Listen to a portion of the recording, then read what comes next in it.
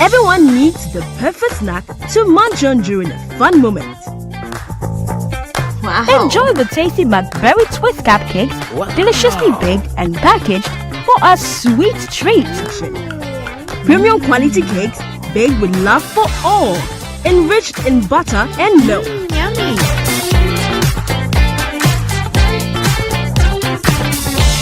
Oh, McBerry Twist cupcakes. Simply irresistible. Try one today. This advert is FDA approved.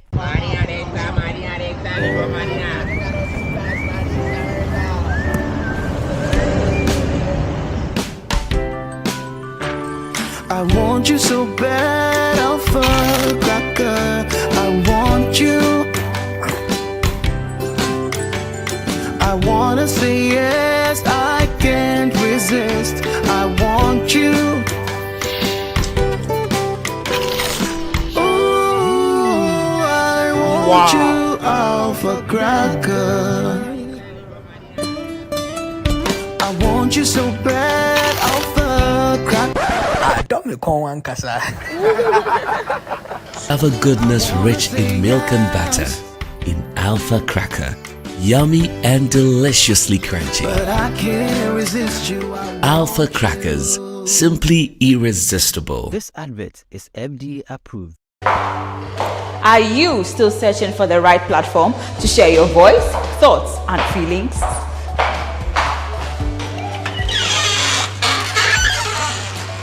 Then the GhanaWeb Reporter on the GhanaWeb app is the perfect app for you. It is Ghana's only citizen journalism and infotainment platform. Wherever you are, whatever you are doing, GhanaWeb Reporter links you up to the world. The reporter also gives you the opportunity to blog or become a citizen journalist, so you share stories with the rest of the world about cities, music genres, pop culture, tech, politics, etc. Download the GhanaWeb app from the Google Play Store or App Store on your smartphone and open it. Tap on the member button at the bottom of your screen and follow the easy steps to register with your phone number or email, and you are ready to become a reporter. GhanaWeb Reporter, democratizing journalism and empowering content creators.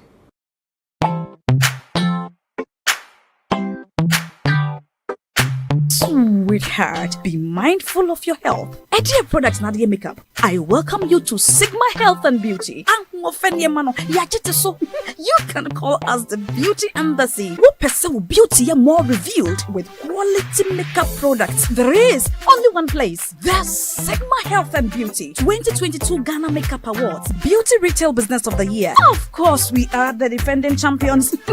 World-class makeup brands and Quaniton, you name it. Maybelline, Dark and Lovely, House of Tara, and many more. Your professionalism in the beauty industry is unmatchable. Bramientra the proper way of applying our products. Sigma Health and Beauty, Yewa Accra, Makwala, Georgina Stores, and Rollins Park, Gate 4. Fryer 0248 138 596 and 0201 408 186. Or visit our online shop at www.beautyavenuegh.com. Sigma, your beauty, our joy.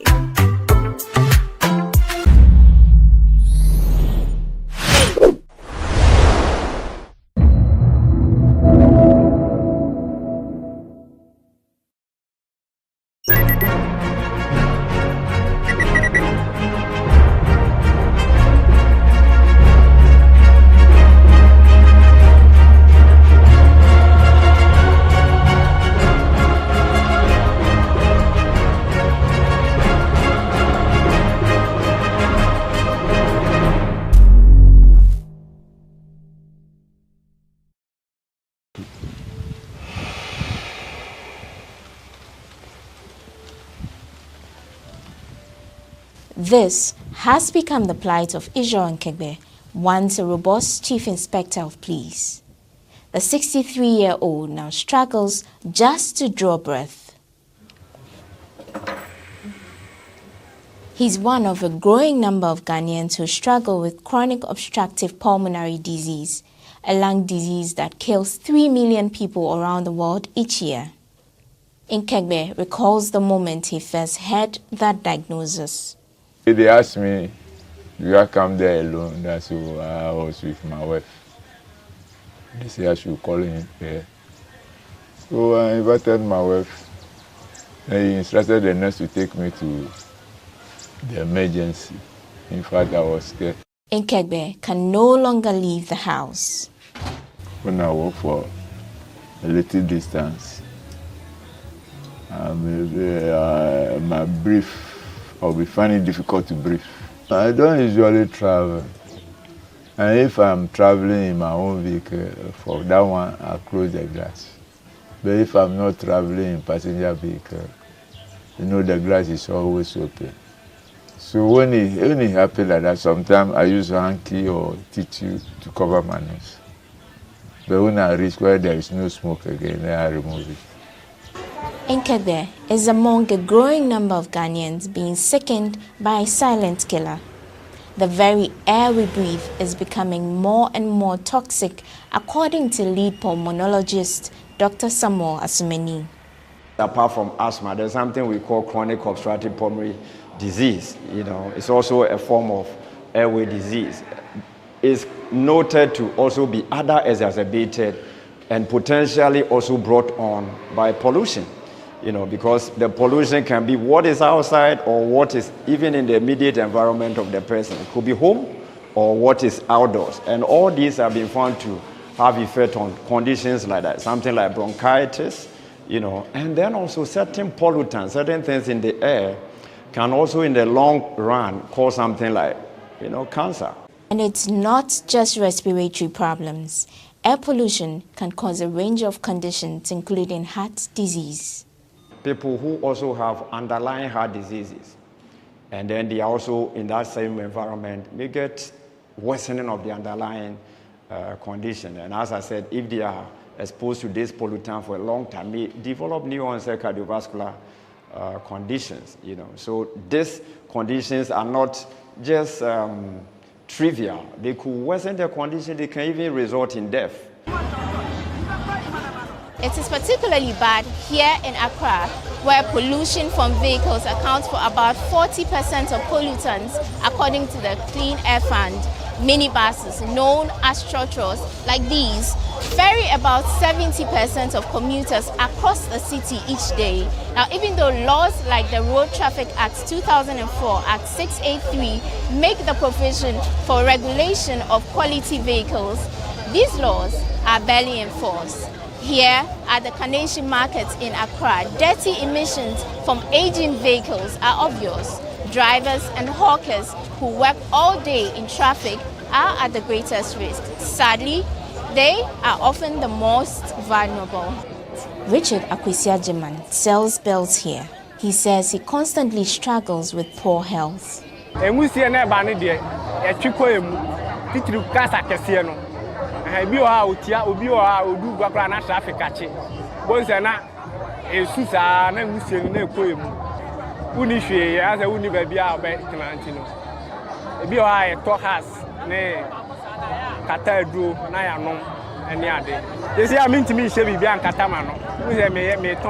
Maateko Amashong says she has been selling food items at the Carnation Market for years. She deals with constant congestion and coughs.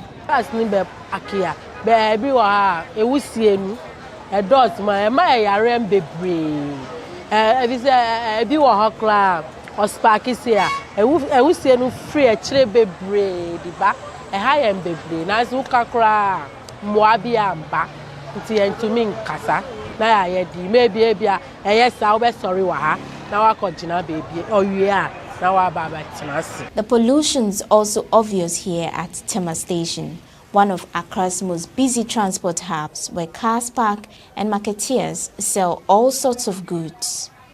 It's no surprise then that the local clinic here sees high rates of respiratory-related cases.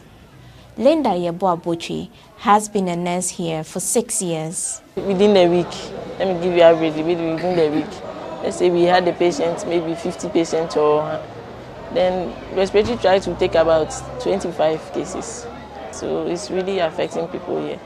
And most of the market women and the drivers, they don't have any knowledge about it.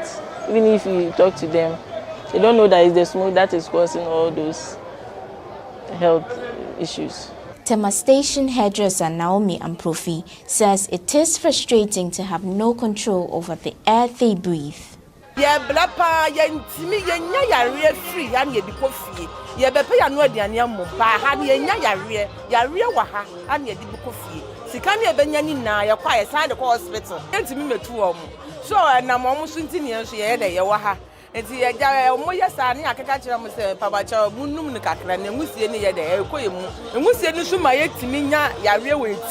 Even here, outside the Kolebu Teaching Hospital, where 43-year-old Akwele Laye has sold groceries for 21 years, the air pollution is constant.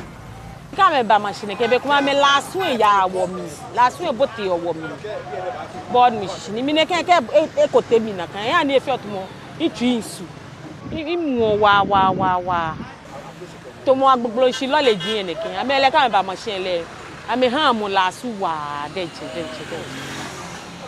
station lorry dear come, Lewe Ham last. The Wakamba machine walk quiet, I'm a lolly, I'm a massa. She last way go. Inside the hospital, medical staff deal with the consequences. We do see people in the automobile industry, transport industry, drivers. We see mechanics. There is a vast range, and all of them will come with a different types of respiratory condition. Some of them will come with asthma. Some of them will come with COPD. Some of them will come with lung fibrosis, that's scarring the lungs as well. Air pollution in Ghana has had little attention before now. It causes at least 28,000 deaths a year, according to the Clean Air Fund, and costs the country $2.5 billion a year, equivalent to 4% of the economy. A recent study found just treating the growing number of sick patients is a burden on Ghana's healthcare budget, says Head of Transport at the Accra Metropolitan Assembly, Alex Johnson. We estimated about $14 million annually is spent on treatment costs of patients or respondents that have been hospitalized more than once in a treatment facility. Accra is Africa's fastest growing city. With all those extra people, experts say air pollution is going to become a crisis. The good news is there are solutions. The government, led by the EPA, is working with a range of stakeholders on a plan to improve the quality of the air we breathe. They've developed standards that would force owners to fix vehicles to reduce emissions.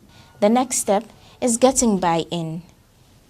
We have identified a number of interventions that we can implement if we really want to bring the levels down, and there are various stakeholders that need to come on board, because when it comes to regulating the emissions of air emissions, not only EPA, other stakeholders also come on board. If you talk about vehicular emissions, DVLA comes in. Transport issues, Ministry of Transport. So we have developed the air quality management plan. The initial one was developed in 2018, and then it was implemented to an extent. And now we are reviewing it to extend coverage to the entire Greater Accra region. So it is almost done, and then this month we are bringing other stakeholders on board. We have shared the draft with them. So we are bringing them together so that we look at their contributions, their inputs into the plan, so that we can finalize it, and then we start with the implementation. AMA Head of Transport Alex Johnson has a range of ambitious plans that would provide bike lanes and sidewalks to encourage Accra citizens to walk and cycle more. But he has one much more simple solution that could start immediately. Car-free days, I think they are the most or the lowest hanging fruits we can get, especially in trying to adjust our culture to making sure the environment is clean. And the way car-free days are implemented, they take cognizance of a lot of factors to make sure that it does not affect economic activity.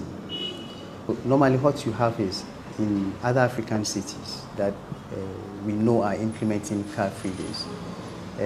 They implement on a regular basis on Sundays between 6 a.m. and 12 p.m. So it's just half of the day.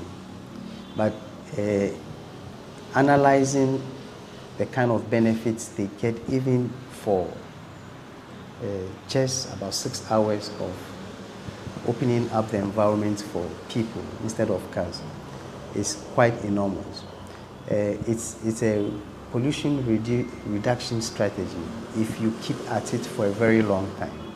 It means that you've taken a significant portion of the day and consistently you have a multiplier effect as the years go by.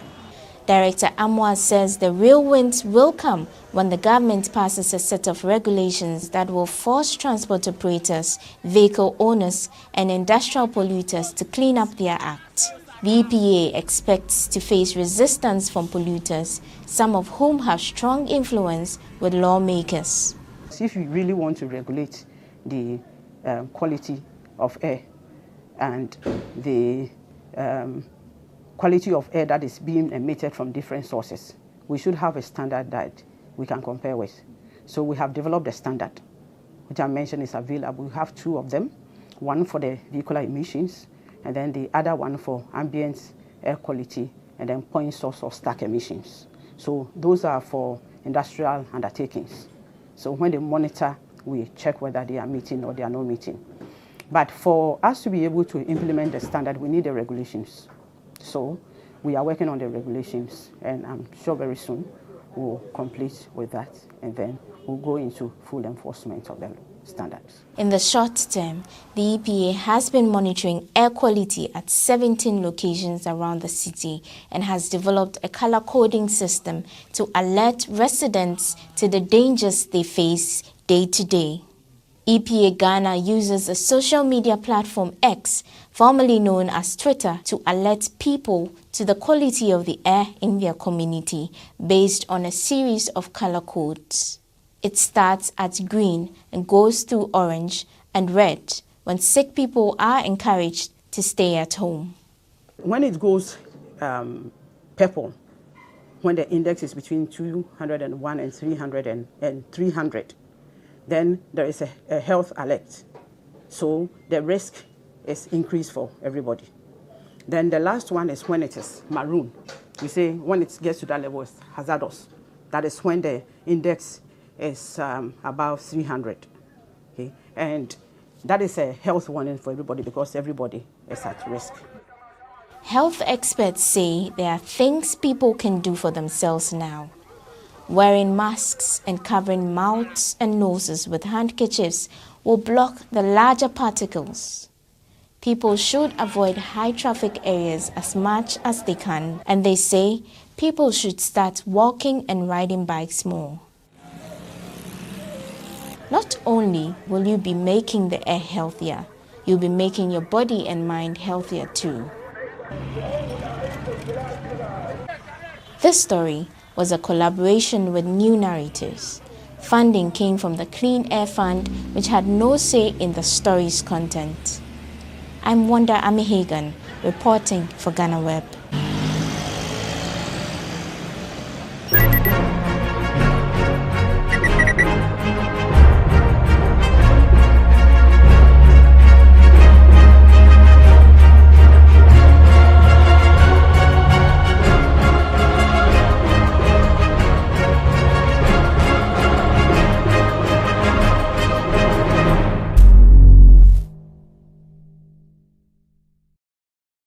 Everyone needs the perfect snack to munch on during a fun moment. Wow. Enjoy the tasty McBerry Twist cupcakes, deliciously baked and packaged for a sweet treat. Premium quality cakes baked with love for all, enriched in butter and milk. Yummy.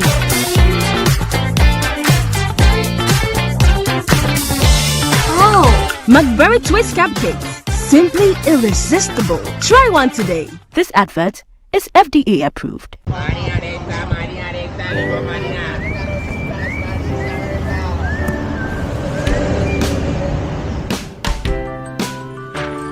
I want you so bad, Alpha Cracker. I want you. I wanna say yes, I can't resist. I want you. Ooh, I want you, Alpha Cracker. I want you so bad, Alpha Cracker. Alpha goodness rich in milk and butter. In Alpha Cracker. Yummy and deliciously crunchy. But I can't resist you. Alpha Crackers. Simply irresistible. This advert is FDA approved. Are you still searching for the right platform to share your voice, thoughts, and feelings?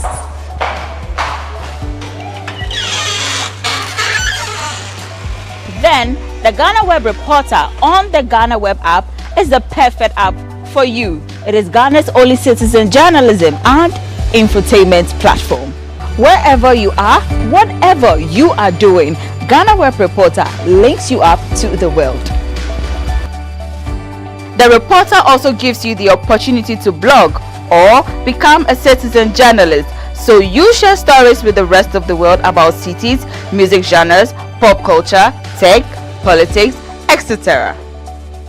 Download the GhanaWeb app from the Google Play Store or App Store on your smartphone and open it. Tap on the member button at the bottom of your screen and follow the easy steps to register with your phone number or email, and you are ready to become a reporter. GhanaWeb Reporter, democratizing journalism and empowering content creators.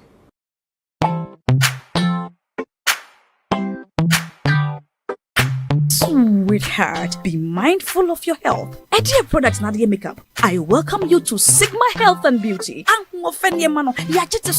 You can call us the Beauty Embassy. We pursue beauty more revealed with quality makeup products. There is only one place. The Sigma Health and Beauty 2022 Ghana Makeup Awards Beauty Retail Business of the Year. Of course, we are the defending champions. World-class makeup brands and Quanet on, you name it. Maybelline, Dark and Lovely, House of Tara, and many more. Your professionalism in the beauty industry is unmatchable. Ensure the proper way of applying our products. Sigma Health and Beauty, Yewa Accra, Makola, Georgina Stores, and Rollins Park, Gate 4. Fryer in 0248 138 596 and 0201 408 186. Or visit our online shop at www.beautyavenuegh.com. Sigma, your beauty, our joy.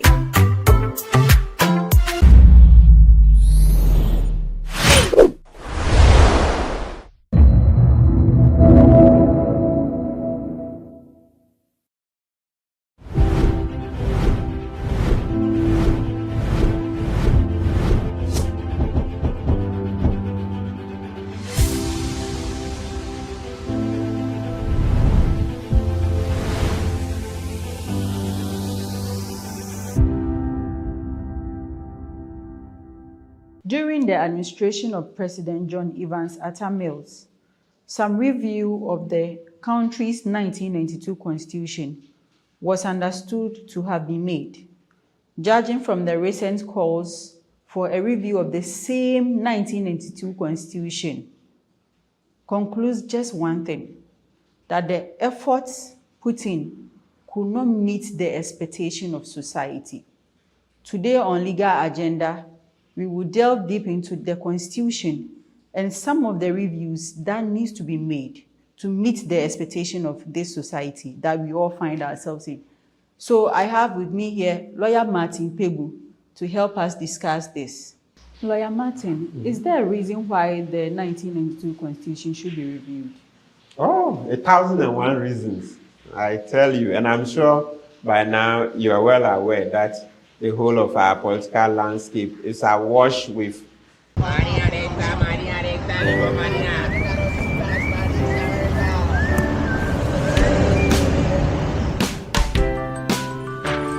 I want you so bad, Alpha Cracker. I want you.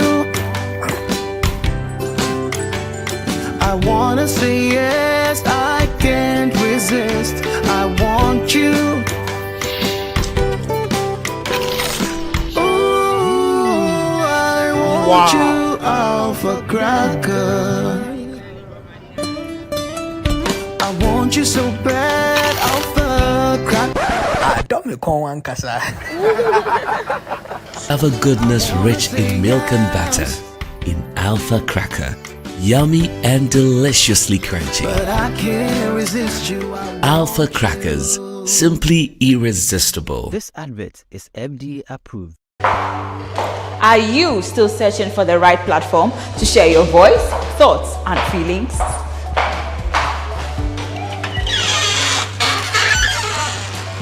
Then the GhanaWeb Reporter on the GhanaWeb app is the perfect app for you. It is Ghana's only citizen journalism and infotainment platform. Wherever you are, whatever you are doing, GhanaWeb Reporter links you up to the world.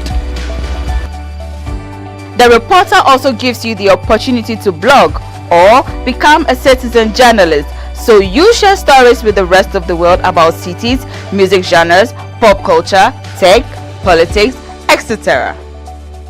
Download the GhanaWeb app from the Google Play Store or App Store on your smartphone and open it. Tap on the member button at the bottom of your screen and follow the easy steps to register with your phone number or email, and you are ready to become a reporter. GhanaWeb Reporter, democratizing journalism and empowering content creators.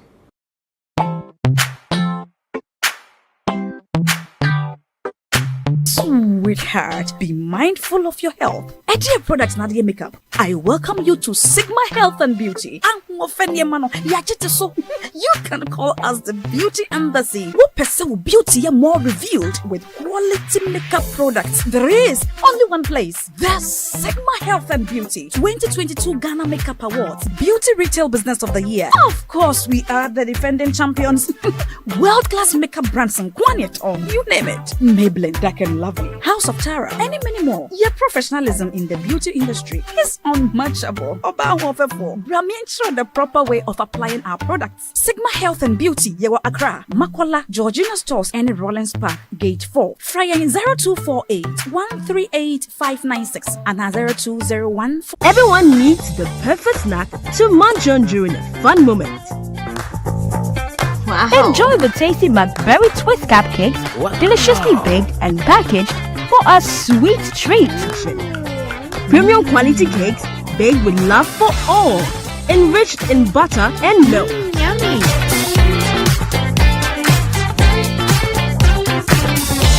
Oh, McBerry Twist cupcakes, simply irresistible. Try one today. This advert is FDA approved.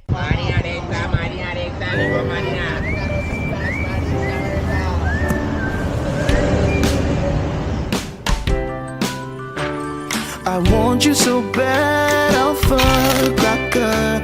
I want you. I wanna say yes, I can't resist. I want you. Ooh, I want you, Alpha Cracker. I want you so bad, Alpha Cracker. Have a goodness rich in milk and butter in Alpha Cracker. Yummy and deliciously crunchy. But I can't resist you. Alpha Crackers, simply irresistible. This advert is FDA approved. Are you still searching for the right platform to share your voice, thoughts, and feelings?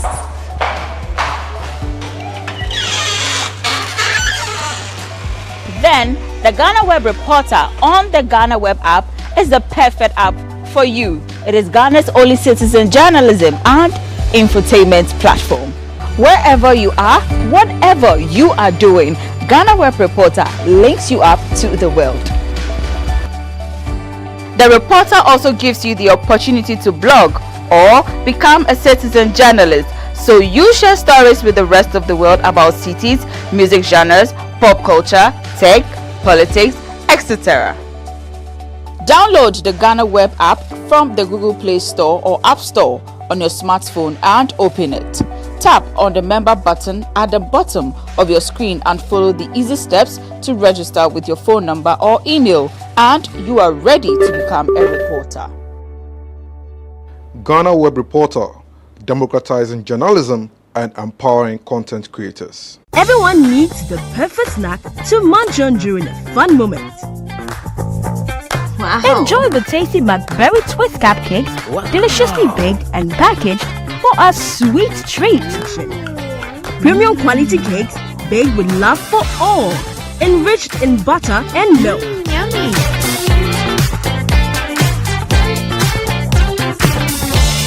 Oh, McBerry Twist cupcakes, simply irresistible. Try one today. This advert is FDA approved.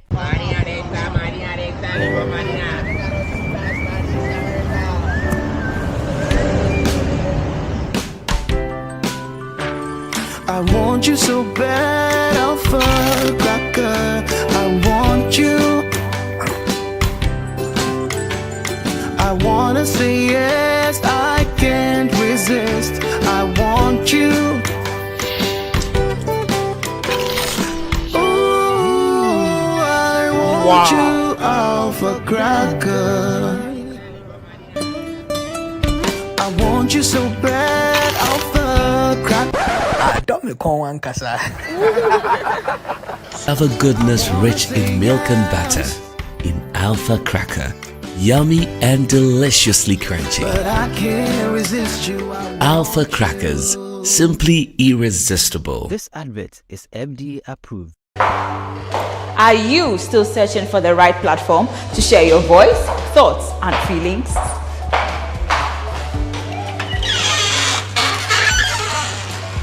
Then the GhanaWeb Reporter on the GhanaWeb app is the perfect app for you. It is Ghana's only citizen journalism and infotainment platform. Wherever you are, whatever you are doing, GhanaWeb Reporter links you up to the world. The Reporter also gives you the opportunity to blog or become a citizen journalist, so you share stories with the rest of the world about cities, music genres, pop culture, tech, politics, etc. Download the GhanaWeb app from the Google Play Store or App Store on your smartphone and open it. Tap on the member button at the bottom of your screen and follow the easy steps to register with your phone number or email, and you are ready to become a reporter. GhanaWeb Reporter, democratizing journalism and empowering content creators.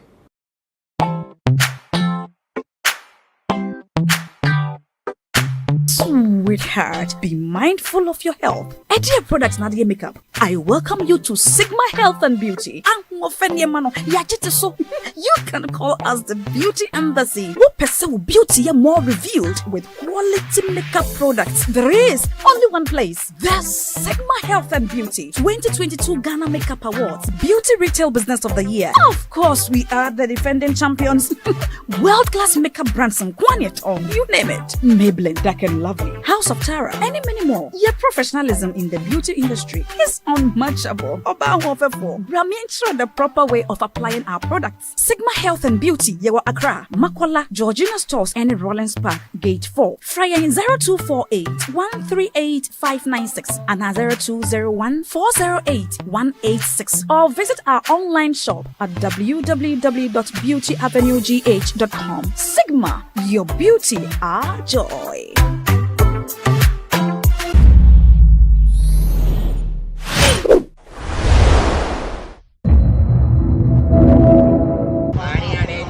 Everyone needs the perfect snack to munch on during a fun moment. Wow. Enjoy the tasty McBerry Twist cupcakes, deliciously big and packaged for a sweet treat. Premium quality cakes baked with love for all, enriched in butter and milk. Yummy.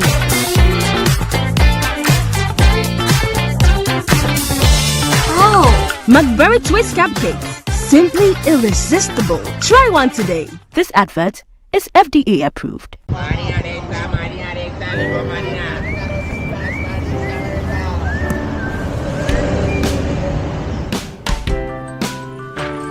I want you so bad, Alpha Cracker. I want you. I wanna say yes, I can't resist. I want you. Ooh, I want you, Alpha Cracker.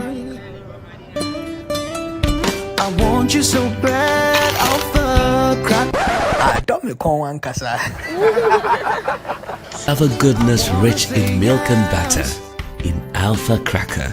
Yummy and deliciously crunchy. But I can't resist you. Alpha Crackers, simply irresistible. This advert is FDA approved. Are you still searching for the right platform to share your voice, thoughts, and feelings?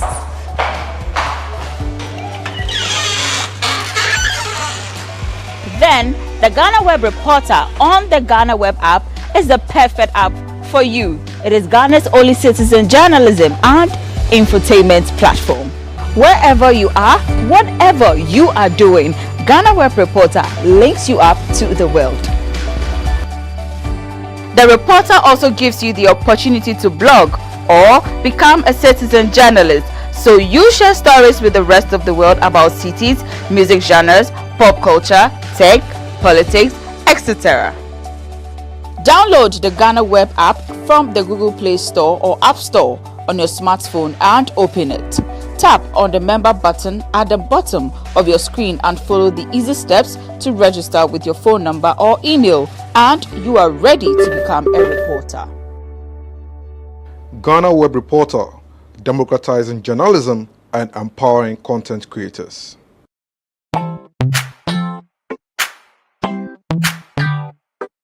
Sweetheart, be mindful of your health. Idea products na the makeup. I welcome you to Sigma Health and Beauty. You can call us the Beauty Embassy. Who pursue beauty more revealed with quality makeup products. There is only one place. The Sigma Health and Beauty 2022 Ghana Makeup Awards Beauty Retail Business of the Year. Of course, we are the defending champions. World-class makeup brands and Kwanyet on. You name it. Maybelline, Dark and Lovely, House of Tara, and many more. Your professionalism in the beauty industry is unmatchable. Bramientra the proper way of applying our products. Sigma Health and Beauty, Yewa Accra, Makola, Georgina Stores, and Rollins Park, Gate 4. Fryer in 0248 138 596 and 0201 408 186. Or visit our online shop at www.beautyavenuegh.com. Sigma, your beauty, our joy.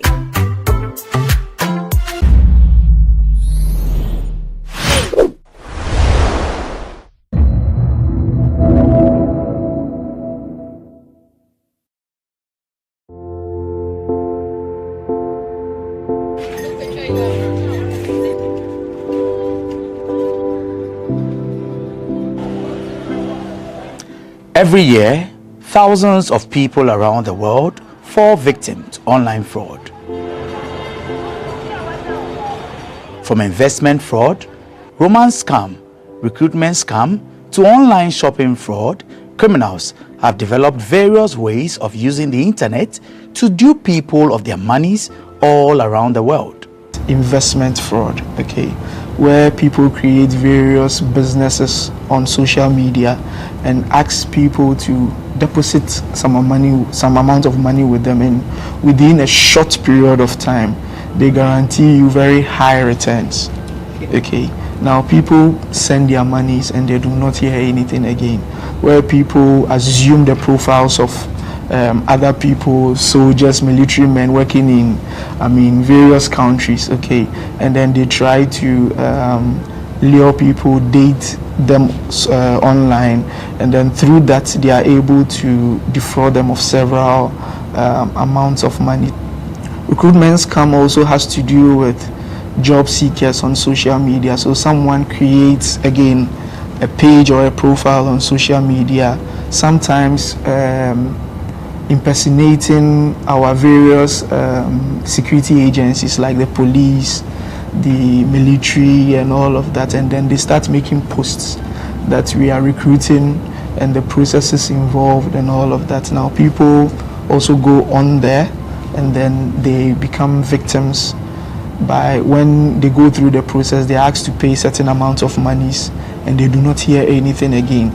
Another one also has to do with online shopping fraud, okay, where businesses are being created on social media. During COVID, one way or the other, we're all shopping online, okay, and then it is dispatched to you, you make payment, or sometimes you need to make payments before you receive the item and all of that. Criminals also took advantage of that, created various, or they still do, create various pages of businesses online. Even some they still even impersonate actual businesses, okay, and then they offer goods at very should I say relatively low price. Yes, I wouldn't even say relatively low, you'd say maybe it's a bit, but prices that you wouldn't find anywhere, just to lure victims into doing that.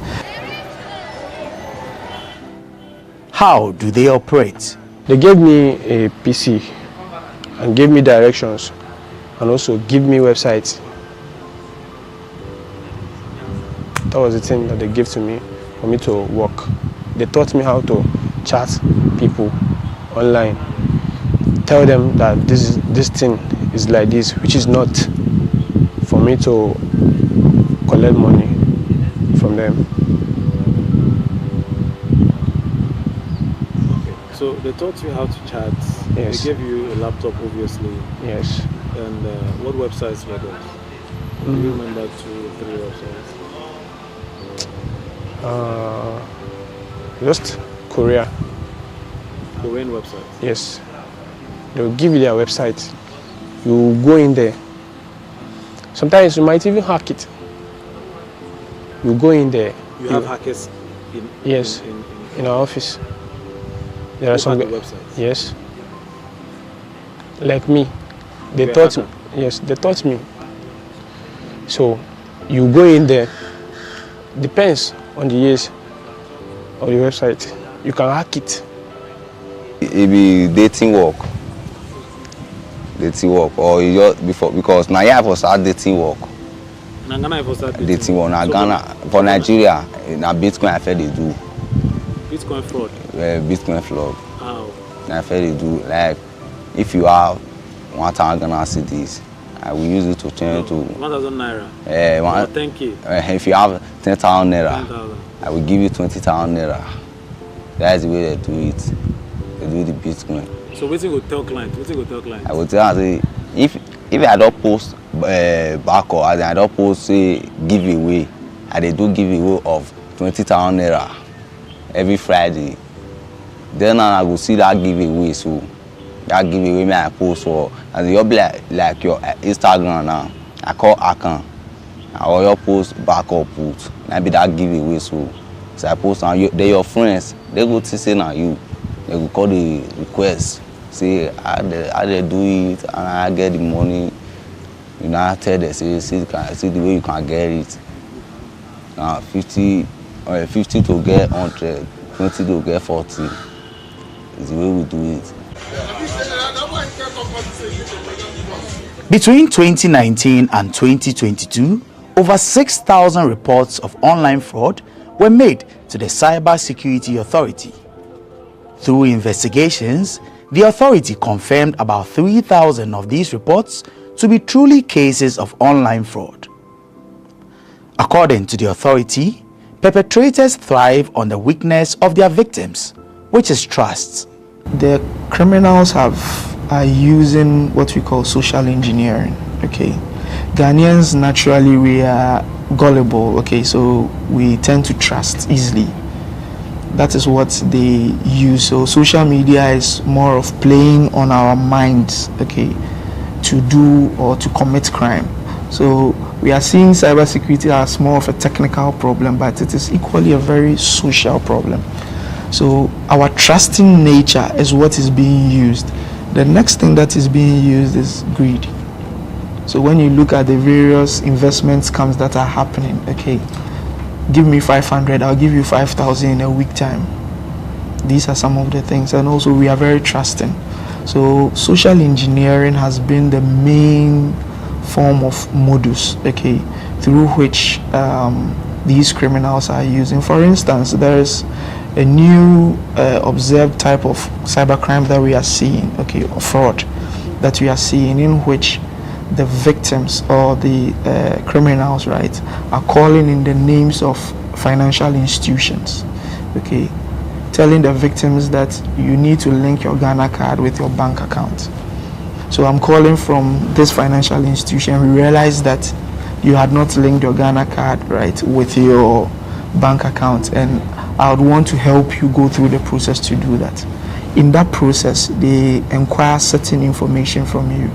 And if you do not know or you are not aware how to protect yourself, they go even as much as getting your ATM card. They will take the numbers on it, the CVV number behind it. They take very detailed information that they can even use your card to purchase things online. In dating, we have stages that we chat before you put someone on consignment. First, you chat that person. You chat the person friend. Once you people are friends, you chat that person care. After you have chatted the person care, you chat them love. If you chat them love, you chat them trust. Then after trust, because that's the final place, that's the final thing that you chat the person, then you place the person on consignment. In Ghana, hundreds are arrested for engaging in online fraud annually. Most of them young people under age 30. Areas like Kaswa, Tafo, and East Legon have been identified as hubs for such crimes, with many perpetrators often being arrested in Kaswa. Residents say though they agree the area is a crime zone, the perpetrators are mostly foreigners. Yeah, we had here. We should be anybody. But we go on more. We go do anybody now. If we be na aba, we be na. But the cars were there na apesesa.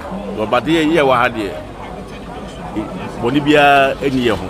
Na hase so no do kwa na minimum. So do bono kwa no abe hu. I've been for Kaswa 30 years now.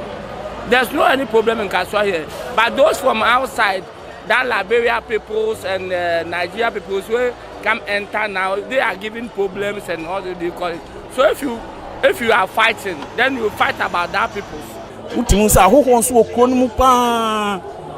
They won one okron club when nipa be say 50 and I say there was a time me point ma me ba say ipie kwan ho a me hwese ka bia begina ho na aya ho nko an na no mu yi wom e wo second bus stop on ubisa ho say we omo kwan ade bechi no yesi we yesi ka so ade bechi no wati we nsem bebre otete nsem a e maka so anya kono say e say nka yetna ha but e kura ahoto infan say enema ekoso ntemtem e wo kuro ni mu but edin aka so ekita no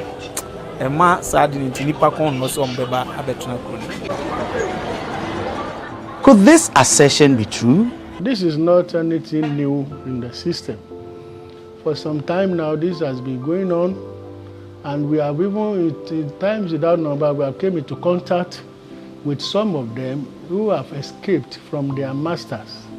So, and then we have been able to repatriate some of them back to Nigeria. So it's no news. It has been in the system.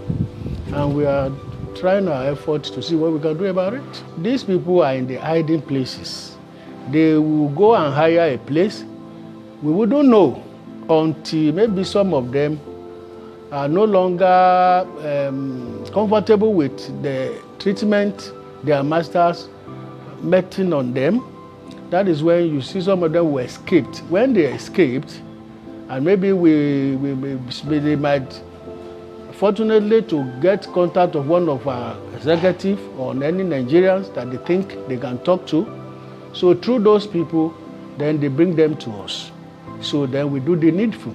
We have been in these activities of curtailing the nefarious activities of our young boys and girls in the country.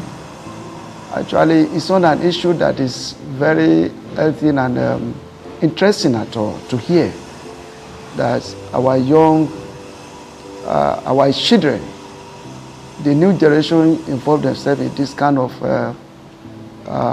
negative, adventure.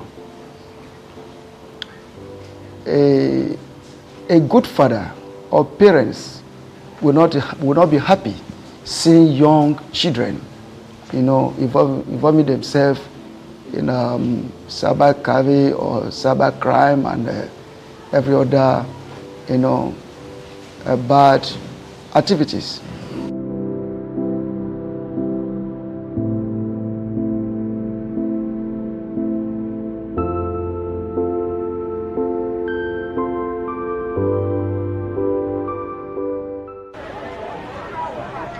Criminals, they may be called, and guilty might be the verdict they get if they stand in a courtroom, but have you ever wondered how and why they do what they do?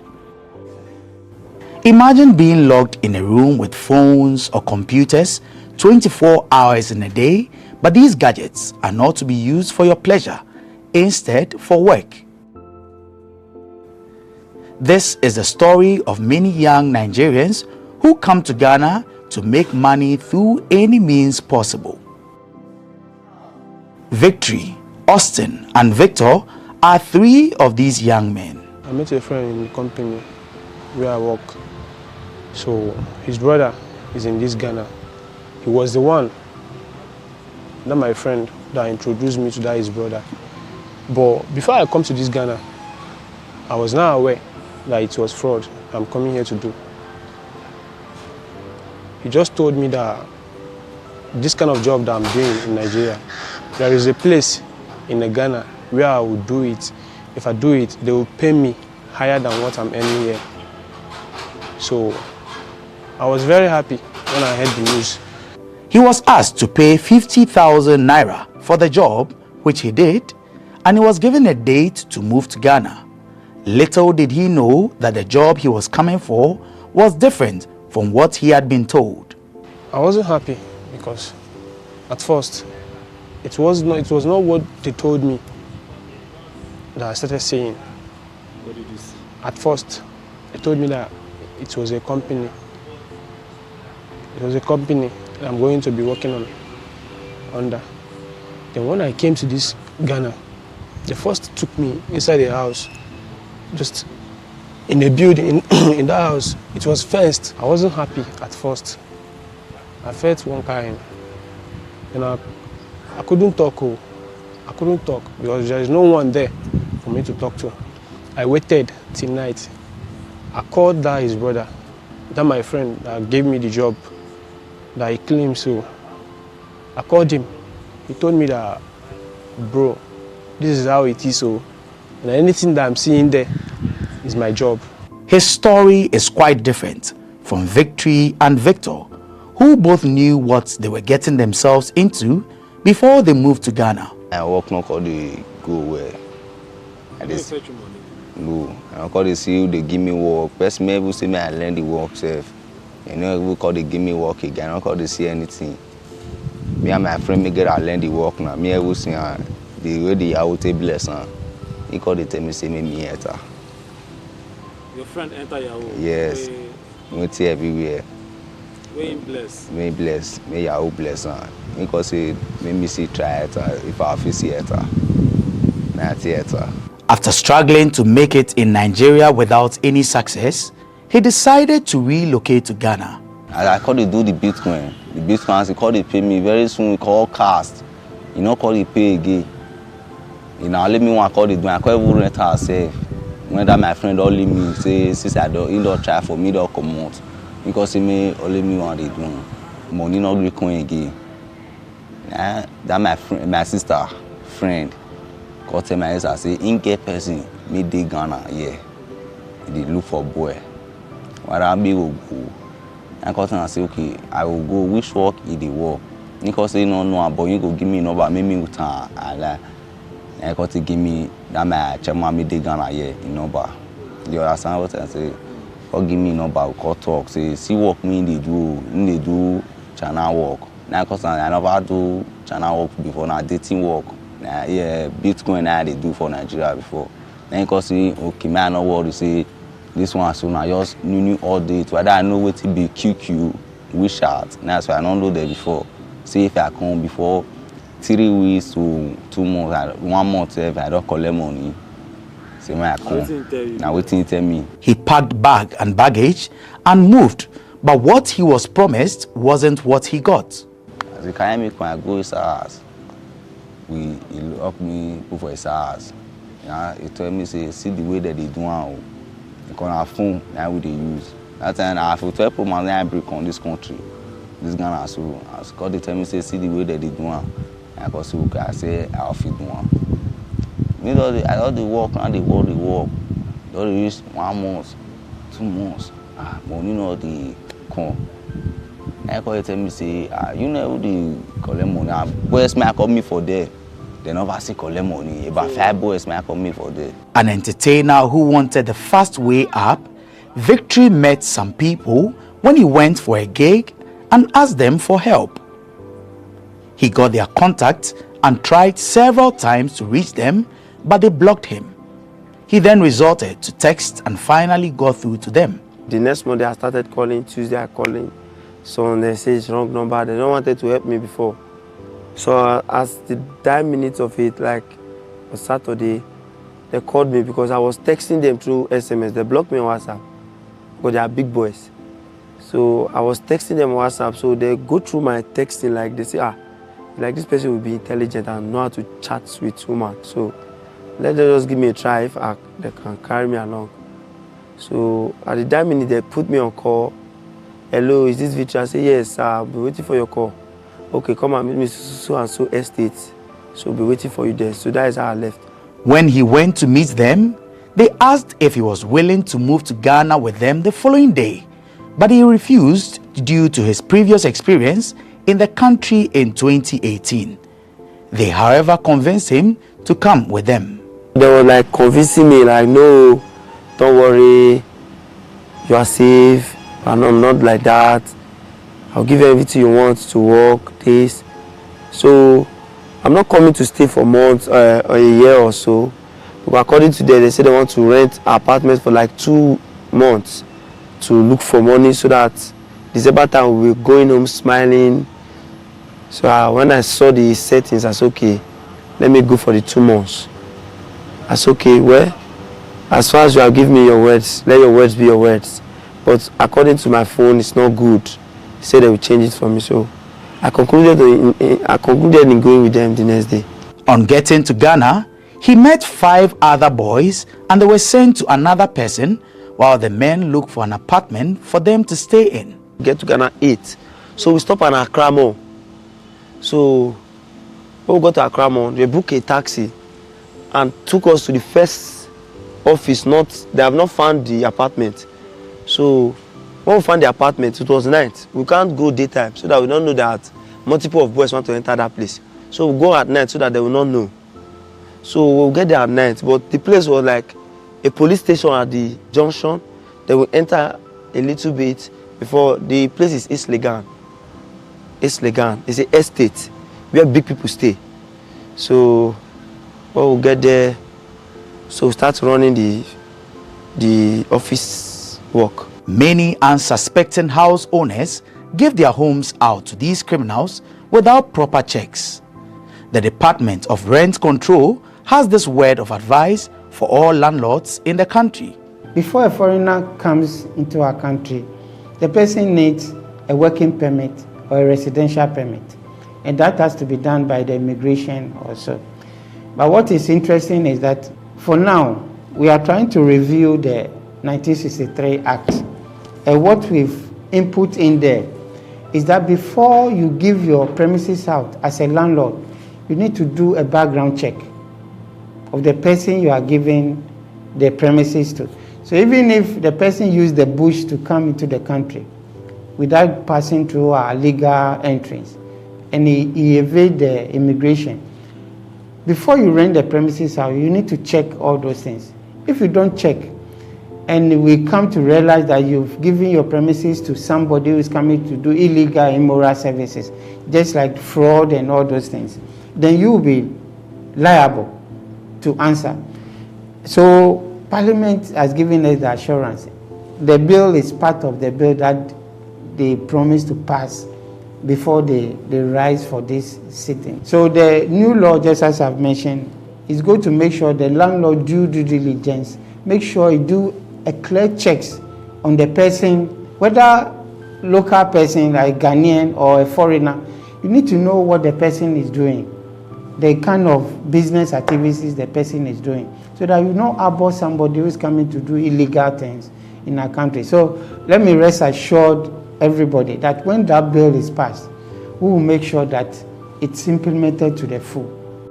The sweet words they receive before agreeing to relocate disappear once they arrive in Ghana. The next day, he called one boy to come and pick us up from the office to the apartment where he rented, where we can work for the 2 months. So one day I was like happy, this is a very beautiful place. I never know I came to kill myself by my hands. So when we get into the house, so we bath, like started talking about how the work will be. Say we will not come down, we'll be upstairs there. So those who their phone is not good, they will be replacing it tomorrow. I said, okay, fine. So the next day, I wanted to swap my phone. My phone was having an issue. So they said we swap it. So I wanted to transfer some important things inside the phone that will be useful for me later. I wanted to pass it to another person's phone so that when they will bring my phone, the new one, I will transfer it back. I never know they have booked a cab outside. Oh no, where is the other person? He said, the other person have not brought his phone. I said, I wanted to like explain, so I wanted to transfer. I've not even completed the statement. All I can see is a punch on my nose, blood starts coming out. Like, give me slap, hit me to the wall. I was like, drag the phone out of my hand, then they left. This is the same cloth I was putting on, like blood stain all over. I went to the bedroom to clean the blood, to spit it out. I was not happy when I saw. These were the same person talking to me kindly, like. So this is what they brought me to Ghana to come and do.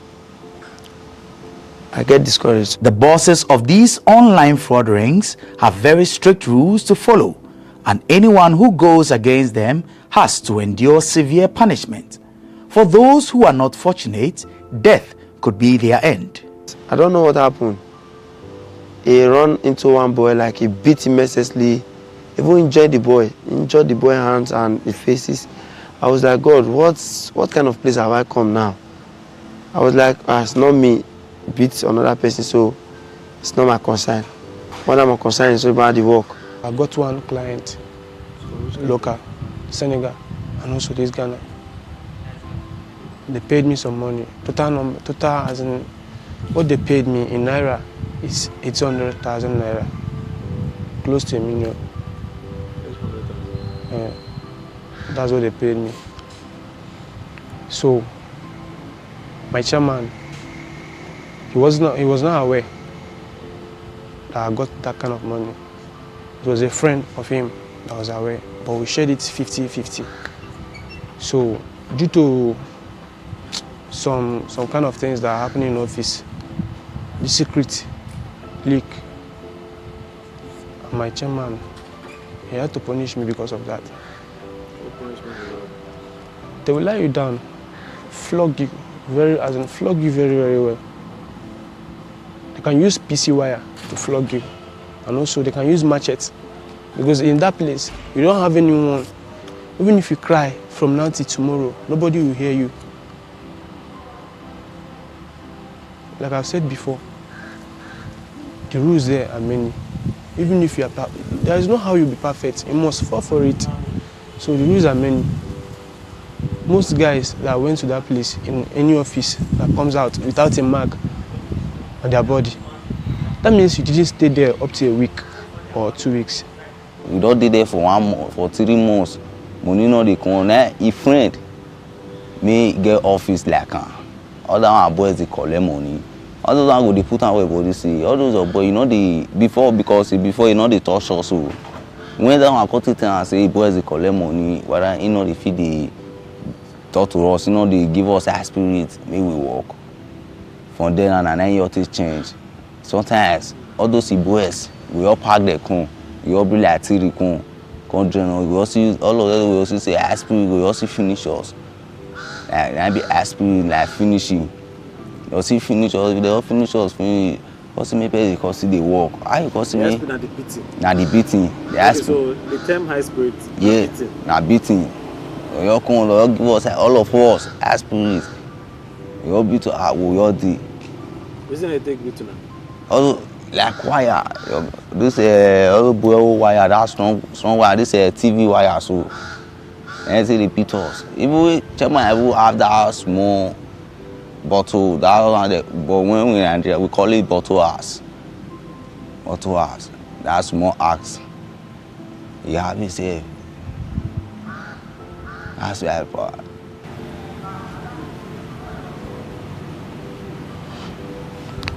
And they also have a strict routine they follow daily. They have time to work and time to relax.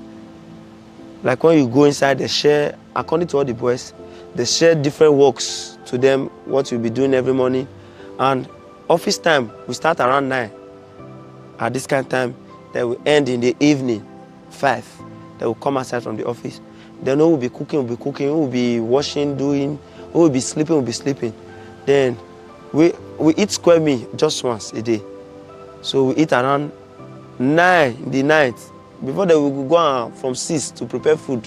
We take 8, 9, then we'll eat again.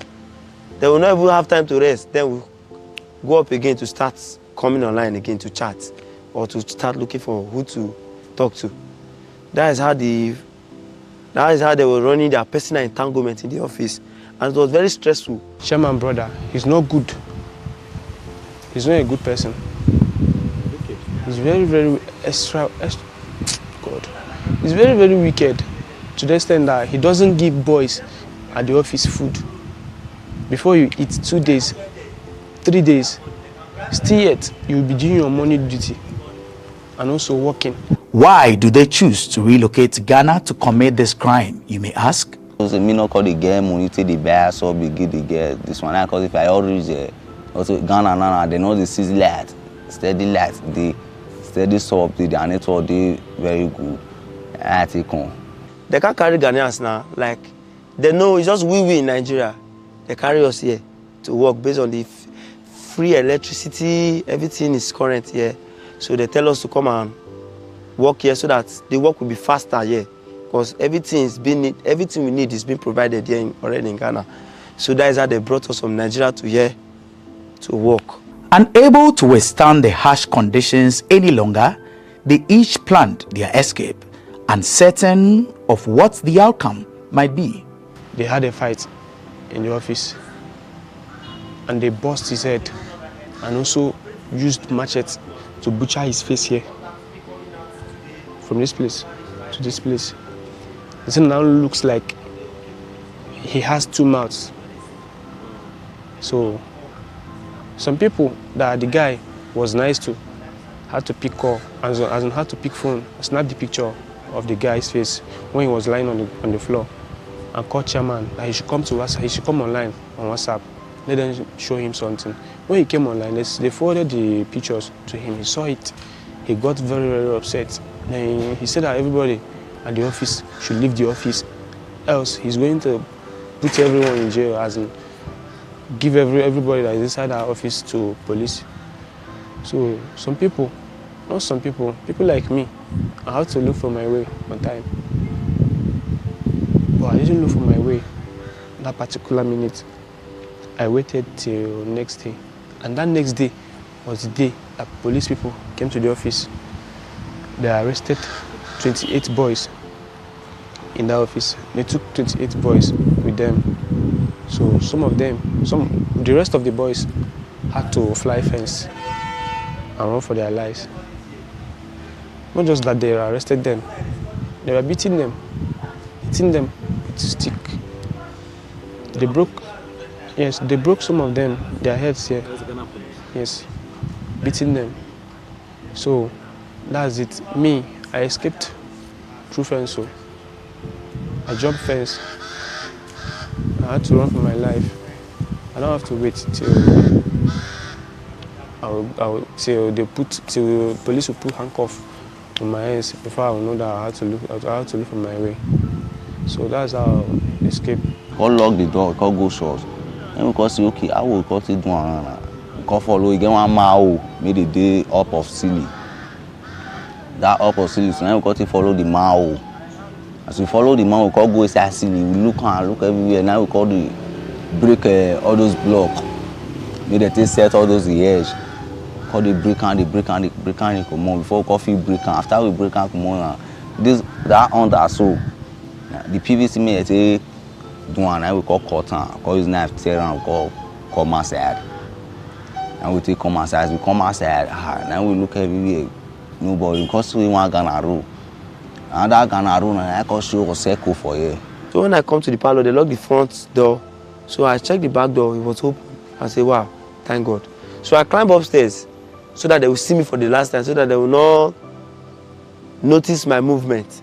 So when I come down, I met phone, I met laptop. I wanted to steal it so that when I get to Seco, I will sell it.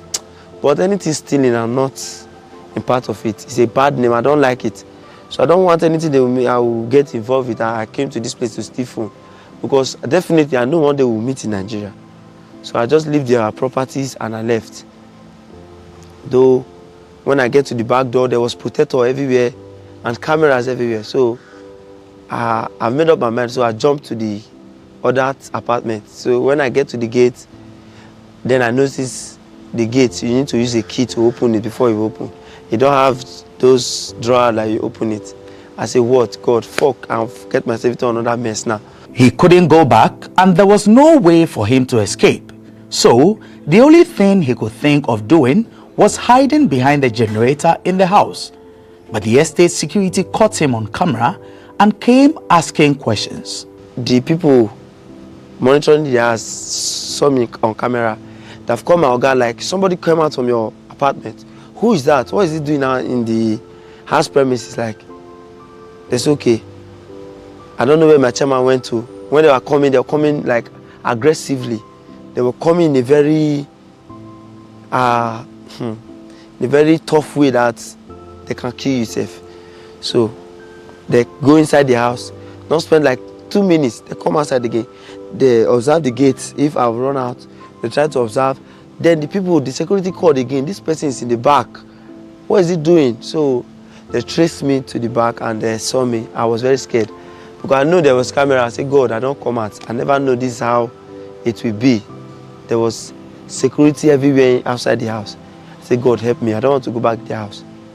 So when they saw me, like they wanted to play kindness to me so that the cameras looking at us will notice that they want to throw aggression on me, like make good friendship with me. I noticed what they were up to. So I was like playing with them also to the tricks. Like, why do you come outside? Go inside now. Like I said, bros, I don't want to go inside again. They say, why? Don't worry, we'll sort it out inside. Not knowing that I've set the way they will finish me inside. And I know, and God have already spoken to me, and my mind have told me this is what I want to do to me. So the luck I have is that they did not go with me to inside the house.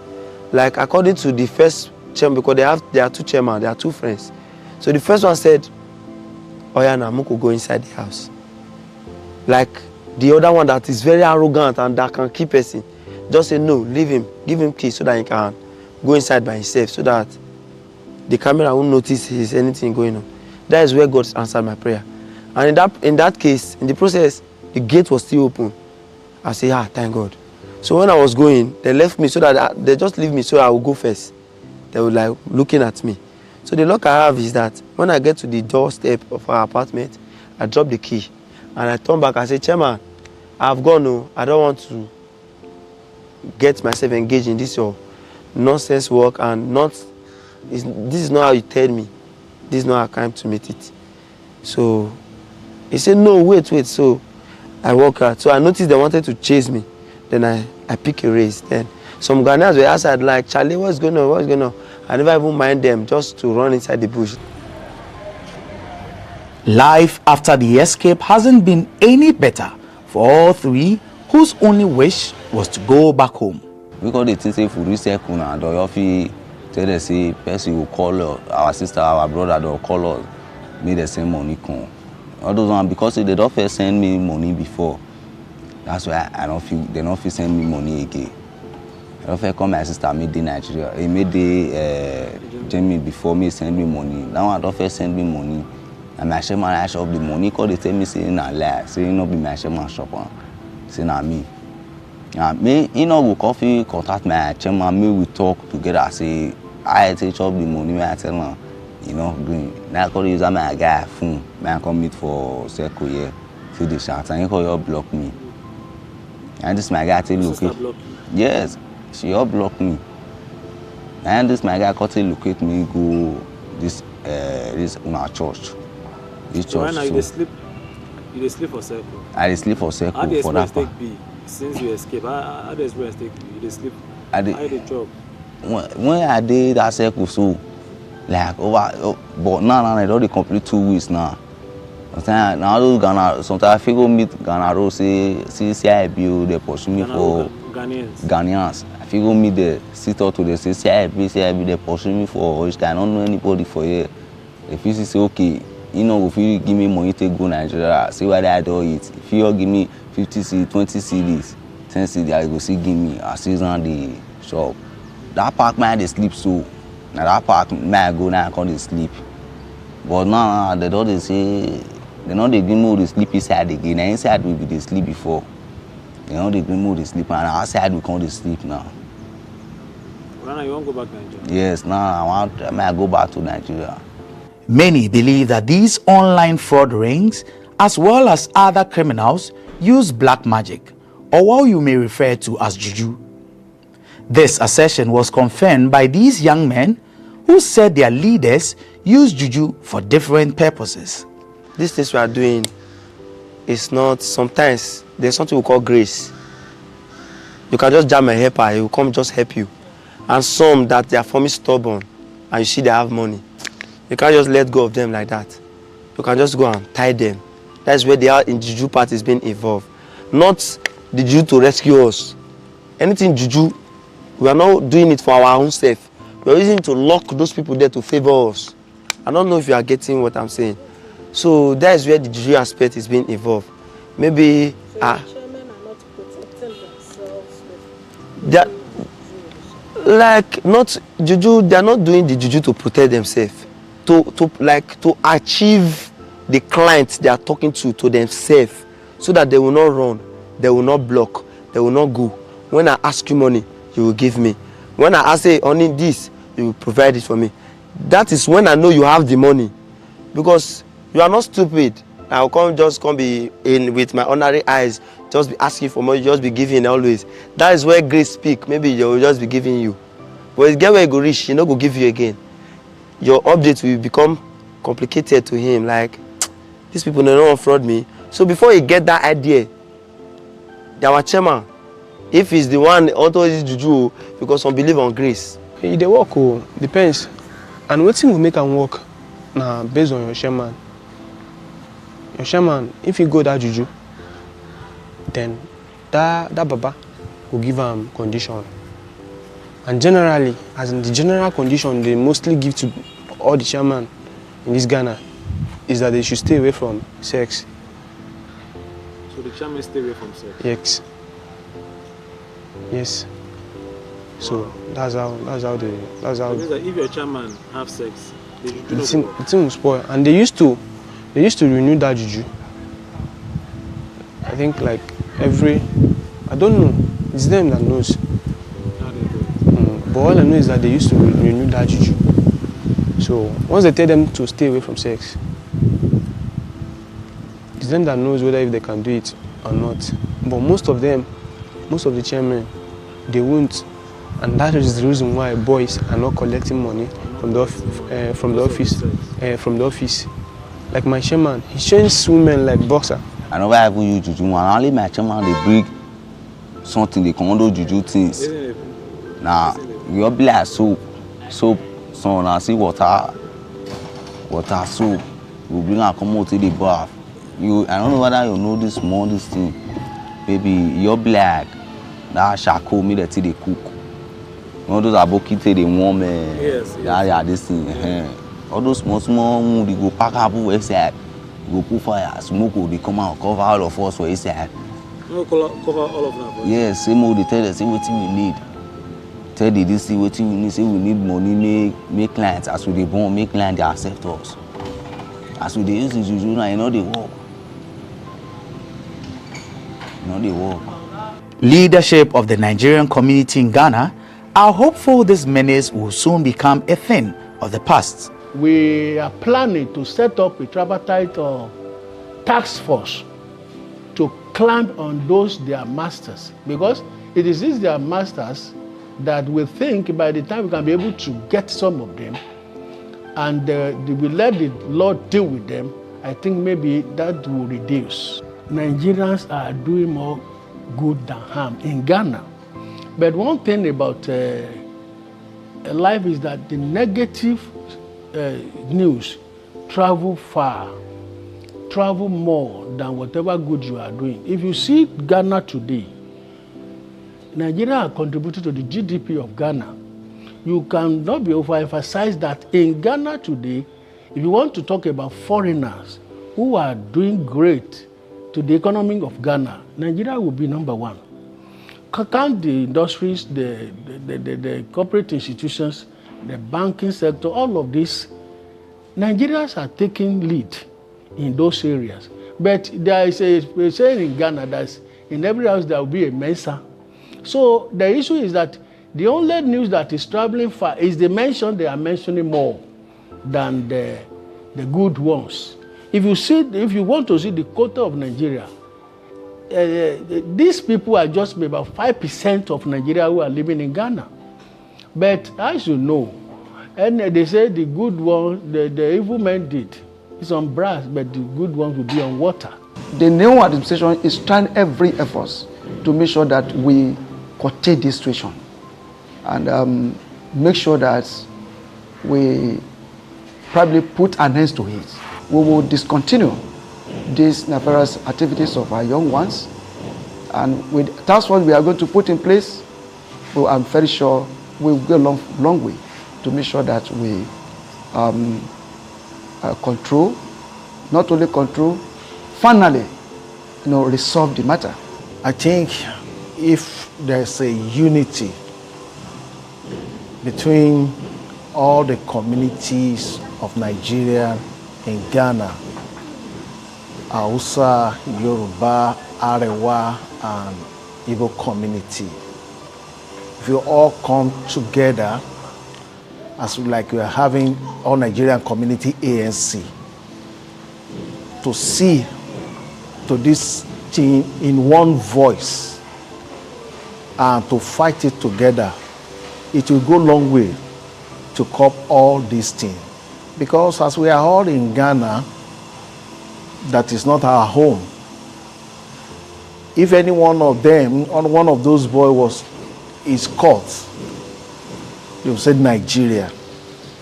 So on that note, each community has to come on board in order to fight this, so we can have a good name for Nigeria in Ghana or in any other place. Victory, Victor, and Austin have returned to Nigeria with the hope of living a better life, and they don't look forward to returning to Ghana anytime soon. All efforts to get more details of activities of these crime rings from the Ghana Police Service proved futile. A report by Dorcas Ankuma and Adeola Babatunde for GhanaWeb TV and My Nigeria.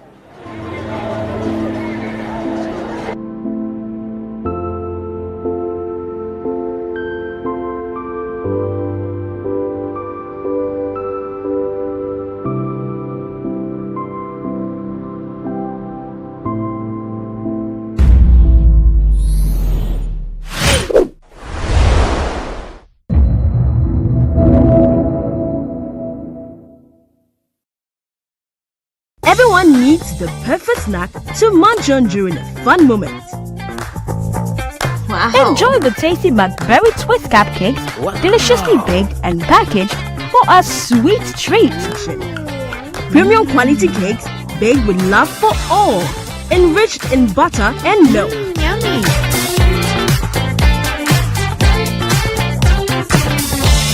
Oh. McBerry Twist cupcakes. Simply irresistible. Try one today. This advert is FDA approved.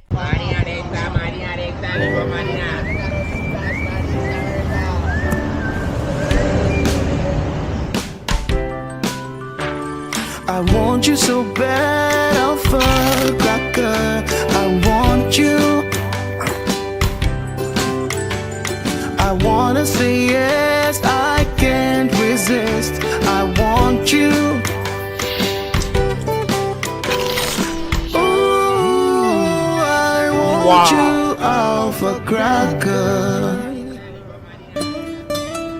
I want you so bad, Alpha Cracker. Have a goodness rich in milk and butter in Alpha Cracker.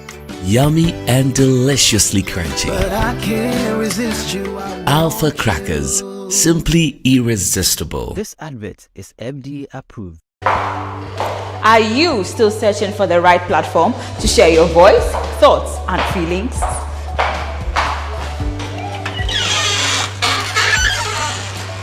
Then the GhanaWeb Reporter on the GhanaWeb app is the perfect app for you. It is Ghana's only citizen journalism and infotainment platform.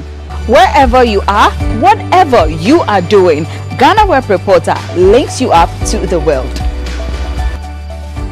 The Reporter also gives you the opportunity to blog or become a citizen journalist, so you share stories with the rest of the world about cities, music genres, pop culture, tech, politics, etc. Download the GhanaWeb app from the Google Play Store or App Store on your smartphone and open it. Tap on the member button at the bottom of your screen and follow the easy steps to register with your phone number or email, and you are ready to become a reporter. GhanaWeb Reporter, democratizing journalism and empowering content creators.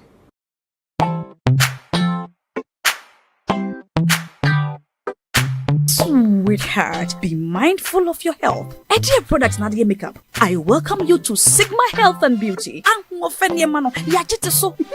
can call us the Beauty Embassy. We pursue beauty more revealed with quality makeup products. There is only one place. The Sigma Health and Beauty 2022 Ghana Makeup Awards Beauty Retail Business of the Year. Of course, we are the defending champions. World-class makeup brands and Kwanyet, you name it. Maybelline, Dark and Lovely, House of Tara, and many more. Your professionalism in the beauty industry is unmatchable. Bramian the proper way of applying our products. Sigma Health and Beauty, Yewa Accra, Makwala, Georgina Stores, and Rollins Park, Gate 4. Fryer in 0248 138 596 and 0201 408 186. Or visit our online shop at www.beautyavenuegh. Everyone needs the perfect snack to munch on during a fun moment. Wow. Enjoy the tasty McBerry Twist cupcakes, deliciously baked and packaged for a sweet treat. Premium quality cakes baked with love for all, enriched in butter and milk. Yummy.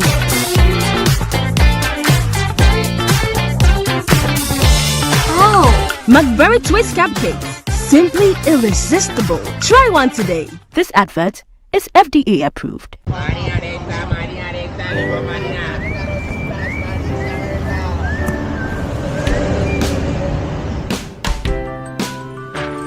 I want want you so bad, Alpha Cracker. I want you. I wanna say yes, I can't resist. I want you. Ooh, I want you, Alpha Cracker. I want you so bad, Alpha Cracker. Don't me call one casa. Have a goodness rich in milk and butter in Alpha Cracker. Yummy and deliciously crunchy. But I can't resist you. Alpha Crackers, simply irresistible. This advert is FDA approved. Are you still searching for the right platform to share your voice, thoughts, and feelings?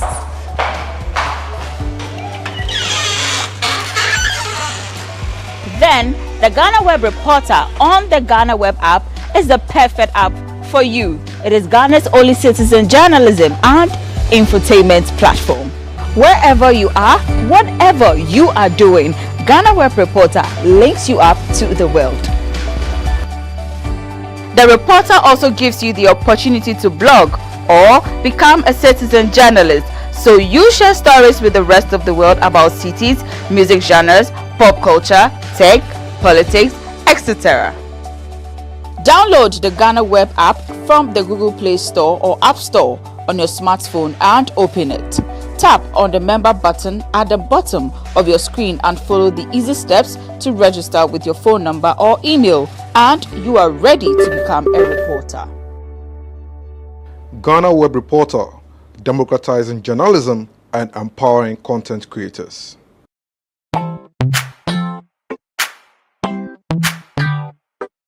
Sweetheart, be mindful of your health. Addict products na makeup. I welcome you to Sigma Health and Beauty. You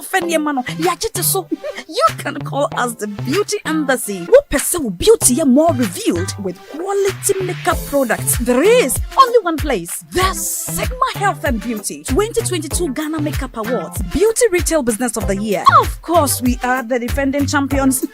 World-class makeup brands and Quaniet on, you name it. Maybelline, Dark and Lovely, House of Tara, and many more. Your professionalism in the beauty industry is unmatchable. Ensure the proper way of applying our products. Sigma Health and Beauty, Yewa Accra, Makwala, Georgina Stores, and Rollins Park, Gate 4. Fryer in 0248 138 596 and 0201 408 186. Or visit our online shop at www.beautyavenuegh.com. Sigma, your beauty, our joy.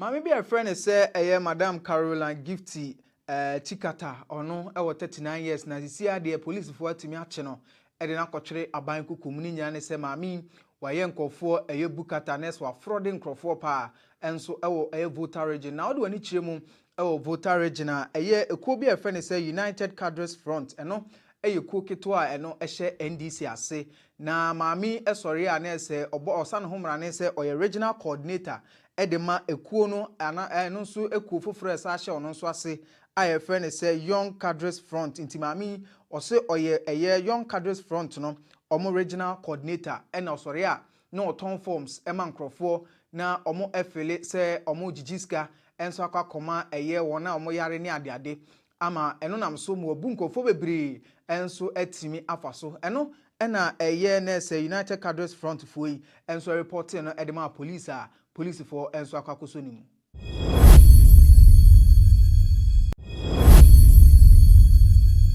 Professor Kwabena Frempong Boateng Kanina oye environmental minister afei no a chairman edema interministerial committee on illegal mining mechire IMCIM na ade ode nsem kakra betu dwa no se odi mampani Akufo-Addo ho yaw yie pa ninya ne se Akufo-Addo be mampani no ode tudwa se ade efen se galamse de obeko enso atia ama ohyebo mpo se na konya na ode beto ho na ode akon ama galamse ano abrase a obeye nemom professor Chiremu a se de niema sikika kono ekamea ese na ese nada bi ena Kufuado etimi enso edi tudwa ne nyina ene se Attorney General edi report enso aba betudwa na se ochire se amampanimfo a na se IMCIM a report momde ba se omo enso aka ho bi na galamse ekoso oman ni mu no na se Auditor General ento etimi akle omo no ka ho bi ena Professor Kwabena Frimpong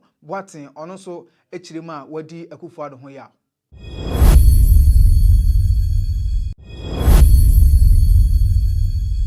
Major Commander Don Chebi ono commanding officer edema Ghana National Association of Small Scale Miners Task Force na papa yi na abrante bi atimi abonitu ni nyina ne se ewuremu Eastern Regional omdo mani chiremu mining site bi ana se omohwe se galamsey fo no ometimi ache omo na omkoduru ho no na na se wantwi etimi si ya yetimi eshuti na task force panyini na abrante obo ni tuo no ye frɛ no danso a ono de esi ade watimi atongure ma police fo enso esa no.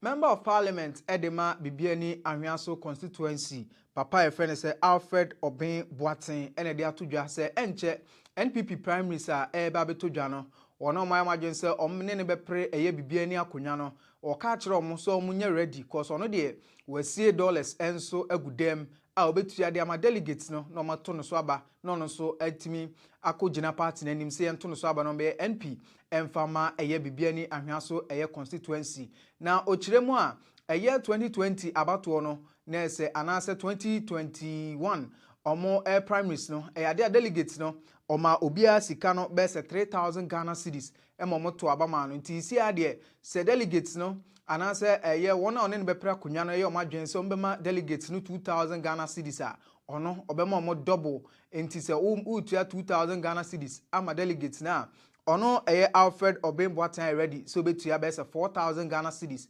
enso de ama delegates na mama to abama ni nyane se ne 4 years a ono so atimi atena kunya no so no waboa dollars enso agudem for primary so ya enche ebetodwa no.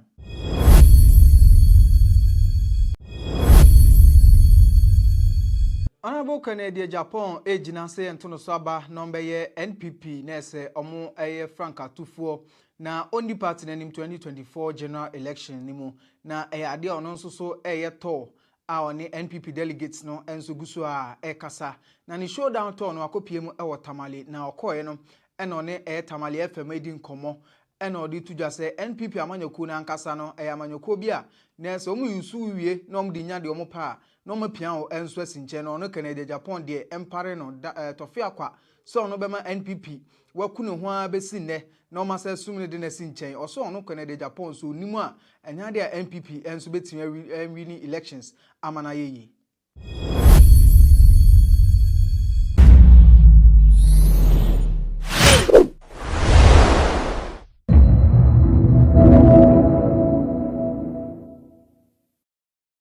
The reason why I'm saying that what cost us, to me, is poor corporate governance and poor risk governance in the banking or the financial sector.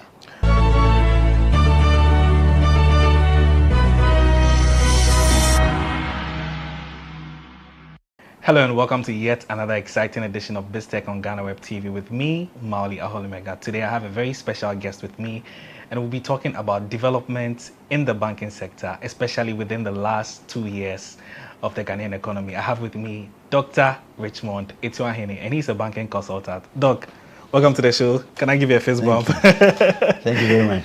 How's everything? By His grace, I'm doing well. Yeah, you're looking good, at least for your age. It is just by the grace of God. Great. So, Doc, let's come to today's topic for the day, which is the banking sector. We've seen developments in the economy in the last 2 years. We've gone for an IMF bailout. We've had a domestic debt exchange program. Just take us back briefly. How did we get to this point? Thank you very much. I think I'll go back as far as 2014, 2015. In the 2015 IMF country report, there was some sort of warning to some of the banks that were not doing well, about 6 of them. So they told the government either to do resolution or find a means of supporting them. But that issue was not basically addressed until the new government assumed power in 2017, where they had to do resolution of some of the banks, the Unibanks, UT, and what have you, and Capital Bank. They were all facing liquidity challenges because some have borrowed, some have given credit far beyond the limits of their deposit. And some also have done what we call related lending, connected and related lending. Okay. Basically meaning that they create a pseudo empire among themselves and give the customer deposit, grant them to their own companies. So when the IMF country report saw it, he said we should tackle it with all speed and alacrity. Other than that, there will be a seismic risk, meaning that there will be a contingent risk on the whole banking sector. Unfortunately, it wasn't done. So when this government assumed power, he said that he wanted to tackle it. That is where it started with these consolidation banks and what have we. So we ended up with that crisis. And then they introduced a new capital regime, which some of the banks could not meet. They had to go to 250 the million. GATT Amalgamated Trust to be able to show off their capital. So having the dust settled, then we were hit by the matter of all disaster of the DDP restructuring, which has actually, if you do the calculations very well, it impacted on all the financial sector. But the banks were hit because the banks held, according to IMF country report, 30 to 50% of the government bonds were held by banks, even excluding the SDIs, the specialized deposit, the rural banks and the savings and loan. But if you add them all, we're talking about close to 60% of the government debt. The rest going to insurance, pensions, and foreign investors and what have you. So that is how far this thing brought us. And then December, I think in their discussions, they decided that they would adopt a debt restructuring through the domestic debt exchange. There are too many debt restructuring systems, which I know. We have the debt reprofiling. We have the debt rescheduling. Okay. And we have the straightforward haircut, which this word Ghanaians doesn't want to. the famous haircut. But unfortunately, whatever you do, there will always be a haircut. And what we have done, there has been a serious haircut. Because the reason is that if you have a bond of 9.3%, maturing on the whole thing maturing in 2027, and you decide to drop the coupon rate to an average of 8.3 and extend the maturity period to 2038, it means you have stretched the liquidity and at the same time the returns on these bonds over the period. So that resulted in the huge losses. The total one to the banking sector, the banking alone, was at least 41.3 billion. And I can tell you all off my head, the banks, top of the banks, rating down to all the 23, some were hit marginally. Some of the foreign banks were hit very well, but some of the foreign banks also strategized that they were able to trade the bonds. They saw it in 2020, so they went to the secondary market and sold the bonds. So if you see the results, you can see that most of the foreign banks, especially the English banks and the French banks and the Germans, they were not hit very well. But those from South Africa were hit, and those from Nigeria, some were also hit. But the indigenous banks were hit the most, very, very, very well. So did that have to do with the structures not being in place, especially for the indigenous banks? I would like to. This is a comment that I think people don't want to take it, but the problem is that there was a poor risk management in the banking sector, because you see, if you have customer deposit and you decide to invest far more exceedingly above the loan, one bank, I won't mention his name, his total bond was 9.2 billion as against his loan, the loan portfolio 7.2. So that's like because they saw more. Because they saw it was a cheaper way of making money. But in risk, the risk management, Nobody goes for higher return and look at the risk involved. Unfortunately, I'll make it categorically. What happened was that there was a poor risk management from the boards of the various banks. And there was also a corporate governance failure. Because if the corporate governance failure of the banks were very good, like some of the foreign banks, they saw it and decided to trade off, go and sell it and go into something else. On the bonds market. Yes, leave the bonds market and let them who wants to take the bonds. That is the reason why I'm saying that what cost us, to me, is poor corporate governance and poor risk governance in the banking or the financial sector. Doc, thank you very much. Now let's come to the state lender, which is the Bank of Ghana. They recorded some impairment loss, 60 billion last year in their audited financial reports. The bank argues that it's a technical loss. I know it keeps coming up, and then there's always the argument of whether it's a technical loss or it's not a technical loss. But the bank also argues that it had to take almost 50% of the haircut due to the GDP. What's your take on that? See, my take is very simple. Those who are saying it's a technical loss, they don't know IFRS 9, International Financial Reporting Standard 9. There's nothing like a technical loss in it. When you go to the energy sector, we have what we call technical loss. But when we come to finance or accounting or banking, IFRS 9 tells you how you treat these assets. So those who say technical loss, I don't know where they got the law from. I know in energy, there's what we call technical loss, because the power transmission, especially with Ghana, the cables that we use are not protecting the energy. So they use technical losses. Those who say technical losses have forgotten the accounting standards, the international accounting standard. So I don't call those who call it, I don't know how they can call it. But the implication of the losses are quite huge. People will say that we had to do it because we were the last point to be.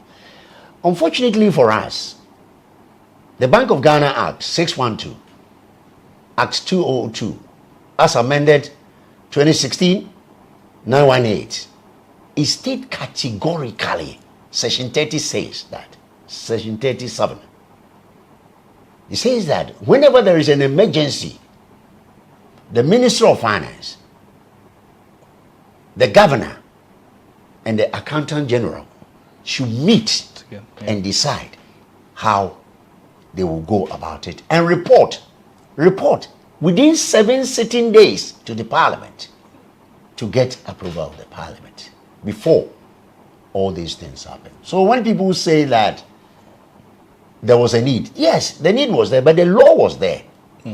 Because you cannot pass a law, as I've said, 30, Section 30, subsection 7. And the Section 6 says that you should not spend more than 5% of your previous revenue. By my calculations, they would have only granted 5%, would have only granted government 3 billion. Not the 50 billion which they had a haircut at bank by. So it could have been less. It could have been less. But unfortunately, the whole law was set apart and decided to go and do something to please their masters. But if you look at the law critically, the law is very specific. First, it used to be 10%. They say so to reduce, yeah. Then, I think 2014, the IMF went into, what is this, Senche. And then they decided, they wanted even to make it zero. But that government said that, no. In a developing economy, you still have to have a bank, central bank coming in. So it was agreed, both those opposition and the current government. That's at the Senche Forum. Yeah, so that they should put 5%. And they all agreed. When they came, they amended the Bank of Ghana Act to read 918, Act 2016 918. So when people say that it was an emergency, nobody is saying it was an emergency. But we should have followed a due process. If we have followed a due process and gone to Parliament, like they did with the Fiscal Responsibility Act at 982, they managed to suspend it. Yeah. So why could the COVID period? Yeah, but they have not even reinstated. Why couldn't they have done the same thing for this to at least to regularize what they did? So that is where I have my problem and my challenge. You can't make laws and flap the laws like no business. Even in other jurisdiction, other people can go to certain courts. I won't call about Ghana court, certain court, and prove the case that this is wrong.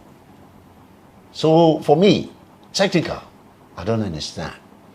The legal aspect of it, people should go and read section 31, subsection 1, 2, 3, 4, 5, 6, 7. You'll see exactly what I'm saying. Doc, just quick one. Do you think Parliament did not do its job by, in a way, sort of hauling the finance minister before it and, asking him why he took the decision? And because the argument from the Bank of Ghana is we don't report to Parliament. That's their argument.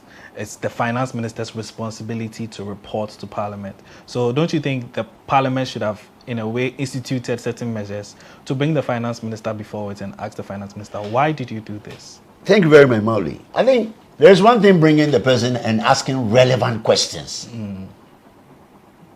You see, the man can come there, but you may not ask relevant questions. So you may not get the response. You may not, no.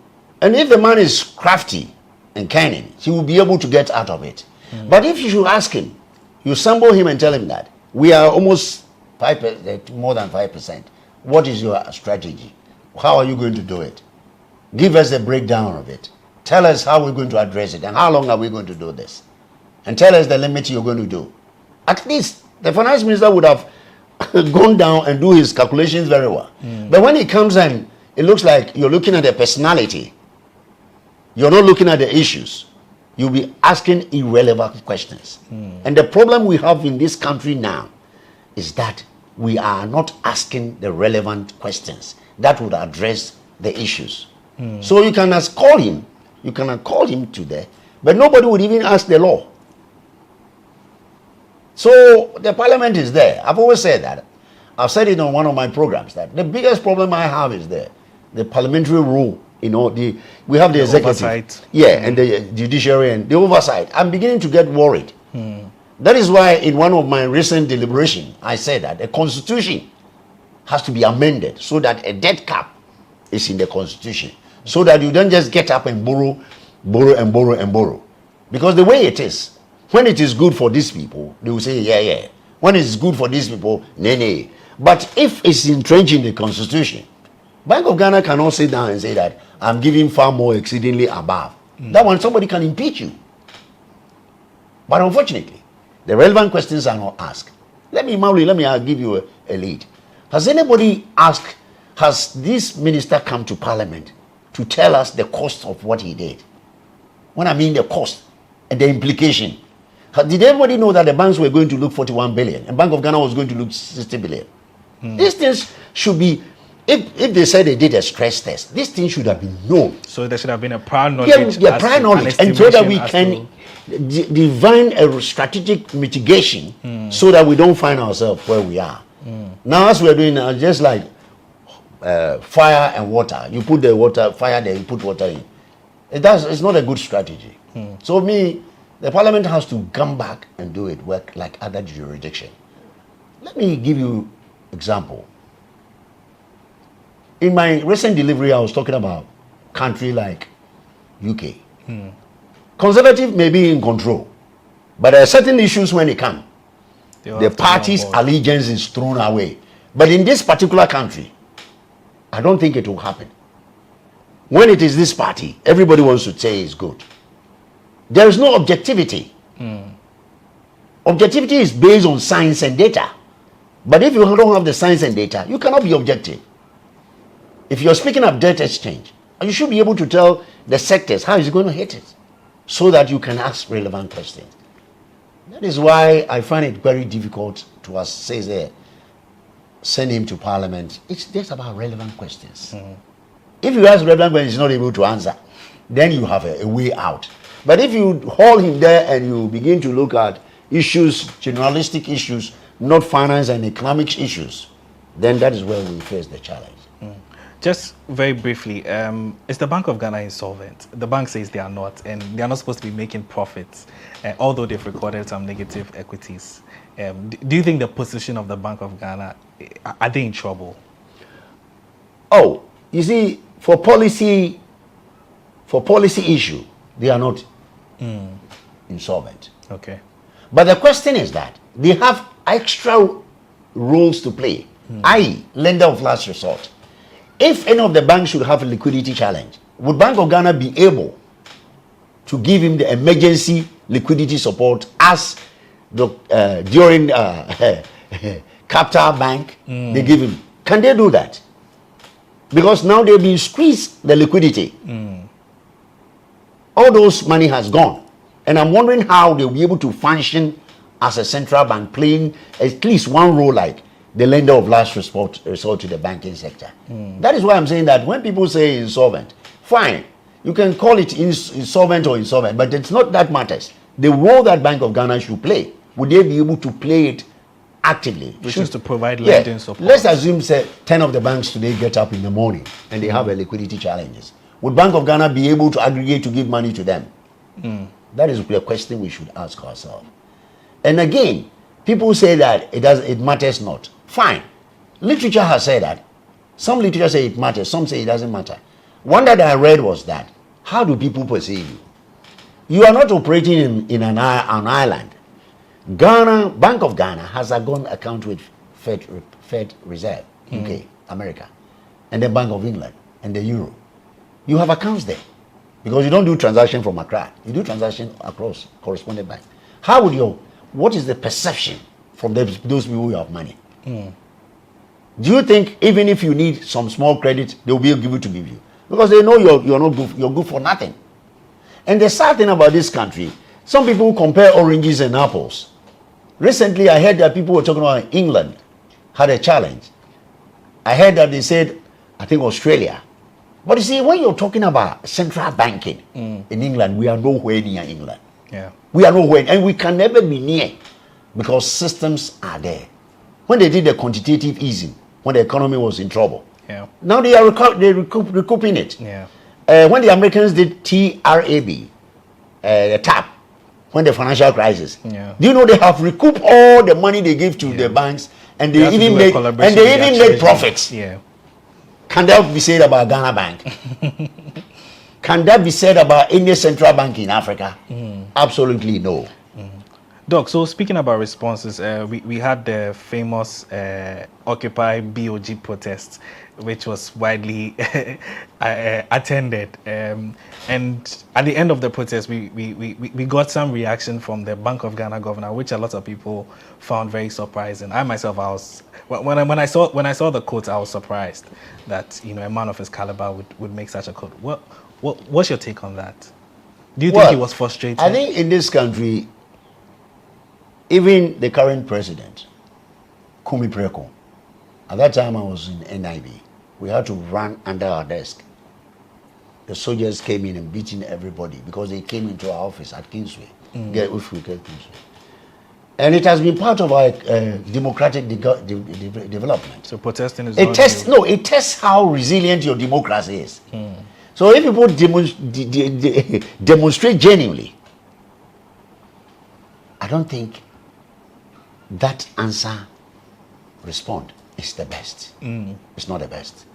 Because you should understand that democracy starts from this point. Yesterday, last Saturday, there was a huge demonstration in London against the Israelites' attack on the Hamas. But all the people say that organize your meeting, go and your man pass, and nobody. And don't go and hold placards because they didn't hold placards. So for me, genuine demonstration are part of a democracy feature, especially where the parliament is not actually holding the fort to balance it. The civil society has a right to go out and demonstrate, to tell you that we see what you do and we think it's not going to help us. And when it happens like that, I expect people to be a bit circumspect about the responses about people. Because when you describe people like the way he described, which I don't want to quote, to be quoted on your paper, because I don't find it quite good at all. Because they are all Ghanaians. They all contribute to the Ghana's economy. They all support, when the going is good, they all support us. So maybe if somebody brand them that way, for me, the comment, the least talk about it, for me, the better. The better. Okay, Doc, let's still come to the banking sector in itself. We sought IMF bailout. We received the first tranche, 600 million. Government says they've been able to be on a recovery path.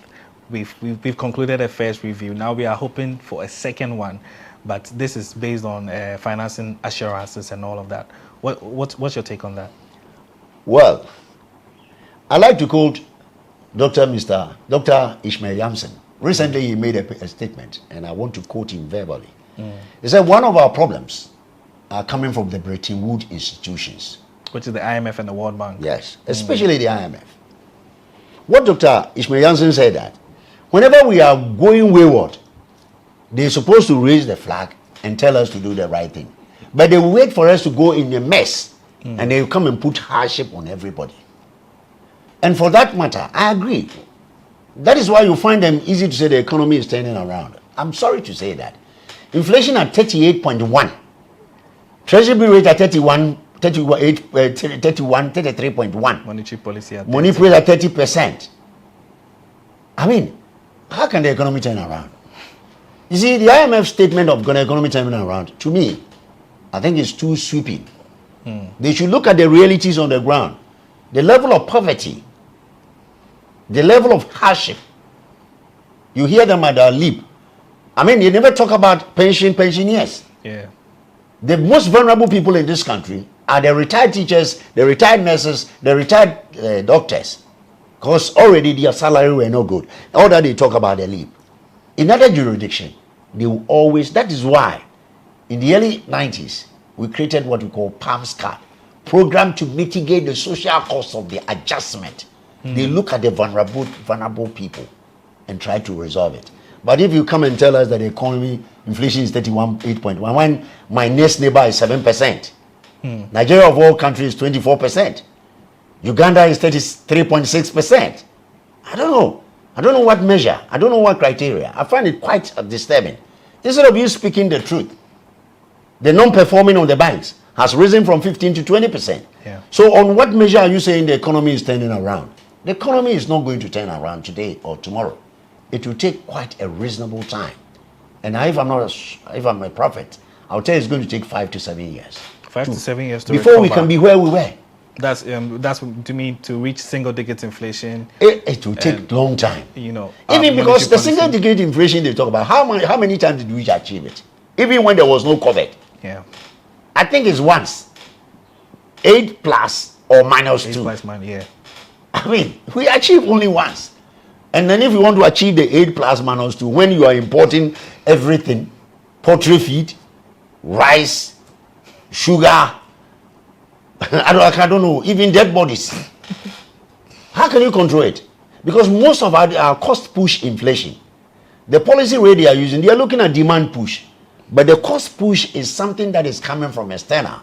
Crude oil, with these hammers, and if it's been in old days, this hammers fight could have shot the oil to about $100 per barrel. As of last week Friday, it went about up 88. Yeah. No, it's good. Yeah. It's good because the Israelis have formed alliance with the Saudi Arabia and Kuwait. Yeah, Egypt and all that, They all come together. In those days, it wasn't. In the 90s, it wasn't like that. Yeah. Fortunately, but even if it's at $88 per barrel, convert the cedi that is going to run. The cedi is going to run because look, the economy, the difference between the export and imports is what is going to drive the currency. And if you're only getting only 600 million to support a currency that is driven by 9 billion worth of imports, 12 billion, how would you do it? That is why in the IMF policy document, they said BOP financial gap is about 15 billion. And they are providing only, I think, 4.5 billion. It is left to us to see how the gap of about 11 billion will be captured so that we can address the currency and current account deficits. Doc, quickly on the currency stability, we've seen from last year, we saw the cedi reach 12 cedis to $1. As of now, we are almost in December. 12, yeah. Now we are almost at 11 cedis, 95, almost 12 cedis. Yes, we're back 12. again to where we were. Do you think there has been any change from where we were last year to this point? I think last year, because we were inconsistent in our policy taking and policy decision. A lot of, you see, the foreign investors who bought the domestic debt, don't forget, they held about 14 billion. Yeah, they had more. Yeah, they had more in the domestic debt. Yeah. And they all, because of the conditions, they all had to run. Yeah. And when they ran down. That's why Bank of Ghana Reserve dropped at the lowest in the history. Because everybody went there and dumped the thing on them. Yeah. We're not going to have a stable city even as we have it now. So we're never going to go back to 8 cities, 7 cities? No way. maybe after my generation. Because until we begin to adopt export diversification, serious one, like the Ivorians. Ivorians don't depend on cocoa. Coffee. You know coffee, they are there. Yeah. You know banana, they are there. Yeah. You know citruses, they are there. Yeah. What about oil palm? Let me give you a story. When the COVID came, the Lever brothers were getting oil. Unilever was getting his oil from Singapore, and you know that they turn all to Ivory Coast now because it is nearer to supply. So Ivory Coast is now a kingpin in oil palm or whatever, palm oil to the Unilever in Netherlands. Wow. So they have a diversified economy, strategic diversified economy. We have a monoculture. Monoculture means agric cocoa. Nobody has said that let us do something to what we have, and we can do something, but that is not our agenda. Our agenda is to tell people, open our mouth, we want to do this and that, so that people will clap for us. But on the reality, and that affects the currency. In my lecture last week, I told Ghana Economic Forum, until we sit down as a country and develop a national agenda, like Kwame Nkrumah did, saying that we're going to do agric. Which of the agrics are we going to do? That is why I find it quite now interesting. The rice, I'm very happy some gurus are going into rice. Because you are spending over about 2 billion in rice to import. When Nigeria has stopped rice importation. They won't even allow you in there. No. That's why he closed the border. When there was the border closed, people were saying, no. It's not a cover. That's when Guta They have produced so much rice, and the people were using the homie to offload it, man. So the Buhari said, no. The smuggling was too much. Let us use. So if we go to Nigeria, and don't forget, there's a Ghanaian who helped them to do the rice. The Ghanaians are brilliant. At least God has endowed us. At least we are the only African country who has a United Nations General Secretary, Kofi Annan. I mean, the whites salute us, but we don't salute ourselves. We don't want the truth. We want sycophancy, bootlickers, even taking a decision. They don't want anybody to speak about it. It's not an issue. But even twins, they cannot have the same mind on issues. I am a twin. Really? Yes. But me and my younger brother, who is dead, may he so rest in peace, we never agree on what we do. I want to school. He wants to be a farming. But it does not mean that he's a bad person. I encourage him. And he also encouraged me. But here, when you say it, like I'm speaking to you, tomorrow, I don't know how people will brand me. They will say so many things, but thanks be to God who has created me in his image. I will speak the truth. Galatians 4:16. Or see, because I'll tell you the truth, would I be your enemy? I prefer to tell you your truth to be your enemy. Because I won't stand before you. I stand before the judgment throne, and I'll be judged accordingly. Doc, I've been having a very interesting conversation with you. Thank you so much for the time. It's a pleasure. We definitely have to do a part 2 of this. All right. Yes. I've been speaking with Dr. Richmond Etuahene. He's a banking consultant. We've been talking all things about the banking sector, from the debt exchange, from the Bank of Ghana, and also development in the currency. He's been my guest on this week's edition of BizTech. We'll be bringing you part 2 of this conversation. Please don't go anywhere. We'll be right back.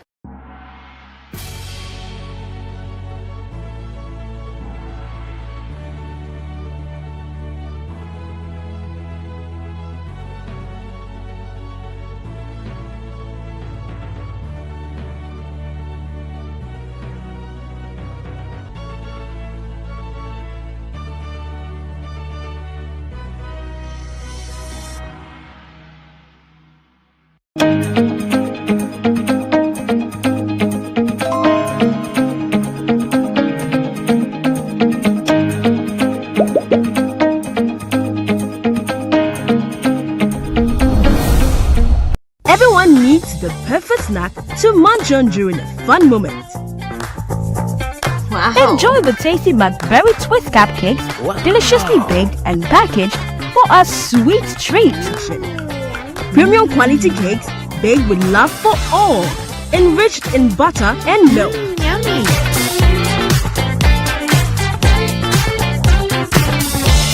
Oh. McBerry Twist cupcakes, simply irresistible. Try one today. This advert is FDA approved.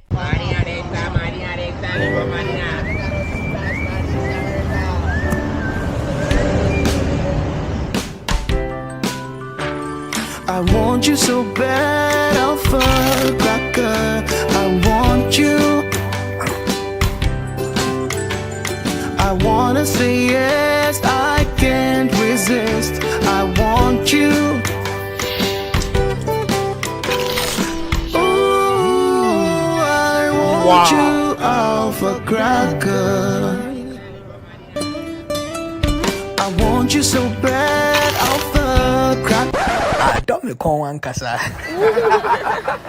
Have a goodness rich in milk and butter in Alpha Cracker.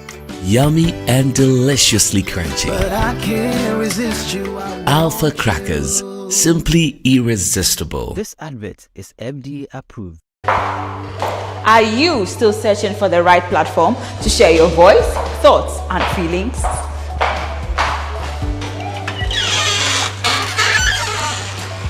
Then the GhanaWeb Reporter on the GhanaWeb app is the perfect app for you. It is Ghana's only citizen journalism and infotainment platform. Wherever you are, whatever you are doing, GhanaWeb Reporter links you up to the world. The Reporter also gives you the opportunity to blog or become a citizen journalist, so you share stories with the rest of the world about cities, music genres, pop culture, tech, politics, etc. Download the GhanaWeb app from the Google Play Store or App Store on your smartphone and open it. Tap on the member button at the bottom of your screen and follow the easy steps to register with your phone number or email, and you are ready to become a reporter. GhanaWeb Reporter, democratizing journalism and empowering content creators.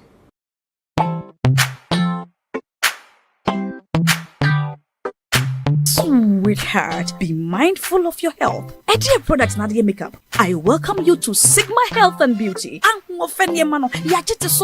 You can call us the Beauty Embassy. Who pursue beauty more revealed with quality makeup products. There is only one place. The Sigma Health and Beauty 2022 Ghana Makeup Awards. Beauty Retail Business of the Year. Of course, we are the defending champions.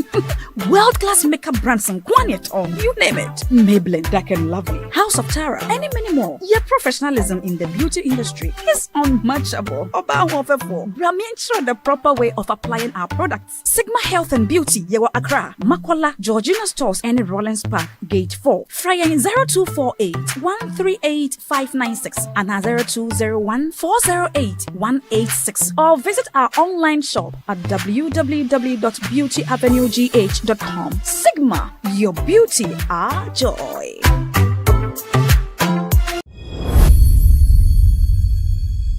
Maybe a friend is say Madam Caroline Gifty Tikata ono 39 years na this year the police for timi ache no e de na kwotwere aban kukum ni nya ne say mami waye nkofo bukata nes wa fraud nkofo pa enso voter region na ode wani chiremu voter region a ekuo bi a friend say United Cadres Front eno ekuo keto a eno ehye NDC ase na mami esori a na say obo osan homra ne say regional coordinator edema ekuo no ana no nso ekuo foforo esa hye ono nso ase a friend say Young Cadres Front intimami ose Young Cadres Front no omo regional coordinator ena osori a na oton forms ema nkrofo na omo efele say omo jijiska enso akakoma wona omo yare ni adeade ama eno nam so mu obu nkofo bebre enso atimi afaso eno ena na say United Cadres Front foi enso report no edema police for enso akakoso nimu.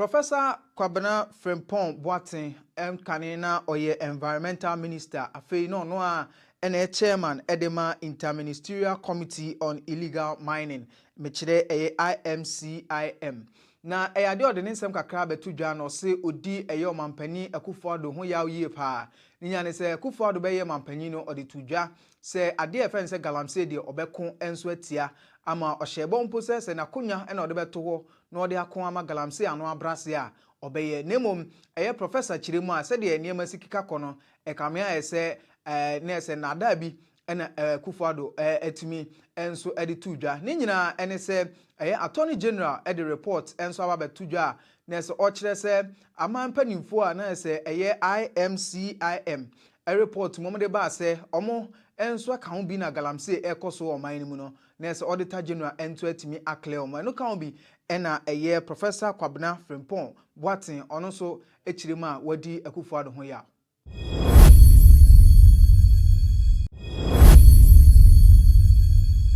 Major Commander Don Chebi ono commanding officer edema Ghana National Association of Small Scale Miners Task Force na papai na abrante bi atimi abonitu ni nyina ne se ewuremu Eastern Regional omdo mani chiremu mining site bi anese omohwe se galamsey fo no ometimi achi omo na omkoduru ho no na na se wantwi etimi si ya yetimi eshuti tax force panyini na abrante obo ni tuo no ye frɛ no down so a ono de esi ade watimi atongure ma police fo enso esa no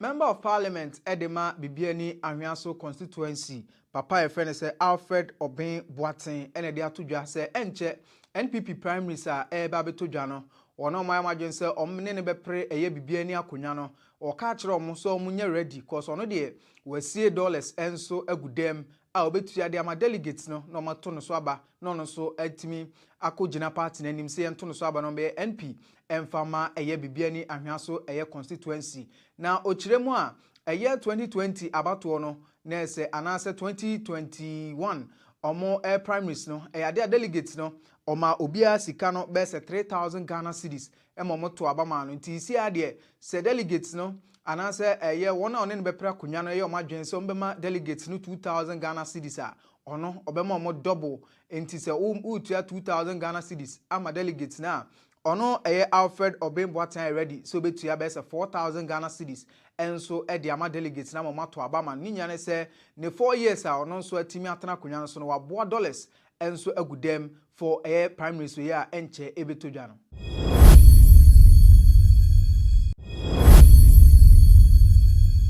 Honorable Canadian Japan ejina se entono so aba number ye NPP na se omo Frank Atufo na only party nanim 2024 general election nimu na ade ono nso so to a oni NPP delegates no enso guso a kasa na ni showdown to no akopiem Tamale na okoye no eno ne Tamale FM edi nkomo eno odi tudwa se NPP amanyoku na nkasa no amanyoku bi a na se omu yusu wie na omu di nya de omu pa no mapia o enso asinche no no Canada Japan de empare no tofi akwa so no bema NPP wakunu ho a besi ne no masa sumne de na sinche o so no Canada Japan so nimu a enya de NPP enso betimi win elections amana yeyi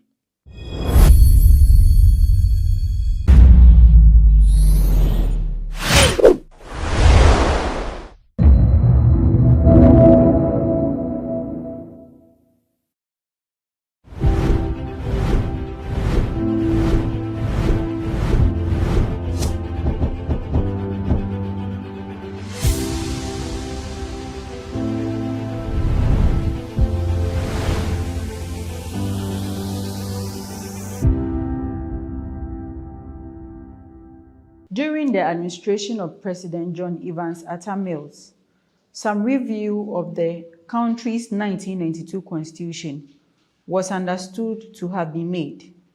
Judging from the recent calls for a review of the same 1992 constitution, concludes just one thing, that the efforts put in could not meet the expectation of society.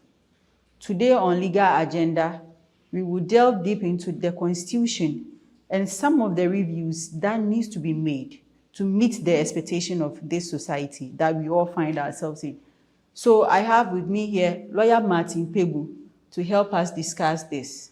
Lawyer Martin, is there a reason why the 1992 Constitution should be reviewed? Oh, 1,001 reasons, I tell you. And I'm sure by now you are well aware that the whole of our political landscape is awash with the million calls for it to be reviewed. And true, the reason we must do it, or even let's say one of the reasons, is that the Constitution is lopsided. We've concentrated too much power in the executive. That's a big flaw. Look, we have 1,001 African proverbs that will tell you that one man alone, that is not a repository of all knowledge. Yet, you see the Constitution vesting executive power in the president. And that's huge. So somebody will say, yes, in the Constitution, you'll find that for some of the things, there's a Council of State to advise, okay, etc. But that's not sufficient. The practice is shown that Council of State advising the president is not mandatory. The president can refuse, except in the case of when it comes to judicial appointments that the Bar Association went to court and they say, well, if the Judicial Council presents a list of judges in a certain order, the president cannot skip number 1 and go for number 3 on the list. Yeah, except that generally the president is not bound by the advice he receives from Council of State or other councils like Judicial Council and the rest. So the Constitution, that's its biggest problem. So we are talking about Article 58. Okay, so specifically, that's the only area you think it should be reviewed? Oh, no, okay. Okay, so we can list them and then we'll see how many we can explain within the time. So apart from the executive power being too, too much, that's in ordinary English, is too concentrated in one person, you also have the issue of, so it's even, that is the main point that we can divide into so many subsets. Okay. So when I say it's too much, and so we should divide it. So number 1, the president should not be appointing the Chief Justice and other Supreme Court justices. Because under the Constitution, he does, right? Yes. With the prior approval of Parliament. We want that done away with. 2, the president should not be appointing the Electoral Commissioner. No. He should have no hands at all so that the Electoral Commission will truly be independent. You know, the EC is the heartbeat of the elections. Exactly. So an EC that has all the appointments made by the president is not really independent, because you'll find some people who would want to show him gratitude and so may bend some rules here and there. Like, remember the way, so we are listing the things, so maybe we'll explain later. But back to that, so are you saying that the Electoral Commission, they are not being independent or what? Because they are being appointed by the president. Obviously, this EC is not that really independent. It's not really independent. The EC is being stacked with party foot soldiers, Dr. Apia Hini, Salima Mohammed, the last batch of cohorts of appointees. Obviously, political, foot soldiers and party apparatchiki. The EC has been tainted beyond repair. So you see that Kodeyo has called on those members to resign themselves because, and I support the call, you know, they called on the president to revoke the appointment. He didn't. And so he went ahead to swear them into office. Now Kodeyo is saying those appointees themselves should resign because you are allowed to resign. Then that one is easier. Yeah, so we mentioned that the EC, the power to appoint EC, the commissioners should be taken from the president, Bank of Ghana, all the independent constitutional bodies. There are 7 of them. We don't want the president to continue to appoint because the executive power is too much. So you are talking about, you look at the Bank of Ghana, as I've mentioned, Auditor General. The president should not appoint the Auditor General. Because they do so much. Excellent. Their activities affect the society so much. So if their work is being interfered by, but I mean, do you have evidence to back your claims? Because really, 1,001 evidence again. Okay. You remember how the president shamefully sent away Domlevo? The Auditor General said he should go, he sent him away to go on a leave for 120 days or so, right? Yeah, that was shameful. It was clear that it was illegal, but the president insisted on doing it. Then I sued for the CDD, Center for Democratic Development, and the 9 other CSOs, Ghana Integrity But Initiative. if he has the right to Africa's... appoint, can't he also have the right to fire? No, or terminate you? No. So under the Constitution, under Article 146, that's one of the things that we've done. So those appointees get a bit of independence, but it's not sufficient. So the president can't just fire the EC or just fire the Auditor General. No, we call to be able to fire those people, there has to be some findings of a committee that they've done wrong, and that's what we call the Article 146 proceedings. But we are saying the firing, he may not fire you, but he will take some other steps that can render you useless. Take the Domlevo example. Domlevo was about catching the president and Osafo Mafu for their role in the Kroll and Associates case. The one that Domlevo said Kroll and Associates didn't do any work and they were paid over $1 million. So he was investigating it. The president saw there would be trouble, and the president asked Domlevo to go on leave over 120 days, right? So, as I mentioned, CDD and other CSOs came to me and went to the Supreme Court. And after 2 years, the Supreme Court ruled that what the president did was illegal. But the president had succeeded in doing what he wanted to do. And he wanted space to cover the debt, to clean the debt. He had cleaned the debt. So and you cannot correct all these things. So that's why you are of the view that the executive powers should be reviewed. Absolutely. I'm not the only one. You see, even so many people, constitutional lawyers, Professor Tuguba, Abuchi, almost every person that's in this space agrees that this constitution needs a good review. Some will say a total overhaul. Whichever one, there is a problem. We need to cut back on the powers we've given. But you were listing the areas that needs to be. So you've mentioned the Auditor General. I think you mentioned. I mentioned EC. So we are saying that the president shouldn't appoint the following persons: EC, Auditor General, Chief Justice, and the other justices of the Supreme Court, right? Lands Commission, Bank of Ghana, Shraj. You see, all these persons, there are seven independent constitutional bodies in the Constitution. Those are the ones I try to list.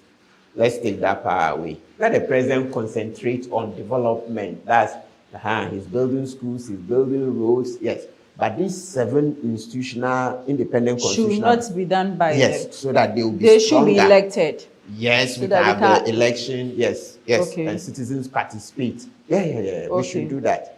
We should do that so that we can have truly independent constitutional bodies. Visit www.GhanaWebExcellenceAwards.com and click Nominations bar or click the Nominations banner on www.GhanaWeb.com. Provide your personal details by entering your first and last names. Fill in your contact details, that is, phone number and email address. Select the appropriate category out of 17 options for your nominee. Provide the personal details of your nominee. Provide at least 1 or more social handles of your nominee. Tell us why she qualifies for the selected category and then proceed. You receive a pop-up with "Would you like to make another nomination?" If yes, click yes and go through the same process of nominating another woman. If no, click no and you are done nominating your nominee. Everyone needs the perfect snack to munch on during a fun moment. Wow. Enjoy the tasty McBerry Twist cupcakes, deliciously baked and packaged for a sweet treat. Premium quality cakes baked with love for all, enriched in butter and milk. Yummy.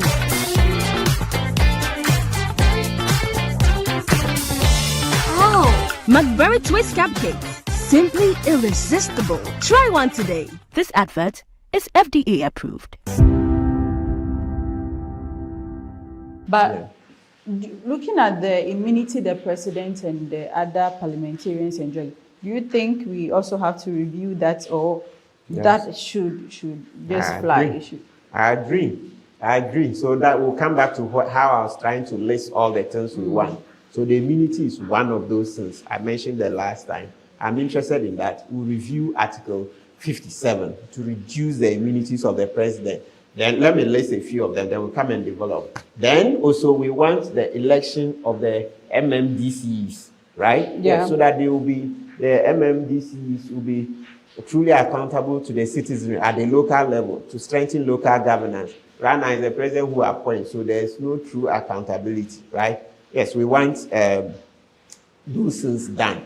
So, and then fiscal discipline, we think we should strengthen the constitution, put in more clauses that will give Parliament more power of oversight over the purse.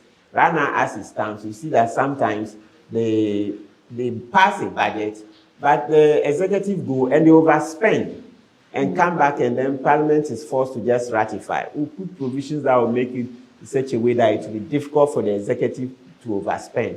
So, to recap, cutting down the executive power by taking away the 7 appointments of the 7 independent constitutional bodies away from the president, right? We're talking about cutting down also on the immunity. The immunity is too broad. We are talking about the election of MMDCs. Then also you are talking about strengthening the oversight of Parliament over the public purse, putting more provisions to make Parliament more in control, rather than Parliament just. So are you saying that currently Parliament is not, they don't have so much control over some of the things they do? Oh, absolutely. That's obvious. And Parliament themselves, they admit it. Parliament is the weakest link in our governance architecture in terms of the 3 arms of government. But in recent past, people were rather complaining about the judiciary. Oh, so, yes, the judiciary people always complain. I know, but by and large, the judiciary is stronger than Parliament. Okay. Yes, by and large, the judiciary is stronger than Parliament. Parliament is the weakest. They know it. There isn't much of an argument. Yes, it's the executive that's the most powerful, because in practice, they control the money and they control the security forces. So you see the military, the police, immigration, all those, they are under the control of the president. So he has more power. So he has the power of the purse, he has the power of the gun. That's what makes him more powerful. Then the next is the judiciary. Parliament is bottom 3. That's the last. Yes, so we want to strengthen Parliament. And so one of the ways of strengthening Parliament, which we also want as a way of amendment, is that parliamentarians should not be appointed ministers. So listen, have the constitution also amend the Article 75, so that a parliamentarian should no longer, there's a majority of the MPs should not be ministers of state. Yes, majority of the ministers should not be MPs, because with that, you weaken Parliament excessively. Because the man is a minister, and then he has the opportunity to sign contracts and make big money. You think when the president proposes some other things that will favor the president, you think that minister will turn against the president? The moment he turns against the president, he'll be fired. Yes. So it's like, you scratch my back, I scratch your back. Yeah. But these ministers are vetted by the parliamentarians. Oh, but it's just vetting. That's just vetting. Talk is cheap. So, meaning that the vetting doesn't really hold water? Not much. Talk is cheap. It's when you have to walk your talk, then you know the real business at hand. So, if I understand you right, we should take all these powers from the president, from the executive, and give it to who? Yeah, so that's what I said. We'll disperse them. So a lot of them want citizens to participate in voting for them. So this is how we will do it. So let's start the independent constitutional bodies. What you expect is that if there's an EC to be appointed, let citizens apply.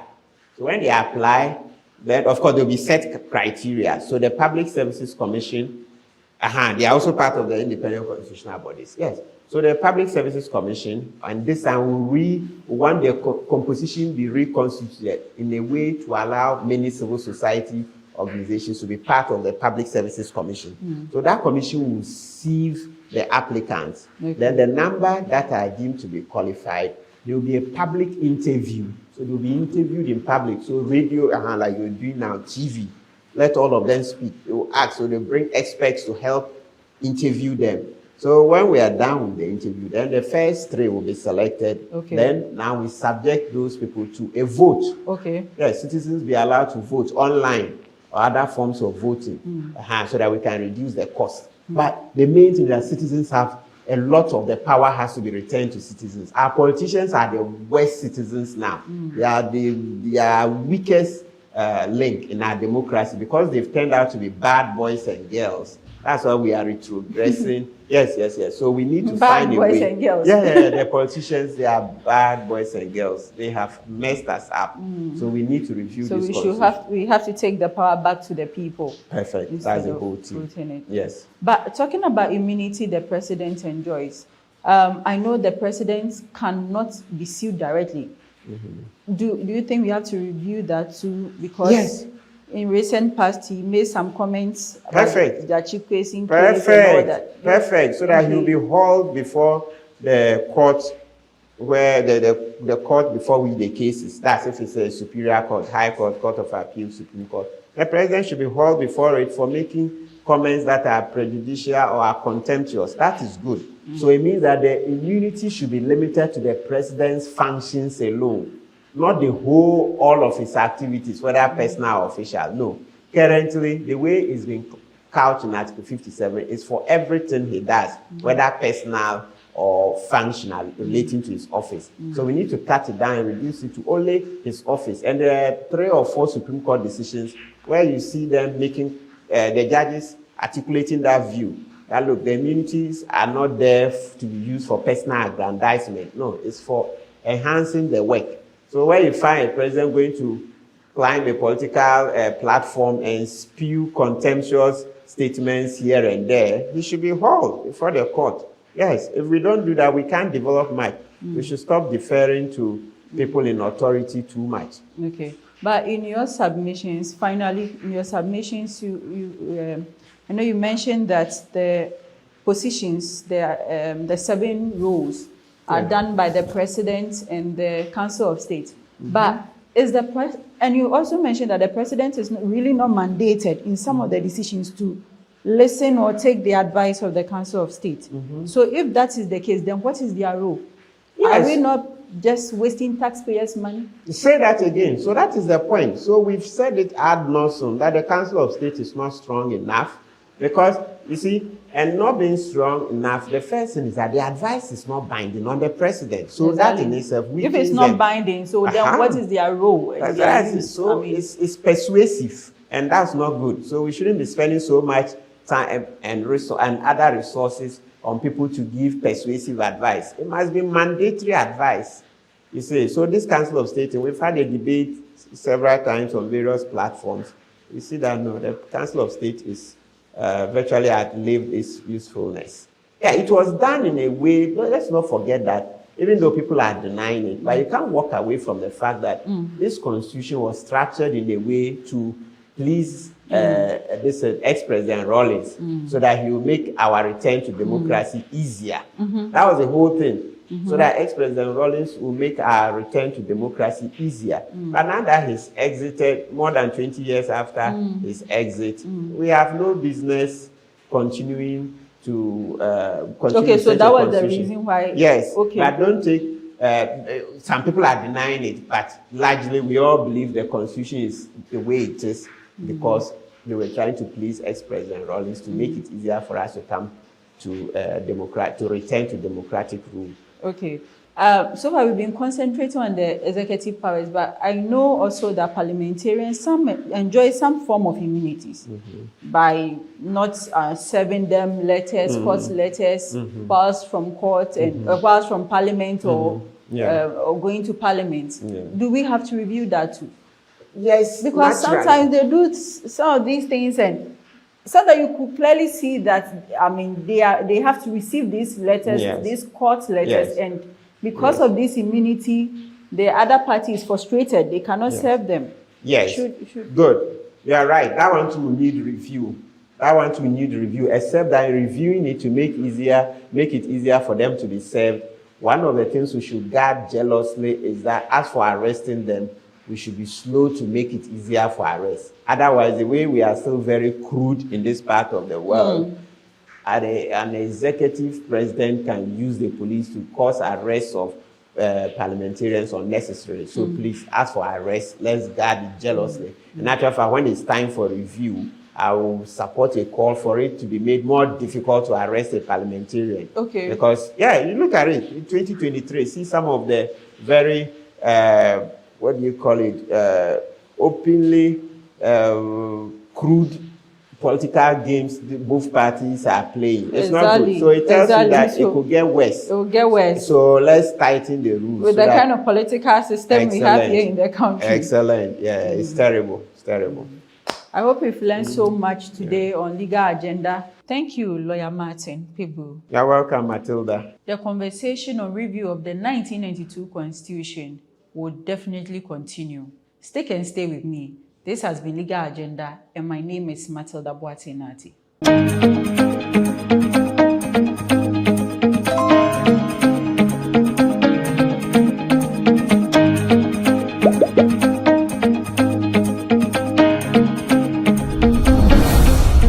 Everyone needs the perfect snack to munch on during a fun moment. Wow. Enjoy the tasty McBerry Twist cupcakes, deliciously baked and packaged for a sweet treat. Premium quality cakes baked with love for all, enriched in butter and milk. Yummy.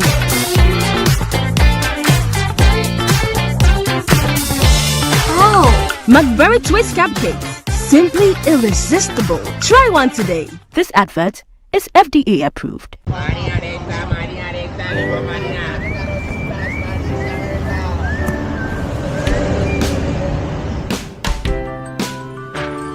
I want you so bad, Alpha Cracker. I want you. I wanna say yes, I can't resist. I want you. Ooh, I want you, Alpha Cracker. I want you so bad, Alpha Cracker. Have a goodness rich in milk and butter in Alpha Cracker. Yummy and deliciously crunchy. But I can't resist you. Alpha Crackers, simply irresistible. This advert is FDA approved. Are you still searching for the right platform to share your voice, thoughts, and feelings?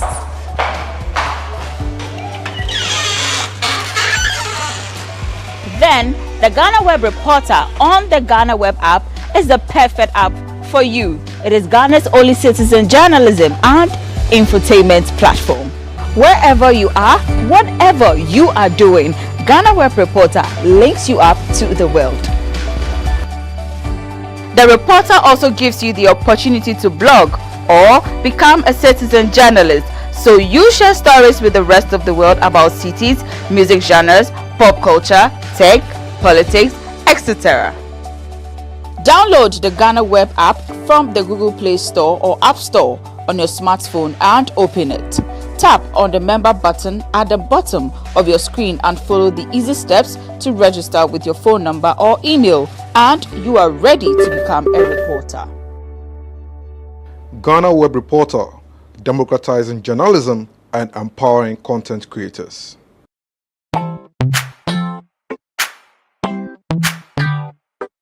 Sweetheart, be mindful of your health. Idea products na the makeup. I welcome you to Sigma Health and Beauty. You can call us the Beauty Embassy. Who pursue beauty more revealed with quality makeup products. There is only one place. The Sigma Health and Beauty 2022 Ghana Makeup Awards Beauty Retail Business of the Year. Of course, we are the defending champions. World-class makeup brands and Quaniet, you name it. Maybelline, Dark and Lovely, House of Tara, and many more. Your professionalism in the beauty industry is unmatchable. Bramientra the proper way of applying our products. Sigma Health and Beauty, Yewa Accra, Makola, Georgina Stores, and Rollins Park, Gate 4. Fryer in 0248 138 596 and 0201 408 186. Or visit our online shop at www.beautyavenuegh.com. Sigma, your beauty, our joy.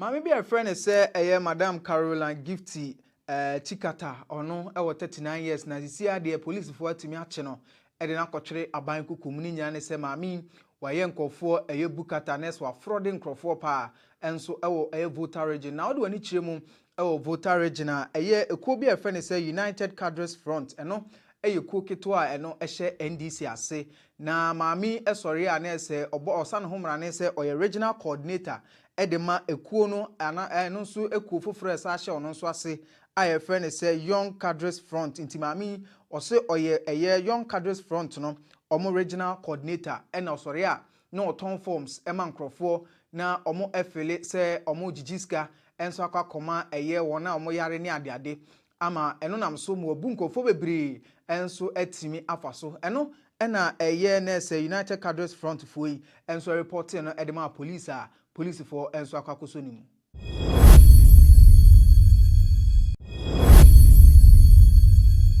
Professor Kwabena Frimpong Boateng Kanina oye environmental minister afei no no a ene chairman edema interministerial committee on illegal mining mechire IMCIM na ade ode ne nsem kakra betu dwa no se odi omampani Akufo-Addo ho yaw yie pa ni nya ne se Akufo-Addo be mampani no ode tudwa se ade efen se galamsey de obeko enso atia ama ohyebo mpo se na konya na ode beto ho na ode akon ama galamsey ano abrase a obeye nemom professor Chiremu a se de eniema sikika kono ekamea ese na ese nada bi ena Akufo-Addo etimi enso ede tudwa ni nyina ene se attorney general ede report enso aba betudwa na ese okire se amampanimfo a na ese IMCIM report momde ba se omo enso aka ho bi na galamsey ekoso oman ni mu no na ese auditor general ento atimi akle oman no ka ho bi ena Professor Kwabena Frimpong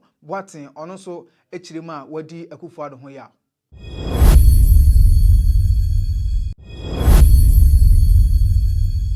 Major Commander Don Chebi ono commanding officer edema Ghana National Association of Small Scale Miners Task Force na papa yi na abrante bi atimi abonitu ni nyina ne se ewuremu Eastern Regional omdo mani chiremu mining site bi ana se omohwe se galamsey fo no ometimi ache omo na omkoduru ho no na na se wantwi etimi si ya yetimi eshuti task force panyini na abrante obo ni tuo no ye frɛ no danso a ono de esi ade watimi atongure ma police fo enso esa no.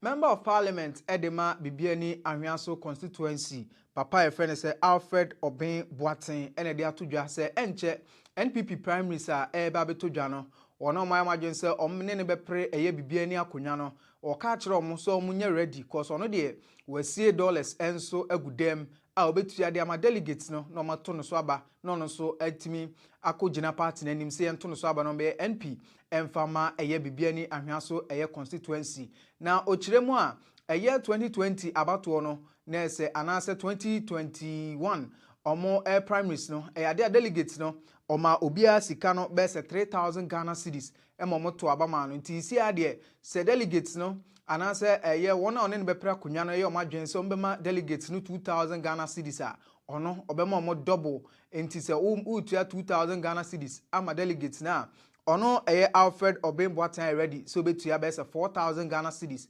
enso ama delegates na mama to abama ni nya ne se ne 4 years a ono nso atimi atena konya no so no waboa dollars enso agudem for primary so ya enche ebetodwa no.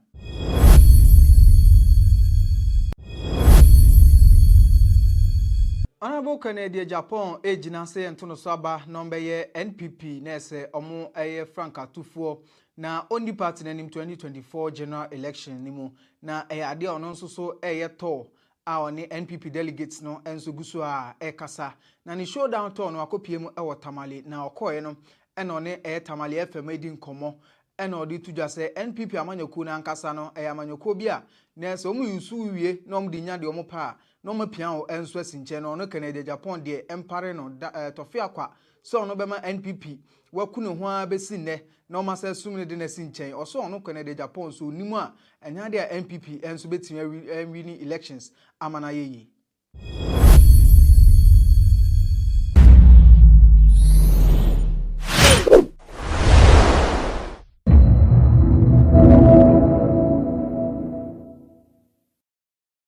I think it is important that even beyond the dialysis, if we had the ability to do, say, renal transplant, the number of people who would depend on dialysis would also be bad. And now, as it is now, if you don't have the funds to go outside to get it done, then you have to stay on the dialysis because there's no end inside. But if you're able to get a kidney donated and transplanted, then you also get out of that.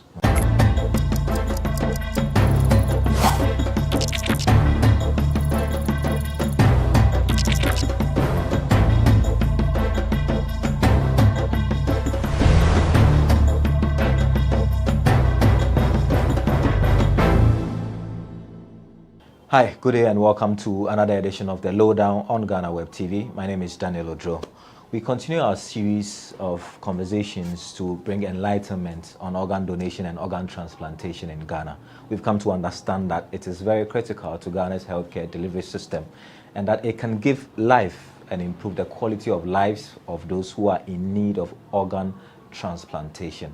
However, the doctors in Kolebu and 37 and other places have told us a lack of legislation to guide them in the transplantation of organs is something that draws them back. Today, we speak with the Director General of the Ghana Health Service to have an understanding of where the conversation about a legislation to regulate organ donation and transplantation in Ghana is. Dr.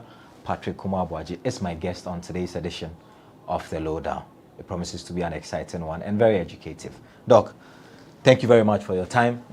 We know you're a very busy man, but this is a campaign that we have taken upon ourselves to try and bring some attention to organ donation and organ transplantation in Ghana. What do you know about organ donation in Ghana in general? Well, thank you very much. And I also want to thank you for taking such a critical matter and bringing it out to the public for consumption. Organ donation is very important to every healthcare system. And in the early 1906, that is when the first transplant was attempted. Of course, it didn't work. So it's something that is going on. And currently, we think there are about 91 countries that have legislation that helps in regulating organ donation. Organ donation can come from a living human being to another one. It could be from a dead person to another. It requires consent, it requires some storage of organs, etc. So having a regulation around it is extremely important for the person of consent, the quality of care, etc. So this is an area that is not just for, and for many parts of the body. It can be the kidney, which is the most common one that we do. It may be even your retina, it may be the cornea, your eye, it may be pancreas, maybe your liver. And so if we start with the legislation, not only is this going to help us to, as it were, develop the capacities to do them, but also help us in stemming the tide of trafficking of organs, etc. And so it's about time that we look at that. It affects fertility, egg harvesting are all part of ovarian eggs. Harvesting is one important part of, I would say, organ or tissue donation, which is very helpful to others, and we need to have some regulation around them. Are you surprised that for a country that is over 60 years, we have not come to that point yet? Is it not a conversation that should be on the front burner at this critical time in our history? I think from my own history, this conversation started around about 2010, 2019. I've been working at the side with the fertility group trying to see how we can put some regulation around the same thing. And about 50% or so of countries in the world are. And I know there's a delay, but I think it's better that it's good that at least we are getting in there. And it is not just something you get up and do. You need to be able to have built the necessary capacities. That the law in itself doesn't work. But you need to have the systems, you need to have the equipment, you need to have the manpower.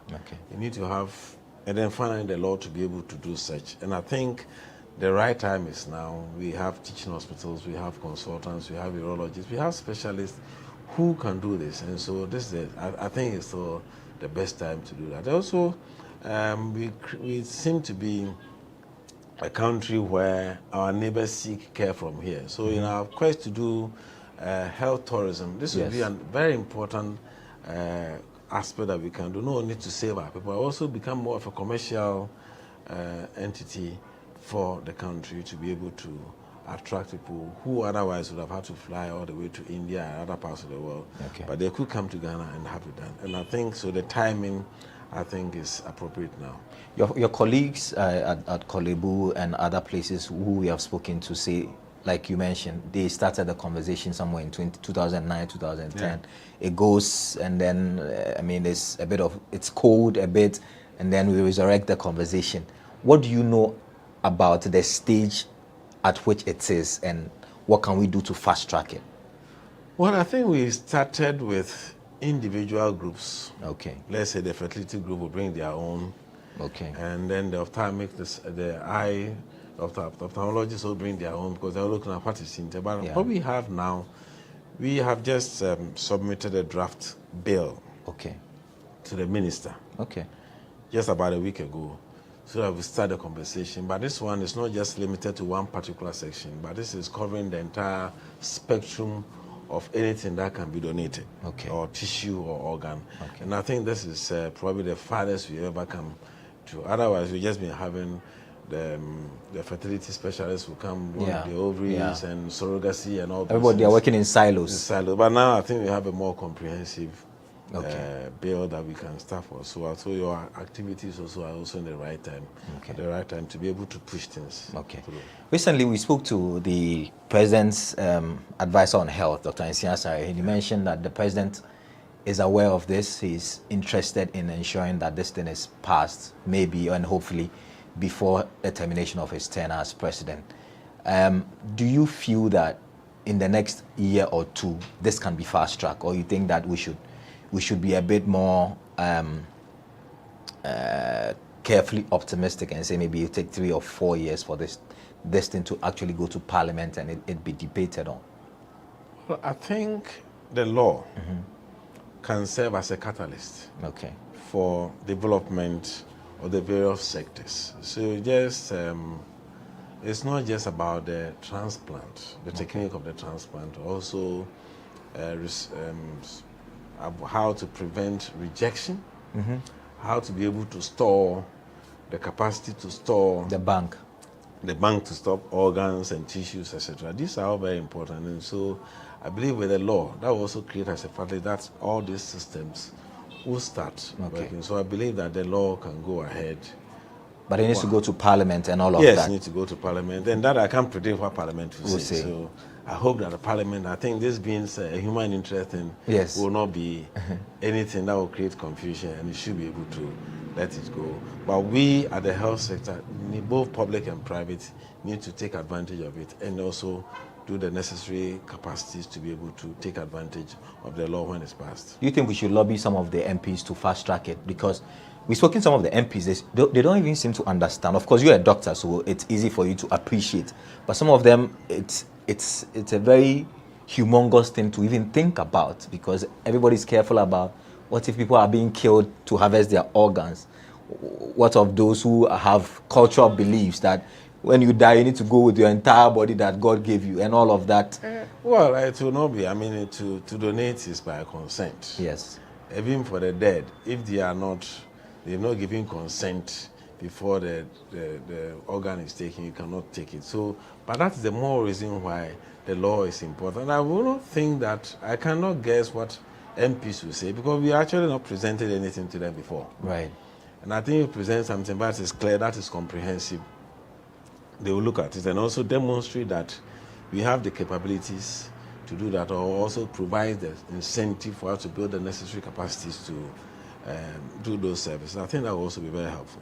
So the bill that you have, which comes from some of your colleagues, different segments, do they reflect what is happening elsewhere in terms of best practices? I think by and large it does. Okay. It does. But the fact that you have a whole comprehensive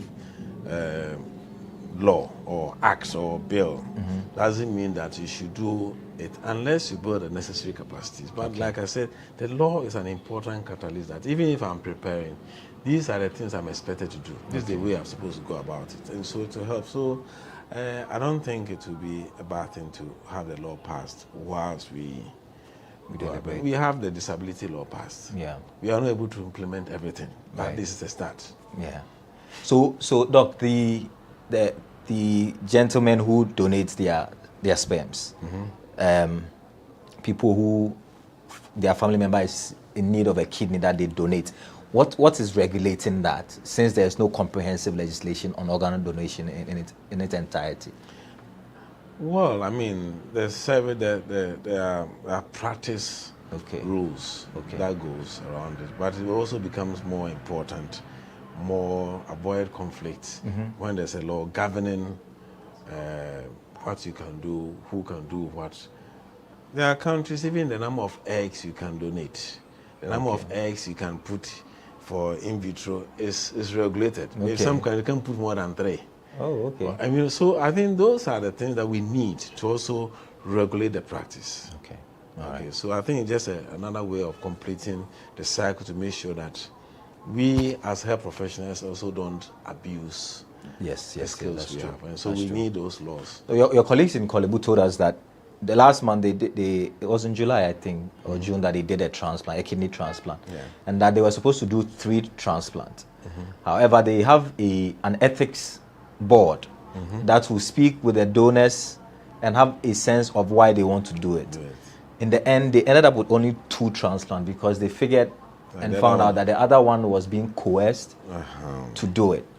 So they stopped the donor from giving out his organ for the transplant. So they ended up doing just 2. So that is what we're talking about. So that, I mean, we have the ethics of it, but also if there's a legal backing, I mean, someone can give consent, can decide to change his mind later. Yes. And it becomes a problem. So there are many things that we need to do. And the law also ensures that we treat the beneficiary of the organ as a patient and also the one donating also as a patient. Yes. So that we don't treat him as an object who just come in to just donate some kidney and walk away. No, we treat them as patients, and that's why we need such law that also help us to address. What do you say to critics who say, if we pass the law, it could provide a fertile ground for people to kill people, for people to abduct people, kidnap people, and extract their organs for the sake of it? What stop people from doing it now?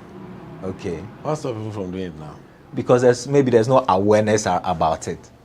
No, I think there's a lot of awareness about it. There are certain things that may not be clear to you unless you have a victim. Okay. If you have a renal problem, a kidney problem, and you need a kidney, you get to know what is happening. But if you don't really have it, you think it's not out there. But those who need to know, they know. And I think that's the more reason why is to stop all these abuses. That is why the laws are there, so that even the people who are supposed to police to protect people know what should not be done and what can be done. So I think we need a law. And that will not really make people do the wrong thing. That will even let people be aware of the fact that, yes, somebody may have coerced somebody to go to India and donate a kidney. Yeah. Isn't it? Yes. That doesn't stop the person from doing that today. So I think the law will really help us and also give us the necessary capacity and the training to do what we as a health sector can do. What do you anticipate could be some of the pushbacks? Because I spoke to the CEO of Kolebu. He mentioned that they are working with the traditional leaders because they understand that there are people who have traditional beliefs, and it could be one of the stumbling blocks in the passage of this law or bill and all of that.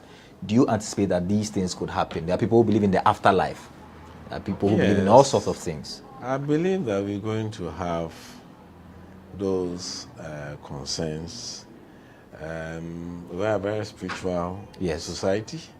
We are going to come up with all manner of spiritual reasons why you should not go in the afterworld with only one kidney. Yes. But those are going to have. We have the same thing with vaccination. Yes. And it's those myths and misconceptions are going to come up. Yeah. And that's why we have people like you, media, to help. And that's why we also engage community and traditional authority, the religious body, to be able to have an understanding as to how the benefits against the perceived fears. Right. And I believe that it's not going to be simple. We need to work the same way we work with introduction of vaccines. Any service is going to have people who are going to have their own misgivings. Okay. But I believe that our parliament will rise to the occasion. Okay. This is still the lowdown on GhanaWeb TV. My name is Daniel Odro. We're having a conversation with the Director General of the Ghana Health Service, Dr. Kuma Abuaji. We're speaking about organ donation and organ transplantation in Ghana and how we can expedite the conversation about legislation around it. We'll go for our first break. When we return, we'll have about 10 minutes or so with Doc to wrap up about the health sector in Ghana in general. Stay with us. We're back after this break.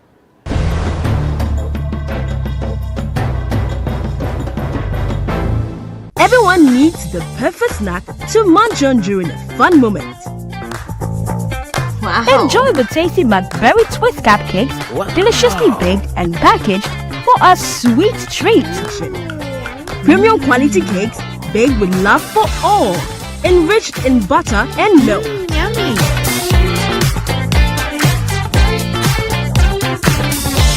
Oh, McBerry Twist cupcakes, simply irresistible. Try one today. This advert is FDA approved.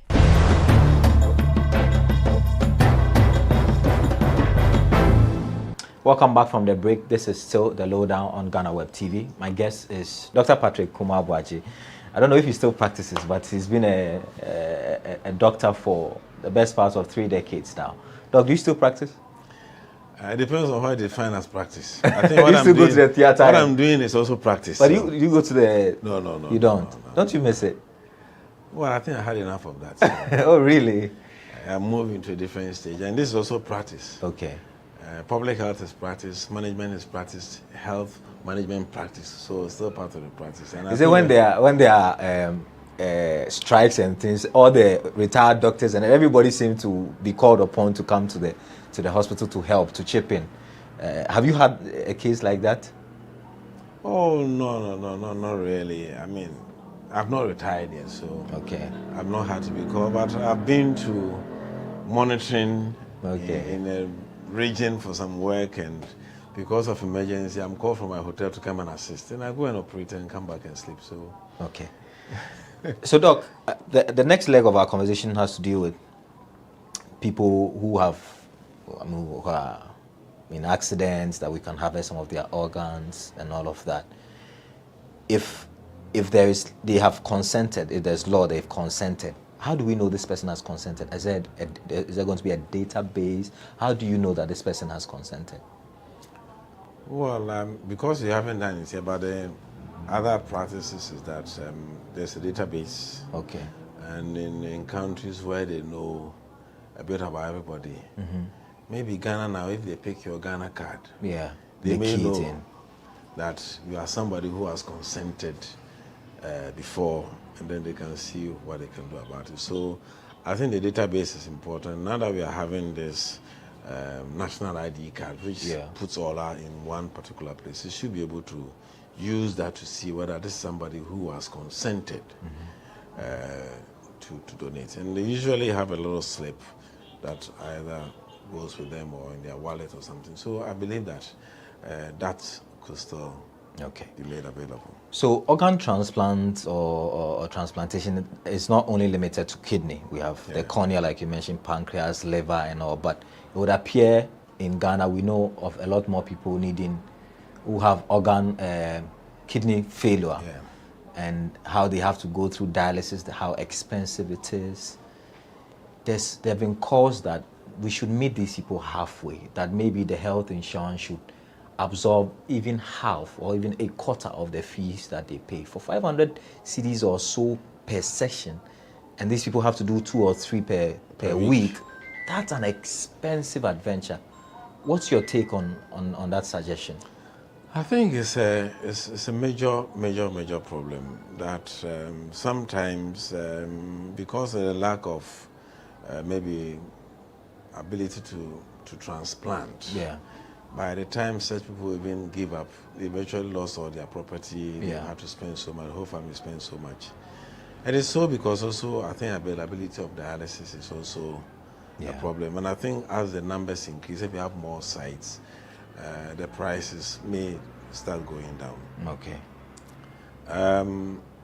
It's not everything that we can put on health insurance, but I believe that maybe certain conditions we may have a look at it and see how they can bear. But the most important thing is a lot of the renal diseases are usually, I would say, it's things you don't do or the things you do. You do, okay. And so we have to look at the primary prevention to make sure that people don't actually get that stage. That if you have hypertension, you stick to your medication properly.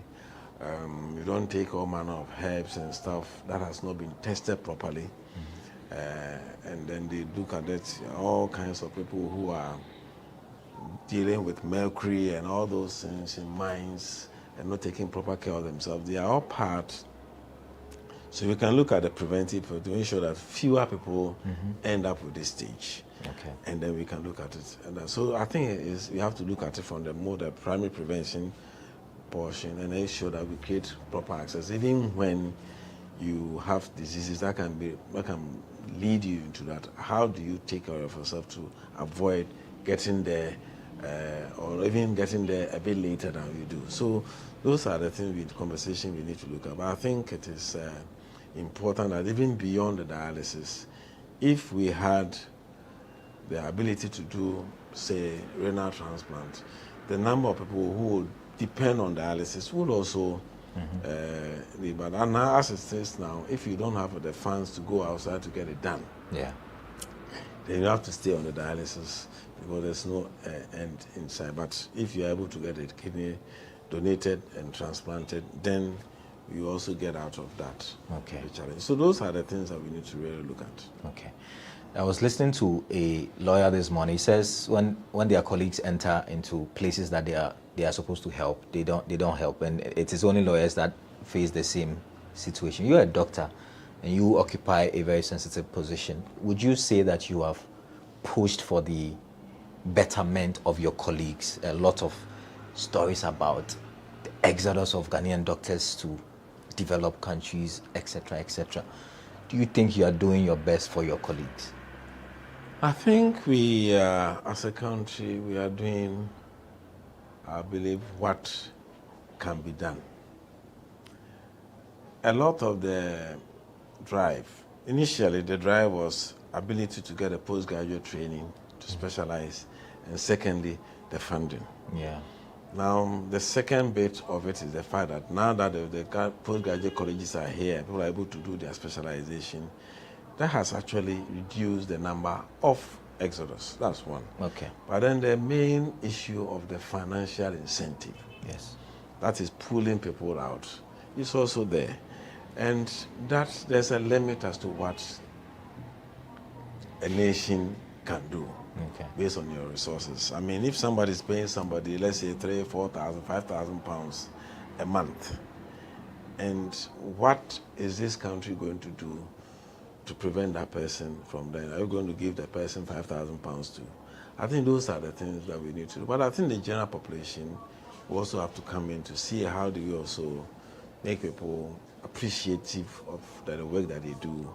I think most of my colleagues also feel happy when they are appreciated, and also creates them to make to do it well. I don't want to call it a sacrifice. I want to call it that your duty and a responsibility to the society that you belong to.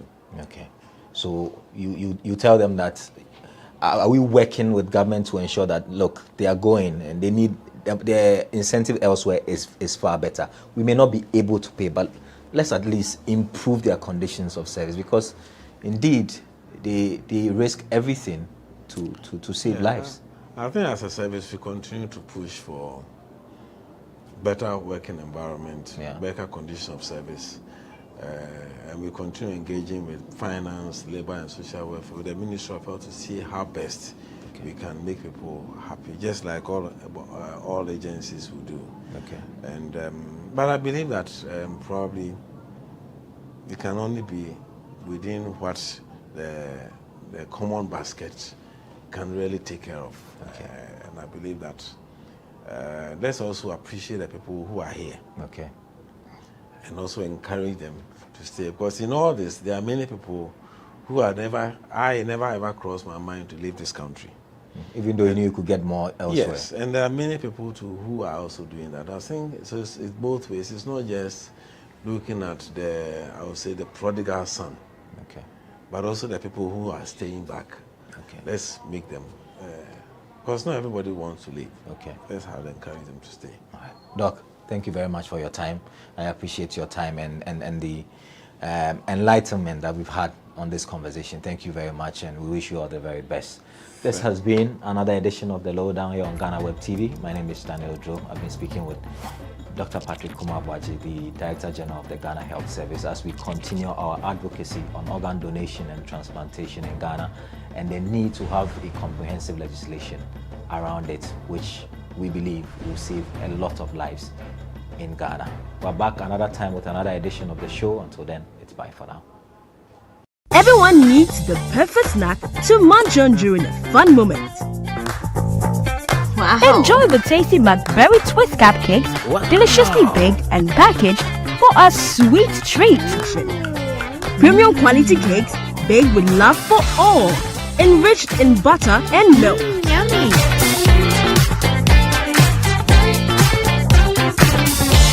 Oh.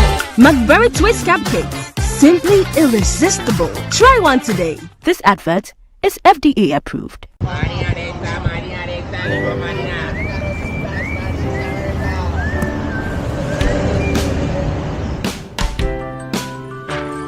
I want you so bad, Alpha Cracker. I want you. I wanna say yes, I can't resist. I want you. Ooh, I want you, Alpha Cracker. I want you so bad, Alpha Cracker. Have a goodness rich in milk and butter in Alpha Cracker. Yummy and deliciously crunchy. But I can't resist you. Alpha Crackers, simply irresistible. This advert is FDA approved. Are you still searching for the right platform to share your voice, thoughts, and feelings?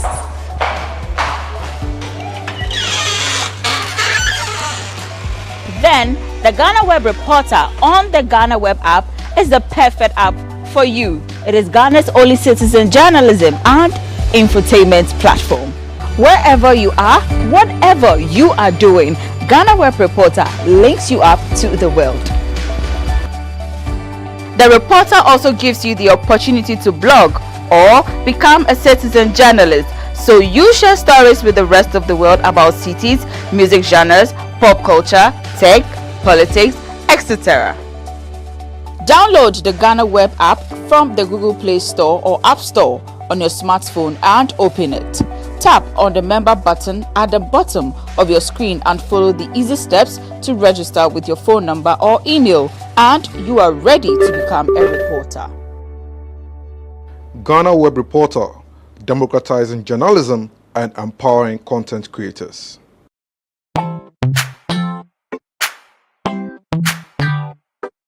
Sweetheart, be mindful of your health. Idea Products Nadia Makeup. I welcome you to Sigma Health and Beauty. You can call us the Beauty Embassy. Who pursue beauty more revealed with quality makeup products. There is only one place. The Sigma Health and Beauty 2022 Ghana Makeup Awards. Beauty Retail Business of the Year. Of course, we are the defending champions. World-class makeup brands and Kwanyet, you name it. Maybelline, Dark and Lovely, House of Tara, and many more. Your professionalism in the beauty industry is unmatchable. Brahmi ensure the proper way of applying our products. Sigma Health and Beauty, Yewa Accra, Makola, Georgina Stores, and Rollins Park, Gate 4. Fryer in 0248 138 596 and 0201 408 186. Or visit our online shop at www.beautyavenuegh.com. Sigma, your beauty, our joy.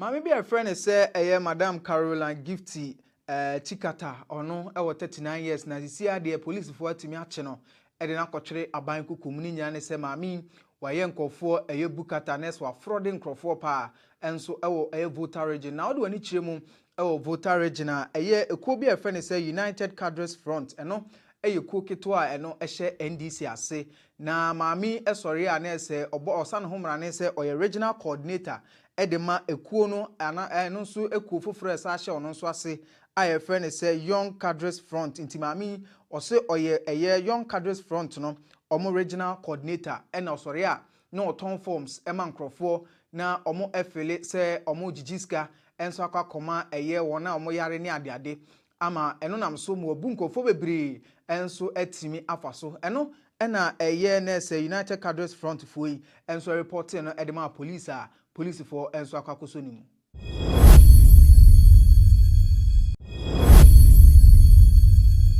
Professor Kwabena Frimpong Boateng kanina oye environmental minister afei no a ene chairman edema interministerial committee on illegal mining mechire IMCIM na ade ode nsem kakra betu dwa no se odi omampani Akufo-Addo ho yaw yie pa ninya ne se Akufo-Addo beye mampani no ode tudwa se ade efen se galamse de obeko enso atia ama ohyebo mpo se na konya ena ode beto ho na ode akon ama galamse ano abrase a obeye nemom professor Chiremu a se de niam sikika kono ekamea ese na ese nada bi ena Akufo-Addo etimi enso ede tudwa ni nyina ene se attorney general ede report enso aba betudwa na ese okire se amampanimfo a na ese IMCIM report momde ba se omo enso aka ho bi na galamse ekoso oman ni mu no na ese auditor general ento atimi akle omo no ka ho bi ena Professor Kwabena Frimpong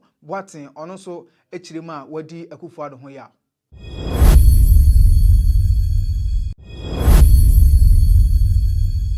Major Commander Don Chebi ono commanding officer edema Ghana National Association of Small Scale Miners Task Force na papa yi na abrante bi atimi abonitu ni nyina ne se ewuremu Eastern Regional omdo mani chiremu mining site bi ana se omohwe se galamsey fo no ometimi achi omo na omkoduru ho no na na se wantwi etimi si ya yetimi eshuti na task force panyini na abrante oboni tu no ye frɛ no danso a ono de esi ade watimi atongure ma police fo enso esa no.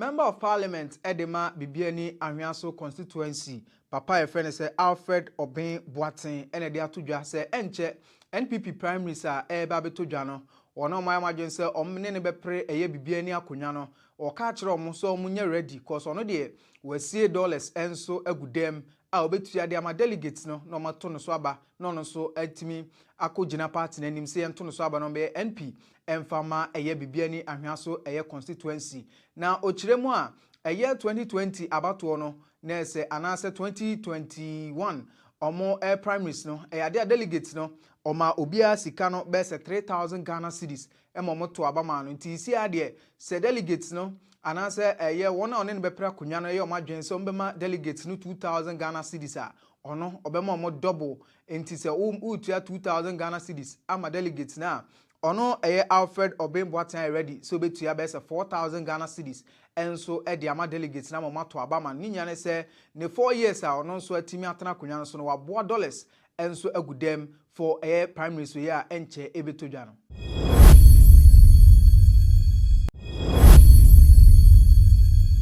Honorable Canadian Japan ejina se entono so aba number NPP na se omo Frank Atufo na only party nanim 2024 general election nimu na ade ono nso so to a oni NPP delegates no enso guso a ekasa na ni showdown to no akopie mu e Tamale na okoye no e no ne Tamale FM edi nkomo e no di tudwa se NPP amanyaku na ankasa no e amanyaku bi a na se omu yusu wie na omu di nya de omu pa no ma pia o enso asinche no no Canada Japan de empare no tofi akwa so no bema NPP wakunu ho a besi ne na o ma se sumne de na sinche o so no Canada Japan so nimu a enya de NPP enso betimi win elections amana yeyi.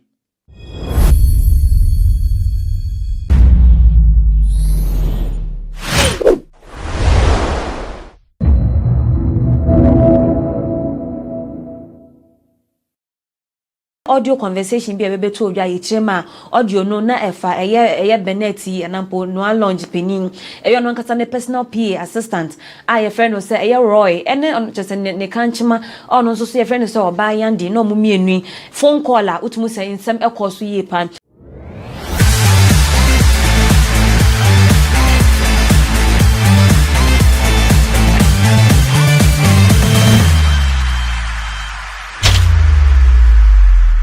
Ewiasi senko obi nim obi ni timpo anampo no na dwempo e wo fa ho anka ho ni kra na anka sere krabo enya de anka ne basiri bi na so etire wo no mi entese bofre a obetumi apemu na chese we hu ni ekoso nkomo ho on GhanaWeb TV once again midin mami akuache entertainment industry mu nsem ni akoso ene ni awate ene ni awontie nyina na maboa no se bede a me de ba be somo mi twa me wosma me ba bi o se wonya wontie ase wi anso me de asomo. Medofopa mesama akwaba ede bankomo hoso on GhanaWeb TV midin mami akuache nimde hema ba kope mechi ni manimi se obia eni honum biem ene na me fa me first story embra na wotwe mu na mde betu dwa se nipa bonfo bi etumi ekun eye Kikiebees peni oda no ayefe ne se beneta jekum afriye eti asefo asasi so e machesa ye deje na wotwe mu nso ni mu stories bebre aba e machesa de ba ya mi obekua mete ya chese mi hu nyine mi achese unhunya ekoto mpo se ya mpo se nya mpo ene ne se ya audio conversation bi ebe to odwa yichema audio no na efa eye beneti anampo no launch penin eyo no nkata ne personal PA assistant a friend no se eye Roy ene on chese ne kanchima ono so so friend so oba yandi no mu mienu phone call a utumu se nsem ekoso yie pan na audio ni mu na bete se eye beneti utumu se na ne ho chiri ni yie pan ana o kekemu eka se ye miwo ne ba no aye deja because utie ni ayande no so e kacha ya Roy na kacha sai opeso okunu ene fa ine kosi se che se aye bebre unti ne ekona se ne ba no manfo chema ene che se ne kanchima ya friend se yandi ono ene ne personal PA ya friend se Roy mu mienu ene che so mu kon mutibom e de eku eye Mr Benetti e de afri ati asefo asasi so baby don't beat me.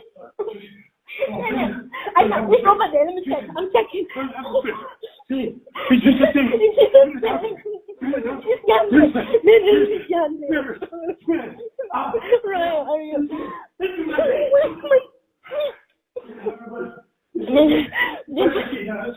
I'm looking for the Roy, where are you? Roy, where are you? Hello? Becky, where are you? Yes, I'm heading for American House. Okay, I'm looking for the key. Okay.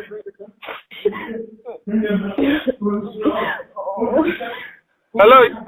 Yeah, I'm here. Please, let me stay on the line so he can hear your voice. You set him up. Why is he saying that? Yes, I'm looking for the key. I'm looking for the key.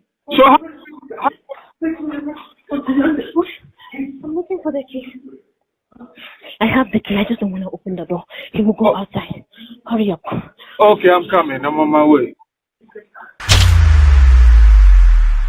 Na ewo Kikiebees CEO ni hu nsem ye mu nso e na osebo de Zaraman e dia babeto dwa se ane sa no no nkasa na konta prekope eni pape na omanfo enim se emra ni wo iba ya posifo chirema omno mo si chirema ane papa no no ye drug so o afa ndumbo ni saada no afa ndumbo ni enu ntine na chese ma ne ye hyperactive a chese wo hu no de ti e pimpim nyama mekọ wie na chese wato na nanom e wonse do but osebo de Zaraman e chema sa na enye no creda okay se mo na mo sie so nipa no wafa ndrobone e na chesama na aba ne sadia ene omokọ ye nso ye hu si ye de sekan anase bibi mpo etwa na hanom ne ye de ne watch aboso no eno nso e fa ne kosi se eno nso police for e de na mo patre afi so audio conversation na course na no so de na mo e kan de found eni to support the zara man chema mwe se no ko chedo e da ho na so bu chema nya de a eno na mo be fa na ne anase ochina ono oni hwe ka chem na emom no ne a o kan ne se onyame bi ti ase a oni ese mo sankofo ni nyina no osama mu nyina e de amanya nkopon afi so mpa abosomfo e won kran ha ene ba bia Ghana hanom bia abosomfo wo bia osama sankofo ni nyina e de ama eye abosomfo no esanse se mo mu se no kreda ho na se mu kire mu se mu nya hu no krendia ene osobo de zara ma na kire ma mu nyina no se no kra wo no mpa de enche bia no e beba eno ntini wasama mu nyina e de amanya me enumre me raho pa raho enso minum se onyame enti no kre ebedadi na obianso wonim no kre wasem mu na o twatro no me sama no ma onyankopon wo hata so we me sama no ma nsuo me sama no ma ancestors me sama no ma asase ya me sama no ma tumi bia ewu wiase enipa bi na mu wiase o mutimi nya accident omutimi te no mu na ma peke na ka ya mu se na ye konikanika ye yam ebro sanam sama sankofo na mewrade because God himself is a justice God. A woman said dead men don't talk. Now so God always speaks for them. Na ne won sense me mo so na abranti we ono ankasa ne maami ayefe no se Cecilia Doma enso dia bebeto dia ochem se Yesu Kristo da ben ne ba owo no ben onim ne da si e ba ne sendru boni ono no moni o de ye den but nyen kogu no je se on fa fom so emfa mo bia de be wono ankasa ne ba ne sansa ne ba no je se ojinipa di too much ojinipa di na esa na yemuye ene na doya e won ne ba no woni ntino ade na nipa afa no so masisi akwa ye tizo trema eye ne be na senti ma na oba Amsterdam je so oba no honom kra obedi 1 week bi wo honom o kon no ne bo mpa ye e ka che ne ba ne se onyankopon bo no ho ban ene obebe pie mu e wo eye Ghana hanom afi anche bi obeti ane sese ni senu no chema ne busu afa bo na mane ni chirema ade ache so yare ma no ho dodo no e ma che se wonya accident so dem ye na kwakoto yare sabia but o se de ya no manfo ba free bi so be fio no maybe so busa na ade yare be nko ano nipa ba ko yare a enu ntini nipa 9 enum ebetumi afrɛ me na eba me ncha ba ka chima echre obi se bi se man ye chense o se ni se e na ato eye ne ba nti e ma Mrs. Adoma echema eye Kikiebees CEO aye friend se Mr. Bennett ajekum no enya de ayinu boni se na post for kan no onye o chese edruboni ne kra no mfa bi mpo enka na no eda ben ba mensra osumidum obedi ha na awotwe nti ada me hu no etwato eye ene na awotwe pepepe 1 am anajo 1 am ahomache 1 am Friday na de weche Saturday 1 am ena ohage me oha menene bompai ena okesi me mumaso se mama meko na menche mesan yaba me ba ben ya menim no onno madubone da onye drug addict onyusu drugs oh Jesus crash nipa watan university bench so obone bra osua law edi na be hana sumdua enu nti obenum adubone akoku na ho Ntisa me bana minim no oye obi a oye sober person obunipa ena odonipa nyina ne mi hunu ne problema nti a amana hia nkwanhia weni say benji obi edi isanse ne ono tinti no oginipa obi a one ne bedi agro ogini di nti na amana koye victim a wa hia sa nkwanhia we na o meba no use drugs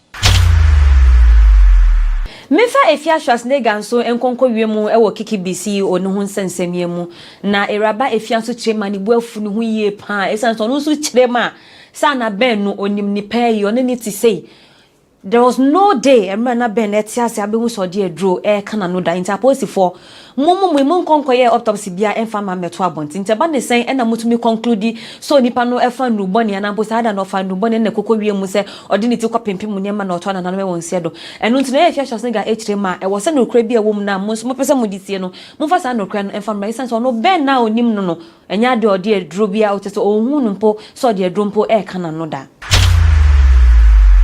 Mary Kikiebees nsɛm da me nkonko pie mu nso ɛwɔ nsɛnkyerɛni ɛyɛ bigito to nso akache na wɔtwe mu nso wɔno nso watoto bi yie pan ɛde amane mampani na nadoda nkɔ akufo ado ɛne ne sɛ mampani akufo ado kokɔ pie mu ɛwɔ Framantem Volta region esan sɛ na nsɛntem mu ɛyɛ akoso mu da mu bie nam so ɛma nsuo no asɛ kyɛsɛ miai bebre wɔ hɔnom enti mampani akufo ado kɔ pie mu ɛwɔ hɔnom de kyɛsɛ de are kyɛkyɛsɛm ɛkɔ akɔma ɛyɛ ɔmanfo wɔ hɔnom na ne nsɛm bi ɔkɔkɔ kan no kokɔ kyerɛkyerɛ mu sɛ ai ɔno onim paa yie sɛ Omanfo mu Framantem se ba na abato omo nto aba emfa ma no but ni nyina kogu no wan ba hoso ba be politics ni oba hoso oba be boa omo as a president na nsem yo kan na eye bigito to ekyem se papa we pa we akokan nyina mfa so ben ene wo so ehu hia se wo kona se wakakọ ya ade ntina wo kona wo ya ni enti akọ ya afi na ba be kyerɛkyerɛm afi kra must you even go there to remind them so man to aba amfa ma wana nti bigito to ekyerɛm ma pani akufo do ne kɔ mepe ɛwɔ ɛyɛ Volta region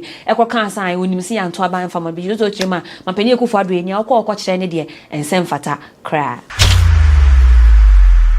na watching mu nso ababaawa aye friend no se eye Sandra abebio a oye kuma wosini twani ono so trendy yie pa oni ora bi aye friend no se ye kwame baafo ne nya ne se infoni na e todwa ne kire ma na se settle ne kire ma so ma wa ma engagement bi e ma congratulations ne de o man for send bi yie pa e de ma Sandra bi mu kire ma finally nice girl don't marry somebody catch am na eche no na ye management de mababa we eche magana for mo prio info na mu hwe chese mu hu krampo we he say ya de ankofo me no ma wa mu kire ma nya no creda na mo mfoni etwa na project a o mu ye hu adwuma no hu mfoni no mu twitwa chese de betu dwa no nya de Sandra abebi o waware bia sanka waware a ya de ankomanfo mba betu dwa e mo hu date o mo set e ni nyina ba assistant no ya de Sandra abebi o onya waware ene na Sandra en waware dia me ngina so na me ntwa me ho sema na me ba bibia ke bia so me da hyehyɛ so e de ama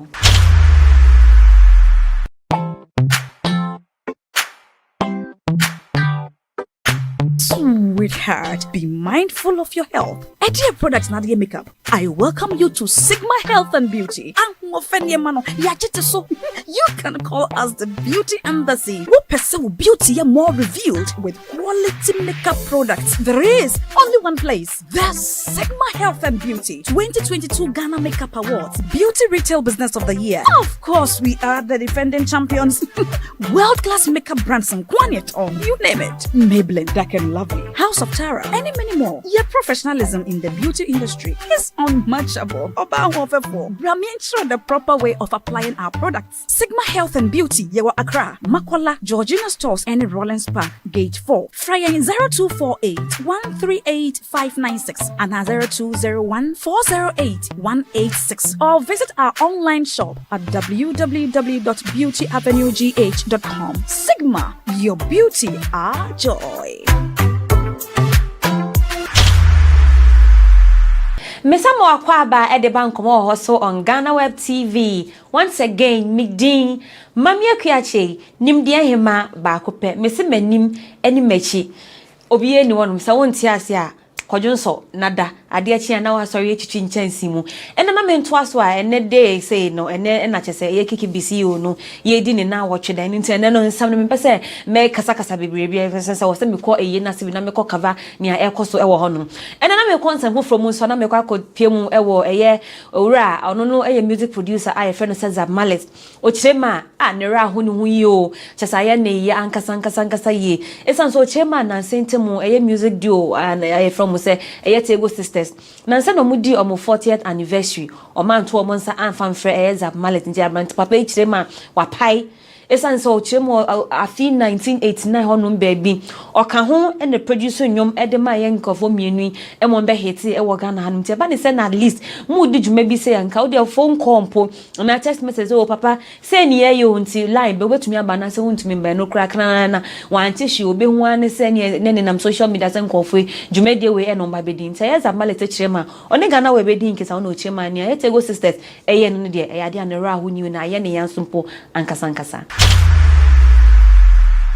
Rap doctor Ochambe Kwame so edinsim fa bi atudwa a o kire mu se ono honumi eye ne kanchima asi anapo ne yere asisi awaware ni senkotie ne busuafo ano ne maame ne papa ano ankanya de anka ne ba ne yere asisi awaware ne fine ateso ma wo mba fine enya de anka cheso betumi awaware ne kra esan so ni nyina gina religion sense mu ena we okwa asori wa presby ena we okwa asori wa hanum ntimi ware no chima ono ne yiri nse no anso be ware no okwa asori e wo Jehovah Witness na wo fo chire ma Jehovah Witness ni so do okwa ware no aba be den dabi no no ba den kwa no ba be di e wo fie ho no ma na den no ba be ye e wo fie o chema ne pressure mo de ma na nye pressure keto akra ba do chema ono ade ohu ye e wo ne yere ne se ne oye na dwen ne se nya de a ne na wo fo no e ka no cheso beti o mo kra eni to de owie no de futuo e de ama mmerema ene mba ba be ware e wo Ghana hanom se ye sremu aya amamu ntie ma wo fo no wo na oni onipa no e kwa kotena aware na se menkonkoka san because mama say and my mother said and my father said debusuafo no we beg you oni onipa na e kwa kotena nti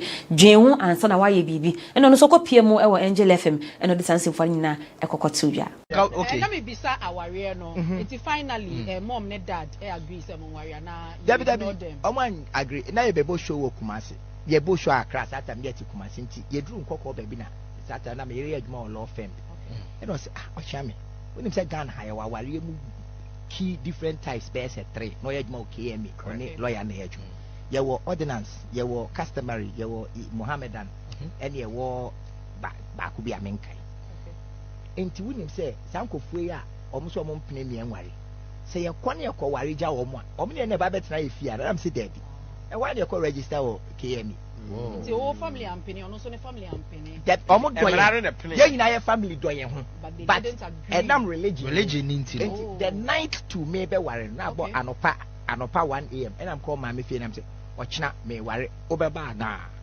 because na Matias yes Matias yes oba na me ware ne me mama ti see ya me ti akra mama ti kantin ko no okuma woni me na wo mfie exactly nti o metna ne nchen nti adan na me ware oba ono pe against the me pe I see a choda so yin o blessing me the blessing ya de na ya lata sabra ko kon na blessing ni pe nya pa me blessing I like that. No.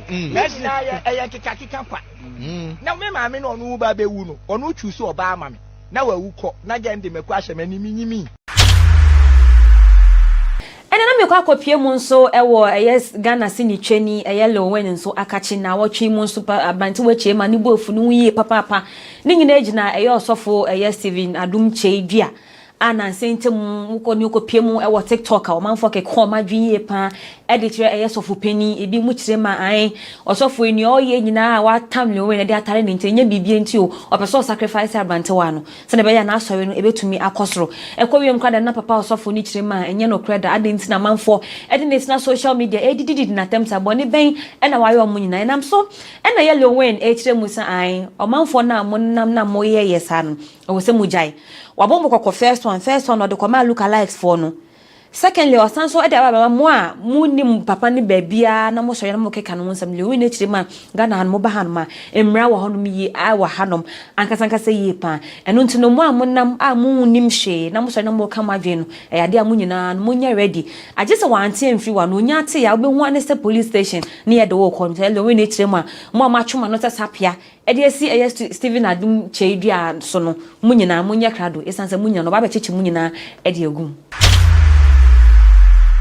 na watchi mo nso ababawa ayefe no se eye vida educhumwa no oye entertainment pandeta wo Ghana hanom en entertainment industry mu nsensem oka ensem mu ye pananto komia kwa ese nsem okokan no akwankoye efi ashwas nega da ye kra ninya ne se ababawa ekopie mu ewo United Showbiz no mu discuss abaye Shatawale ne wonsem na nsaba beto ja ye deja ye kirema bi mu kirema ya ma no 80,000 euros bia ne fine ko si sen no ena educhu mo emre ebisa no ho nsem na wo twem so Shatawale de bia o mema na beti su kokoti instead of so de na dwen ebeko na edwuma o yere se de be ya no ankasa de kayo no be invest na nya de o be yo na emum no o hwere na no ofa ena fa ni kosisen ni nsem yo kan na if Shas nega echire mu se ababa wa men no na nsen bi on na makwa ko hu ababa wa bi nso akwakotena eye UTV ekeka nsem e de fa eye Shatawale wo na wo Shatawale bra wa boy wo vai da educhu mwa bra papa men e na wa bo ahunso ye kasafa Shatawale wan so ba bekebe o kacho se kokoyi $2,000 mpo efifi account mo nya de a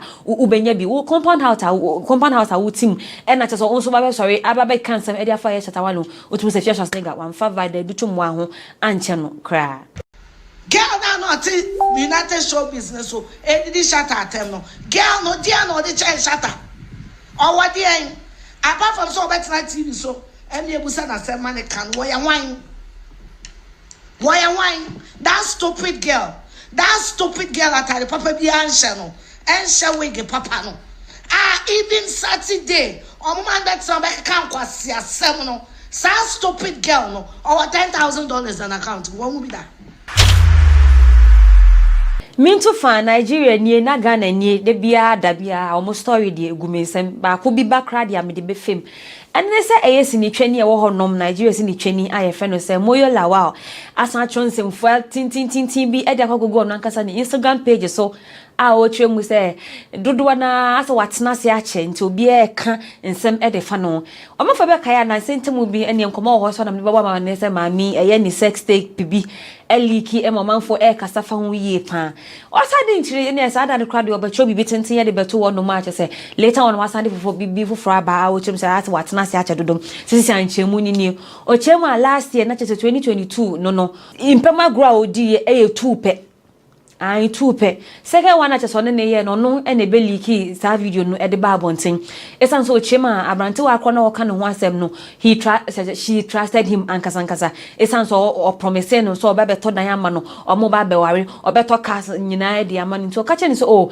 de ye ba be dim pema me record no so gitu because no wa gina to preko pese o na me kun ka so na my husband to be say no pese o ye me why not no so ye match so o mo record ye any say who science be a course where term communication no enkoye no just no kasa twe no e di film obe wan say abante wa akọ no ababeliki e video no e di ato abonte no to chema mo amunim ni ho hwe na semba ye amatwoma no tisapia na e mo ye o chirema last year 2022 nyina sex or have ye e just 2 pe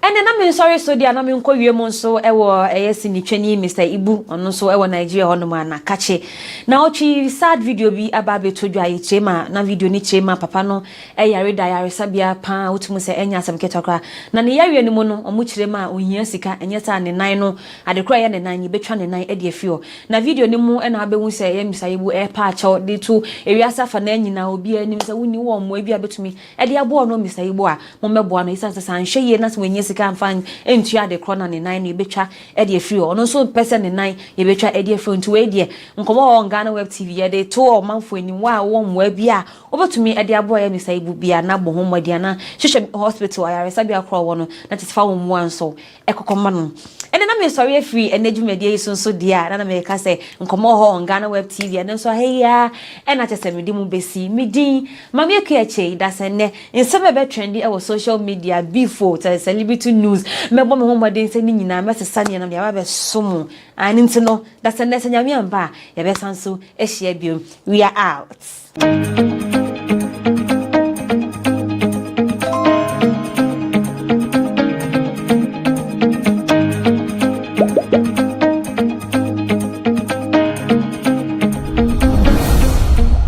Everyone needs the perfect snack to munch on during a fun moment. Wow. Enjoy the tasty McBerry Twist cupcakes, deliciously baked and packaged for a sweet treat. Premium quality cakes baked with love for all, enriched in butter and milk. Yummy.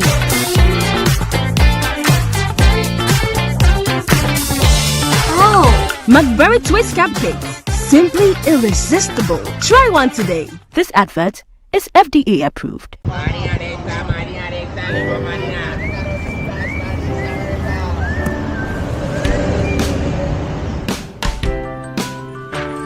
I want you so bad, Alpha Cracker. I want you.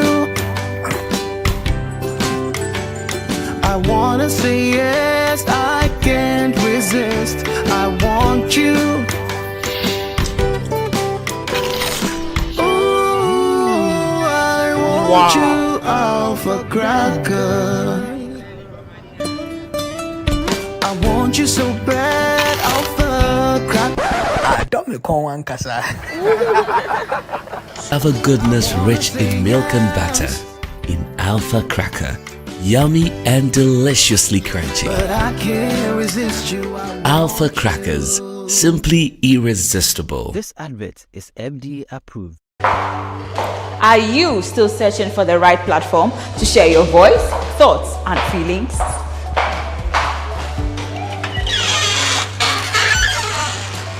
Then the GhanaWeb Reporter on the GhanaWeb app is the perfect app for you. It is Ghana's only citizen journalism and infotainment platform.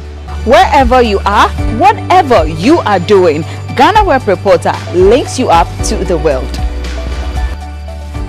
The Reporter also gives you the opportunity to blog or become a citizen journalist, so you share stories with the rest of the world about cities, music genres, pop culture, tech, politics, etc.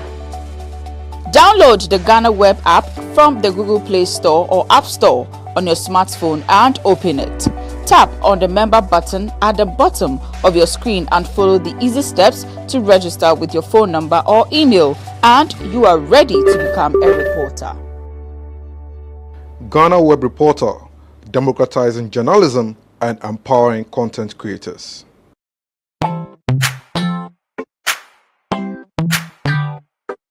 Sweetheart, be mindful of your health. Dear products Nadia Makeup, I welcome you to Sigma Health and Beauty. You can call us the Beauty Embassy. We pursue beauty more revealed with quality makeup products. There is only one place. The Sigma Health and Beauty 2022 Ghana Makeup Awards Beauty Retail Business of the Year. Of course, we are the defending champions. World-class makeup brands and Kwanyet, you name it. Maybelline, Dark and Lovely, House of Tara, and many more. Your professionalism in the beauty industry is unmatchable.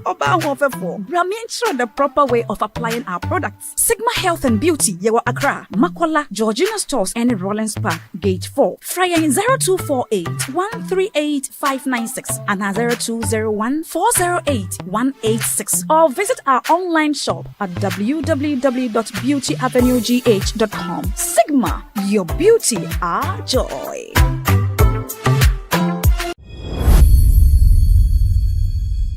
Maybe a friend is say Madam Caroline Gifty Tikata ono e 39 years na sisia de police for atimi ache no e de na kwochire aban kukum ni nya ne se maami waye nkofo bukata nes wa fraud nkofo pa enso e voter region na ode wani chire mu voter region a ekuo bi a friend say United Cadres Front eno ekuo keto a eno ehye NDC ase na maami esori a na se obo osan homra ne se oye regional coordinator edema ekuo no ana no so ekuo foforo esa ahye ono so ase a friend say Young Cadres Front intimami ose oye Young Cadres Front no omo regional coordinator ena osori a na oton forms ema nkrofo na omo efele say omo jijiska enso akakoma wona omo yare ni adeade ama eno nam so mo obu nkofo bebiri enso etimi afaso eno ena na say United Cadres Front foi enso reporting no edema police for enso akakoso nimu.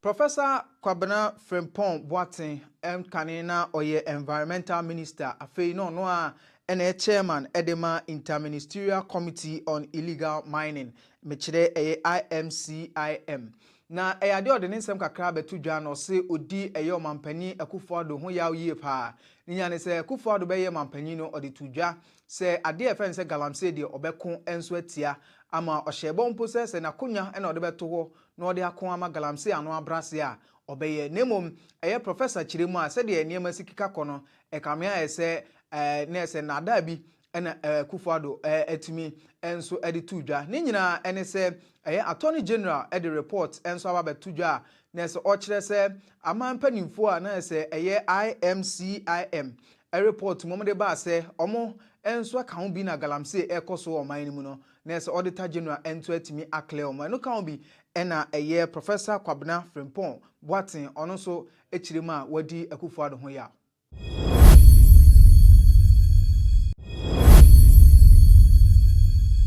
Major Commander Don Chebi ono eye commanding officer edema Ghana National Association of Small Scale Miners Task Force na eye papai ena abrante bi atimi abonitu ni nyina ne se ewuremu ewo Eastern Regional omdo mani chiremu mining site bi ana se omohwe se eye galamsey fo no ometimi achi omo na omkoduru ho no ena eye na se wantwi etimi si ya yetimi eshuti eye na task force eye panyini na abrante obo ni tuo no ye frɛ no eye danso a ono de esi ade watimi atongure ma police fo enso esa no.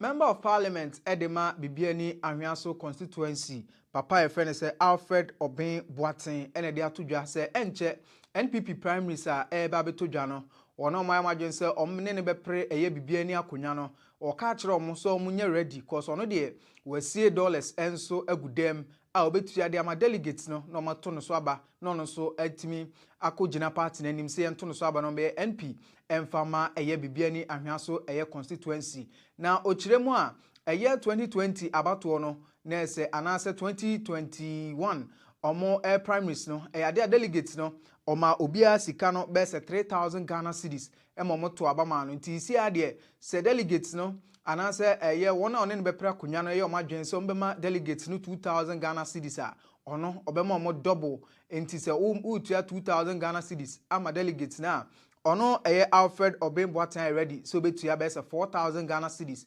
enso e de ama delegates na mama to abama ninya ne se ne 4 years a ono so atimi atana kunya no so no waboa dollars enso agudem for eye primary so ya enche ebetodwa no.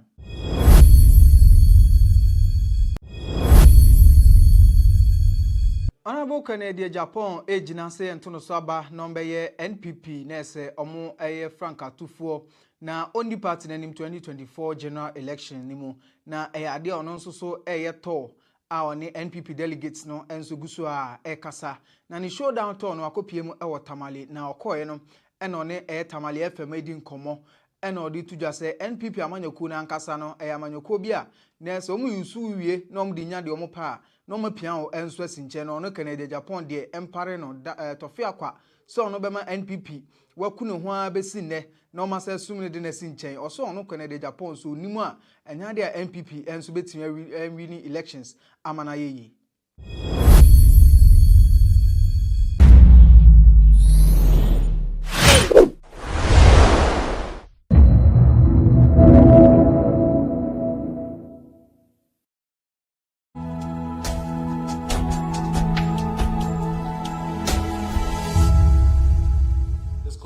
That we gather to examine, to prepare, and to agree on methods to combat it ahead of our 2024 election. On behalf of the Ministries of National Security, Foreign Affairs, Information, and other state bodies such as the Electoral Commission, the National Media Commission, and the Ghana Police Service, we want to welcome you to this one-day seminar and wish all of us fruitful deliberations. Thank you.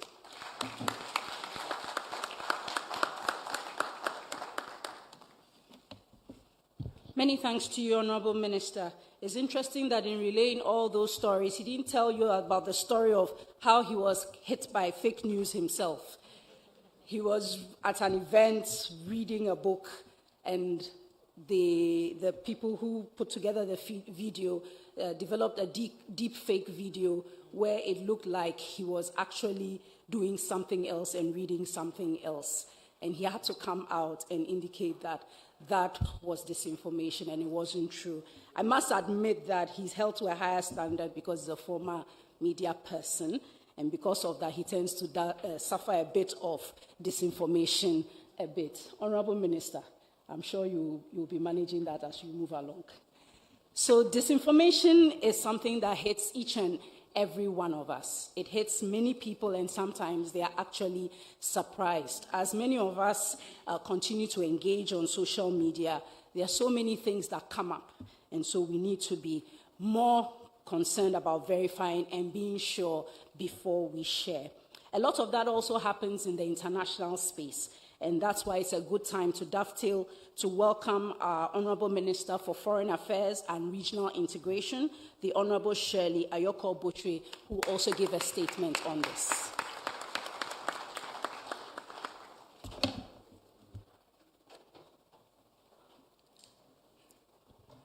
Thank you very much.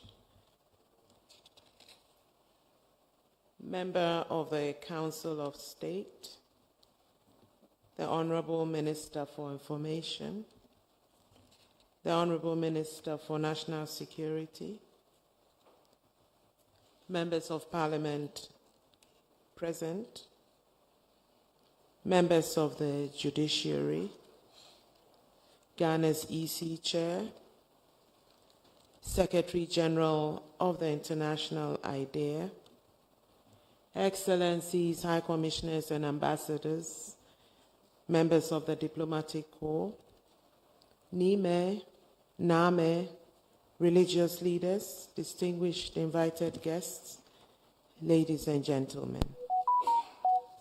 I'm deeply honored to be part of this very important seminar, representing not only the Ministry of Foreign Affairs and Regional Integration, but also the unwavering commitment of Ghana to the cause of democracy, peace, and security in our beloved continent.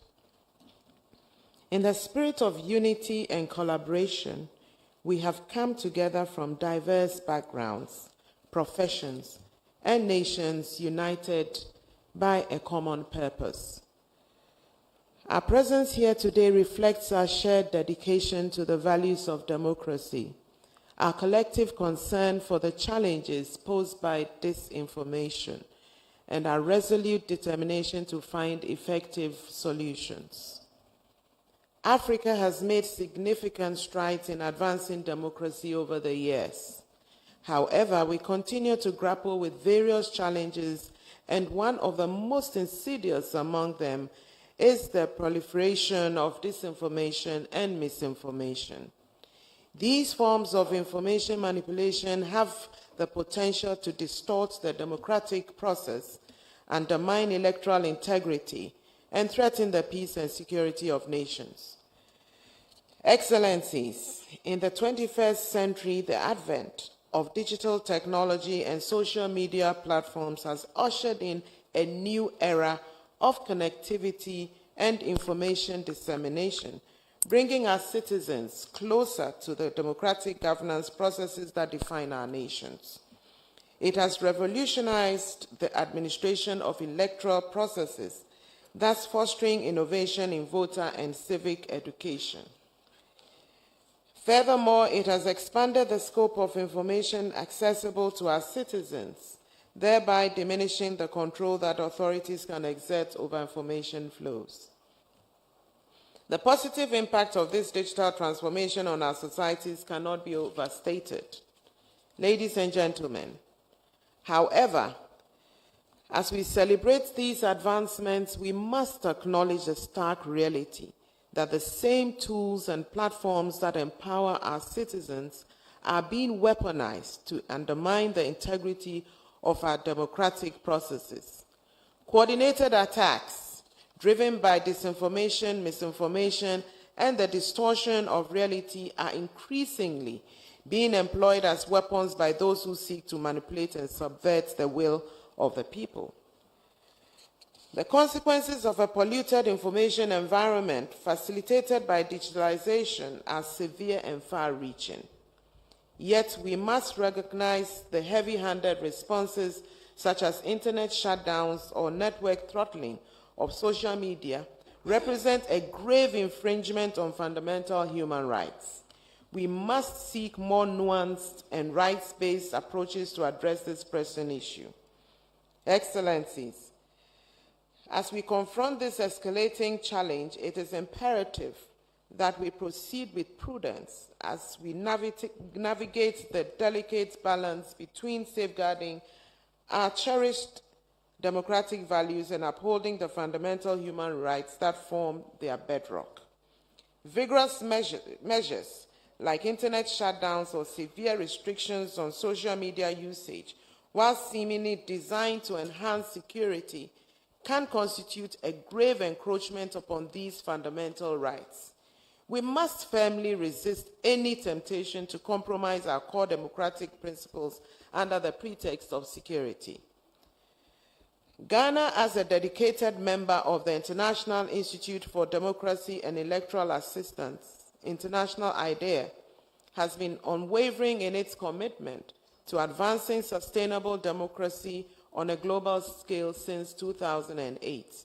As one of the co-vice chairs of the Council of Member States for the year 2023, Ghana acknowledges the immense responsibility that accompanies this position. This seminar is being organized as Ghana's contribution with the primary objective of shedding light on the urgent matter of disinformation and its profound implications for electoral integrity, peace, and security. Distinguished ladies and gentlemen, Ghana's democratic journey has been characterized by peaceful transitions of power, robust civic engagement, and a commitment to upholding the principles of free and fair elections. However, as we move forward or move closer to our two critical election cycles, namely the local and district assembly elections in December this year and the general elections in December next year, we must also acknowledge the challenges that we face, particularly the looming threat of disinformation. The timing of this seminar is not coincidental, but rather deliberate. It is a proactive step taken by our government to ensure that as we prepare for these crucial electoral processes, we are also equipped to combat the detrimental effects of disinformation. This seminar, therefore, holds great importance for Ghana. We stand together in our determination to protect the sanctity of our elections, to foster peace and security in Africa, and to ensure that the democratic values we hold dear continue to flourish. Distinguished guests, as we embark on this journey of knowledge sharing and collaboration, I urge each of you to bring your expertise, experiences, and innovative ideas to the table.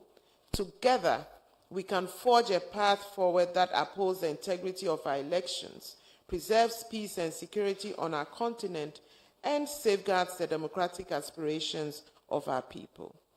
Let us remember that the challenges posed by disinformation are not insurmountable. With dedication, unity, and a shared commitment to democratic ideals, we can overcome these challenges and build a future in which Africa's democratic journey fulfills the economic aspirations of its teeming youth. Thank you, and may our deliberations today lead to impactful and lasting solutions. I thank you for your attention.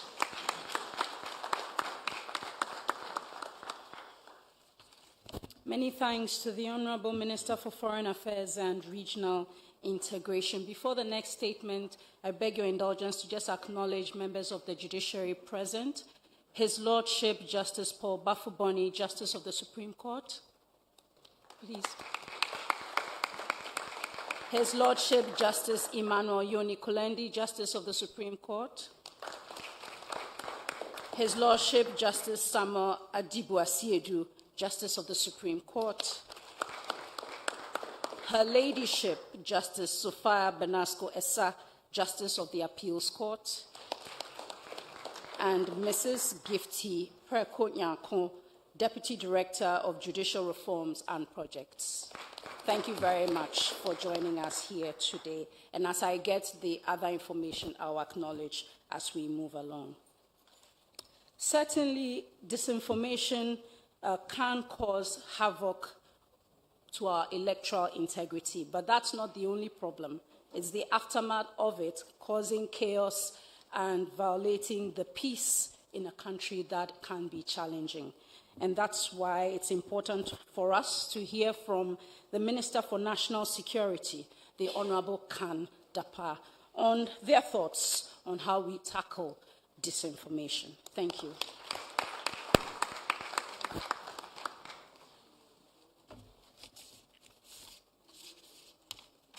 the distinguished member of the Council of State, members of the judiciary, colleague ministers, our foreign visitors, esteemed invited guests, ladies and gentlemen. First of all, I must express my appreciation to the Ministry of Information and the other stakeholders for this invitation for me to participate in this crucial seminar, which seeks to address an issue that we consider to be of paramount importance: the impact of disinformation on electoral integrity, peace, and security in Africa. I think this topic is relevant, profoundly relevant.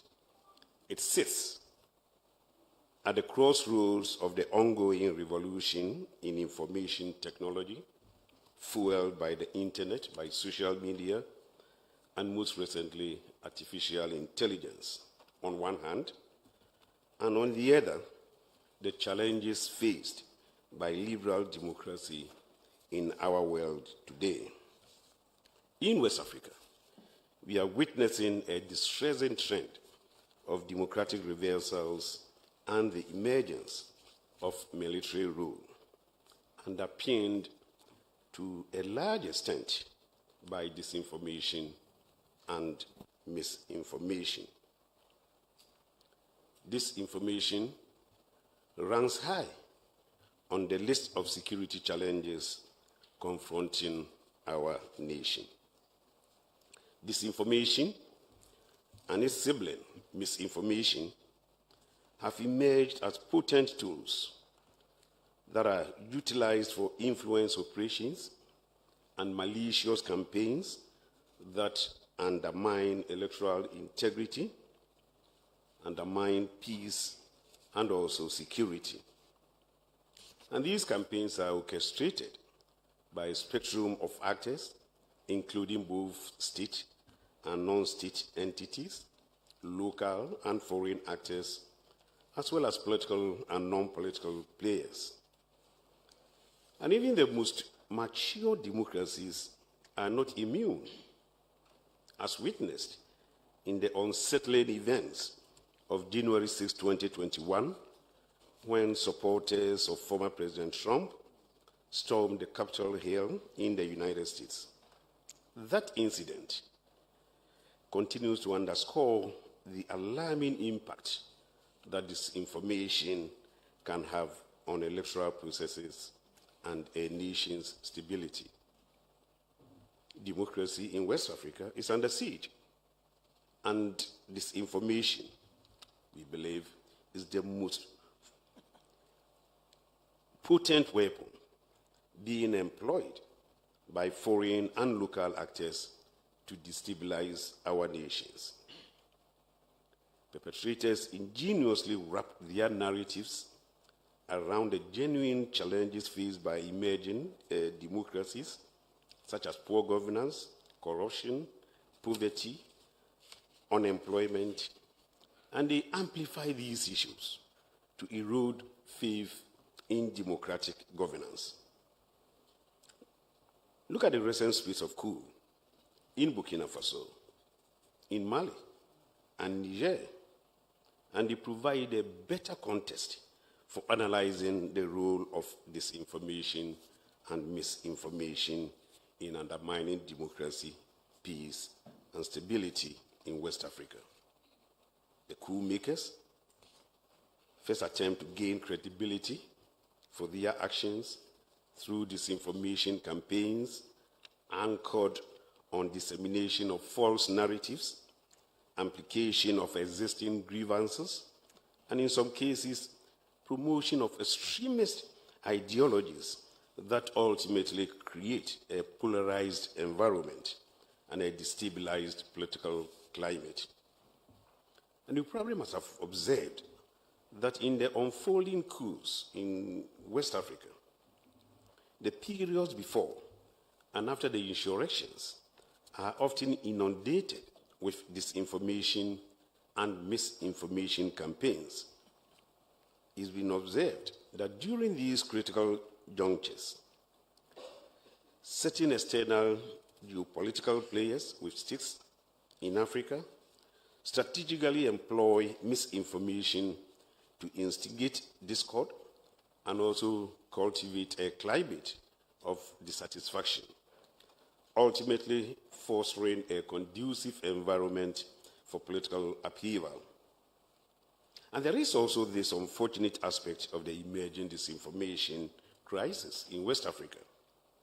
It is the involvement of the youth who, out of the need to meet their genuine economic and financial needs, get recruited by both local and foreign collaborators to create troll farms on social media aimed at misinforming and also disinforming the public. In Ghana, more disconcerting trend is also emerging, notably following the coup in Niger. Certain individuals in academia, civil society, and the media, you must have observed, have been propagating false narratives in support of a coup or military rule. These actors have gained substantial followings on social media, leveraging their influence to disseminate misinformation that threaten our nation's peace and also stability, especially as we approach the critical December 2024 general elections. This is a matter of serious concern and must not only be a matter of concern to the security operatives, but I think to all of us in the country. Misinformation, whether intentional or inadvertent, from these individuals, because they are influential, poses a significant threat to Ghana's stability. Baseless political commentary undermines public confidence in vital institutions. Loss of confidence in vital institutions like the Electoral Commission and the judiciary can be very dangerous, and potentially they can steer our country towards a perilous path. And I think beyond the erosion of public trust in the institutions of state, which then culminates in public cynicism and skepticism, disinformation also creates a misinformed public whose decisions on policies and elections are influenced by false narratives, a development that also goes to undermine democratic processes. And to put it in a better perspective, misinformation, disinformation can influence voters, can influence them to make decisions which are inconsistent with their best interests. And this could include the election of a bad leader and opting for a bad public policy, all of which can have grave consequences for the survival of a state. And I think it also needs highlighting that disinformation on social media are inciting the youth in Africa to engage in very, very bad commentary in very, very bad language and insults toward political authorities, toward religious leaders, and also traditional figures. This is alarming because this trend clearly contradicts our cherished African culture of respect and veneration for authority, jeopardizing the moral fabric of our society and weakening our democracy. And of course, I'm not advocating that there should be no criticism. Democracy without criticism is useless. Criticism must be an essential part of democracy. In fact, as has been observed, criticism may well be the consultancy you don't pay for, and you should be grateful for criticisms. But please criticize in a language that allows me to use that criticism. When it is presented in such foul language that I am unable to read it, how do I benefit from that criticism? I believe democracy must necessarily uphold the right to free speech. Very, very important. But I think it's also important to differentiate between free speech and the propagation of disinformation or insults. The right to free speech, as enshrined in the 1992 Constitution of Ghana, I emphasize, should not be equated to the right to disinform or misinform. And as we approach a critical election year, all citizens must recognize their collective responsibility in combating misinformation. It's a critical imperative for safeguarding our cherished democracy. The media and civil society are esteemed crucial pillars of democracy. They are key accountability institutions, and they must exercise their roles responsibly, refraining from becoming conduits for disinformation and misinformation. At the same time, yes, I agree, the executive must also redouble efforts to ensure unhindered access to accurate information, building upon the strides that we have made, especially in this country, with the passage of the Right to Information Act. We can deal with many more of such legislation. And I have heard of a recent advocacy that going forward, we must, as a people, embrace and incorporate fact-checking into both public and private discourses as a way of dealing with this danger of disinformation. Probably by infusing fact-checking into our discourses, we may be able to create a more informed public and a more robust democratic system which are impervious to false narratives. And I want to reiterate the urgent need for collaborative efforts to eradicate disinformation from our body politic. Let us exercise our right to free speech responsibly, offering constructive criticism that bolsters democratic governance and instills public confidence in our state institutions.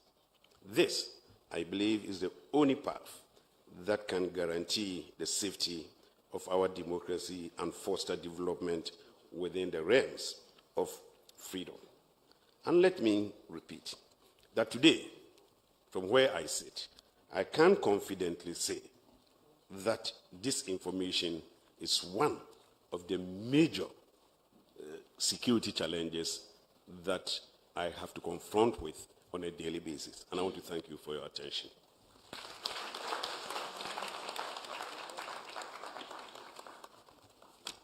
Thank you very much, Honorable Minister for National Security. We also want to welcome and acknowledge the Honorable Minister for Communication and Digitalization. We'll allow her to catch a quick breath before we call her up. So in the meantime, I'm just going to explain briefly what's going to happen later on. We're going to have two panel sessions.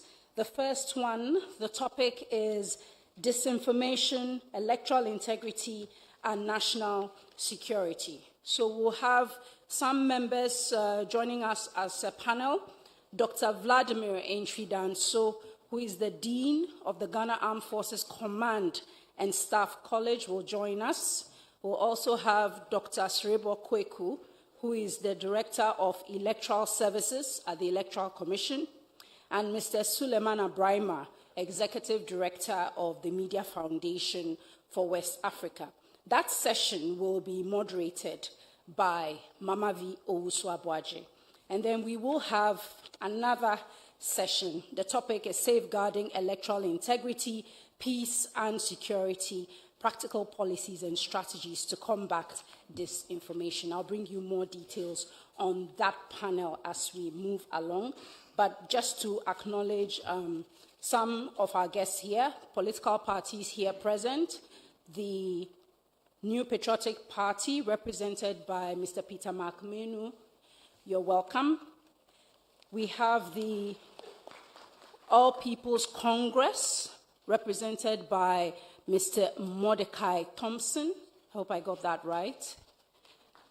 Then the Great Consolidated Popular Party, Citizen Atu Dadze, who is the General Secretary. The Liberal Party of Ghana, Jerry Owusu Apao, who is the General Secretary. And the Progressive People's Party, Felix Mante, Communications Director, Ghana Freedom Party, George Afo. There are many others. Where are they? We'll be getting more as we move along. So please prepare for the panel sessions and those discussions coming up much later. We'll have 2 more statements. We'll have the keynote address as well. We'll have a performance from the Winneba Choir. We'll take the official photograph, a quick break, and then we'll come back for the first discussion. So, Madam Communications Minister, are you settled now? May we? All right, so let's clap and call upon Communications Minister to give us her thoughts. Thank you.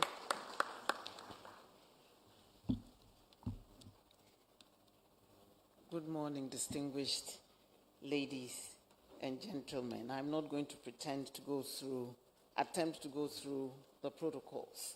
And so let me start by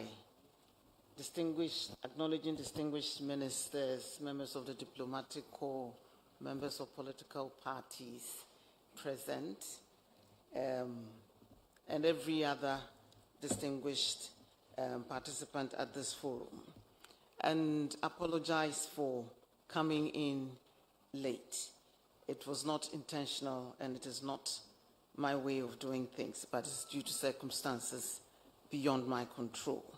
It's an honor to stand before you today as Ghana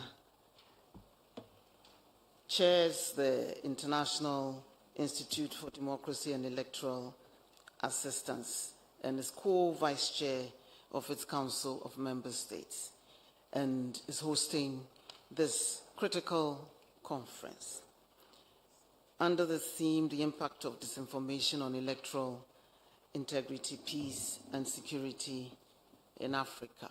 It's a subject that we all ought to be interested in view of emerging trends in the way we live and do things, powered by digital technology. Disinformation is nothing new. However, it's been amplified beyond our how do I put it?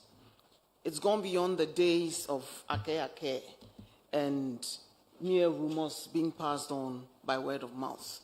It's gone beyond the days of radio and television alone. And digital technology, social media have taken it to another level. And we are still considering the impact of that on our daily lives. But events unfolding in our country and other parts of the world ought to make us concerned about how mere rumors, fake information can destabilize the very fabric of societies. And as a student of conflict, peace, and security, I did indicate that after going through that course at Kofi Annan International Peacekeeping Training Center, it's moderated my output and my outlook on life a great deal, because it opened my eyes and exposed me to how simple comments can act to destabilize communities, societies, organizations, and all of that. And things that we do not think should have that much of an impact can and does have cause harm. And with technology enabling us to create even fake content, deep fakes, impose people's images on other people's bodies, simulate lip syncing, and to put words literally in people's mouths, and create fake videos which create the impression that the people are actually saying the things that they are saying. It should put us on our guard. And the people who do that are those of us in this room. We, the political actors, are the ones who utilize these tools to advance our cause, not thinking about the impact on society as a whole. When I said at one of my vettings that I'm born again, that's what I meant by that. And so people have commented on the new and improved Ursula. Who pauses before she makes comments, unlike the firebrand of the recent past, who would just shoot from the hip. And it is a posture I have adopted based on the influences that I have been exposed to. The world, disinformation is not just a Ghanaian thing. It is a global problem and has rippling and devastating effects. And in this interconnected world, somebody sitting in my hometown, Achimda, with access to the internet and connected on social media platforms can post a false information calculated to achieve a particular end, and is going to end up being received by people across the world. And so it's amplified our reach and the impact that it can have. And we ought to be very, very mindful of the information we put out there, considering the effect that it's going to have on the entire recipients of that information. We're witnesses to what is unfolding between the Arabs and the Israelis and electoral systems on the past elections, and how there are certain actors who are engaged to create a certain impression using digital tools and to shape public opinion for or against a particular party using digital tools. We have the evidence of, is it Cambridge Analytica? Was that the name of that? Yes. And other such organizations set up purposely to utilize digital tools to achieve a particular electoral purpose. We've got information, or we've heard about allegations of Russian interference in elections in the Western world, and not just Russian actors, but other Eastern European actors. And I'm sure the same thing happens vice versa, even though we may not have heard about it. So the challenges are there, and the impact it has on the very fabric of our societies. We call ourselves a democratic country. We're utilizing electoral processes and the rule of law to organize our affairs so that we do not descend into the jungle. Those same processes can come under attack, and I'm sure during the panel discussions, in-depth evidence will be provided as to the impact, the ways in which these tools are used, the impact it has on various electoral systems, and the peace and security of our societies. So disinformation threatens the very foundation of our democracies, sowing doubt, amplifying division, and eroding trust in our electoral systems. It can undermine not only the integrity of our elections, but damage our peace and security, polarize our societies, pit one group against the other, knock our heads against each other, and shred the very nature and foundation of our societies, which we pride ourselves on, which is the peace with which we organize our affairs.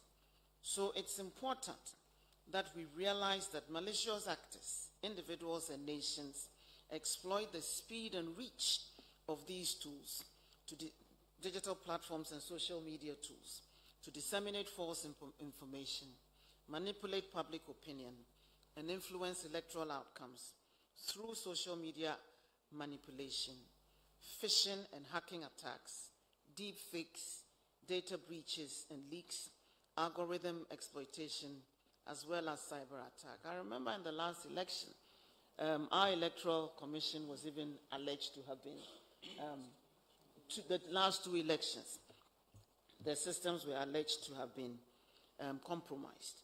I hope it wasn't true, but where we are, based on the fact that we collectively agreed to accept the results of our elections, and I hope we'll continue to do so going forward.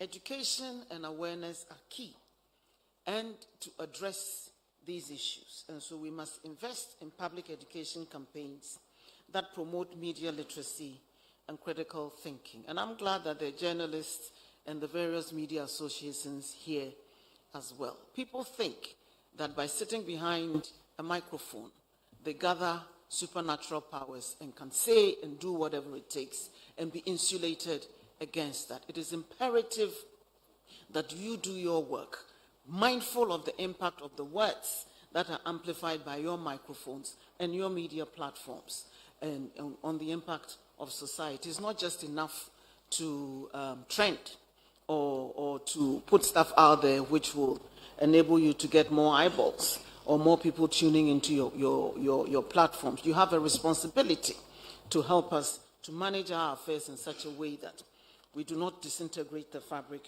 of our society. And so we need to be able to empower our citizens with the skills to discern facts from fiction so that we can mitigate the impact of disinformation. But the Bible even says that we have itching ears. We like hearing scintillating stories and interesting things. Good news does not sell. Bad news does. And sensational news is even better to spread. But it is incumbent on all of us to put in place the safeguards which will enable us to control that spread of misinformation. Collaboration between government, civil society organizations, and the private sector is absolutely essential to tackle this complex issue. Nobody wants to use the heavy-handed approach of internet shutdowns or instructing network operators to censor or limit the information that they put out. Nobody wants that, because we pride ourselves on a society guided by the rule of law and which promotes freedom of expression and individual liberties as well. But you can empathize with countries which feel they have to go down that line because they feel they don't have any other option. I hope that together, as stakeholders, we can devise rules that will enable us to protect the citizen against the onslaught of false information, protect the fabric of our society from the forces that threaten to tear us apart, and realize that we all have a stake in making or building a Ghana that works. I acknowledge, as Minister for Communications and Digitalization, the responsibility of leveraging technology for the betterment of our society. But we must adopt innovative tools and technologies to monitor and track disinformation, swiftly identify its sources, and respond effectively. Artificial intelligence and machine learning can be utilized to detect and flag suspicious content, enabling efficient fact-checking and real-time response. It's a double-edged tool. Technology is a tool, benign in itself. It is the use to which we, the human actors, put it that will determine whether it becomes a force for good or a force for evil. And so we have a responsibility to put in place the mechanisms that will enable digital technology to be a force for good. In conclusion, we must safeguard our fundamental rights. and liberties while combating disinformation. And this requires a delicate balancing act. And our policies and regulations should reflect this stance. The impact of disinformation on electoral integrity, peace and security in Ghana, in Africa, and globally is real. It's not an issue we can afford to ignore in this country. And so we must work together, both within our organizations, our nations, and across borders, to confront this challenge head-on. Our democracy, our peace, our security, our very livelihoods depend on it. In a meeting yesterday, we were talking about developing our infrastructure. And somebody made a comment that without peace, without security, you can have all the highways you want, build all the schools and hospitals and whatever else that people want. Nobody can enjoy the benefit of it. And so it is incumbent on us to guard our peace and security with every fiber of our being. Without that, there will be no Ghana. We've seen countries in the sub-region disintegrate into all manner of confused states because of the lack of peace and security within our borders. We don't want our country to go down the same route. By hosting this seminar, I know that Ghana is reaffirming its commitment to democratic ideals and to preserving the integrity of our electoral systems. So together, let us stand united against disinformation, prioritize public education, strengthen partnerships, and leverage technology for a resilient and trustworthy democracy. And by working together, Africa can show the way in safeguarding our electoral integrity, peace, and security in the face of disinformation. Thank you.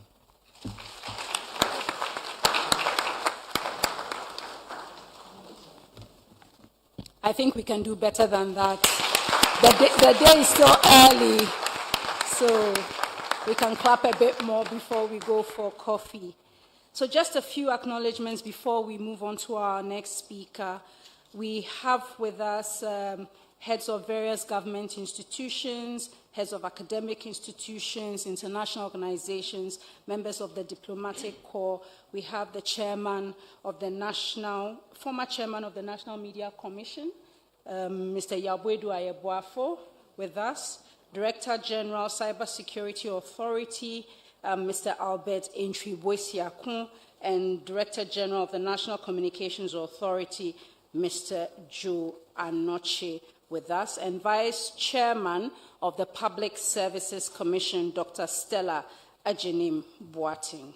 So thank you very much for joining us. We also have a list of institutions who are here with us. I've mentioned some already, but we also have the IEA, the Institute of Economic Affairs, Pen Plus Bytes, the Ghana School of Law, Dubawa, AUCC, GTUC, the Data Protection Commission, the Accra College of Education, the Accra Technical University, the IPR, the Media Foundation for West Africa, Fact Check Ghana, Forces Senior High Technical, Accra Academy.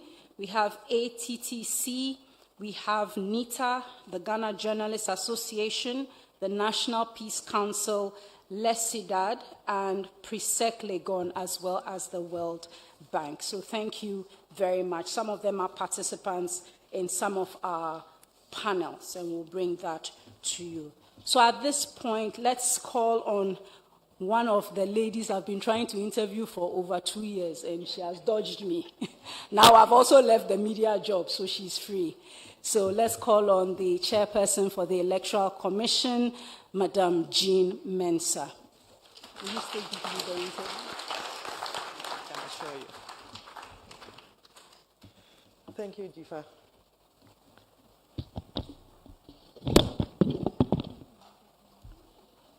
The Minister for National Security, Honorable Kandapa, the Minister for Foreign Affairs and Regional Integration, Honorable Shelia Yokobochwe, the Minister for Communications and Digitization, Honorable Esela Owusu-Akufo, the Minister for Information, Honorable Kojo Opong Nkrumah, Her Excellency Mrs. Sylvia Ano, Ghana's Ambassador to Denmark and Sweden, Mr. Kevin Casas Zamora, the General Secretary of International IDEA, members of the Judiciary, members of the Development Diplomatic Corps, political party leaders here gathered, friends from the media, a good morning to all of you.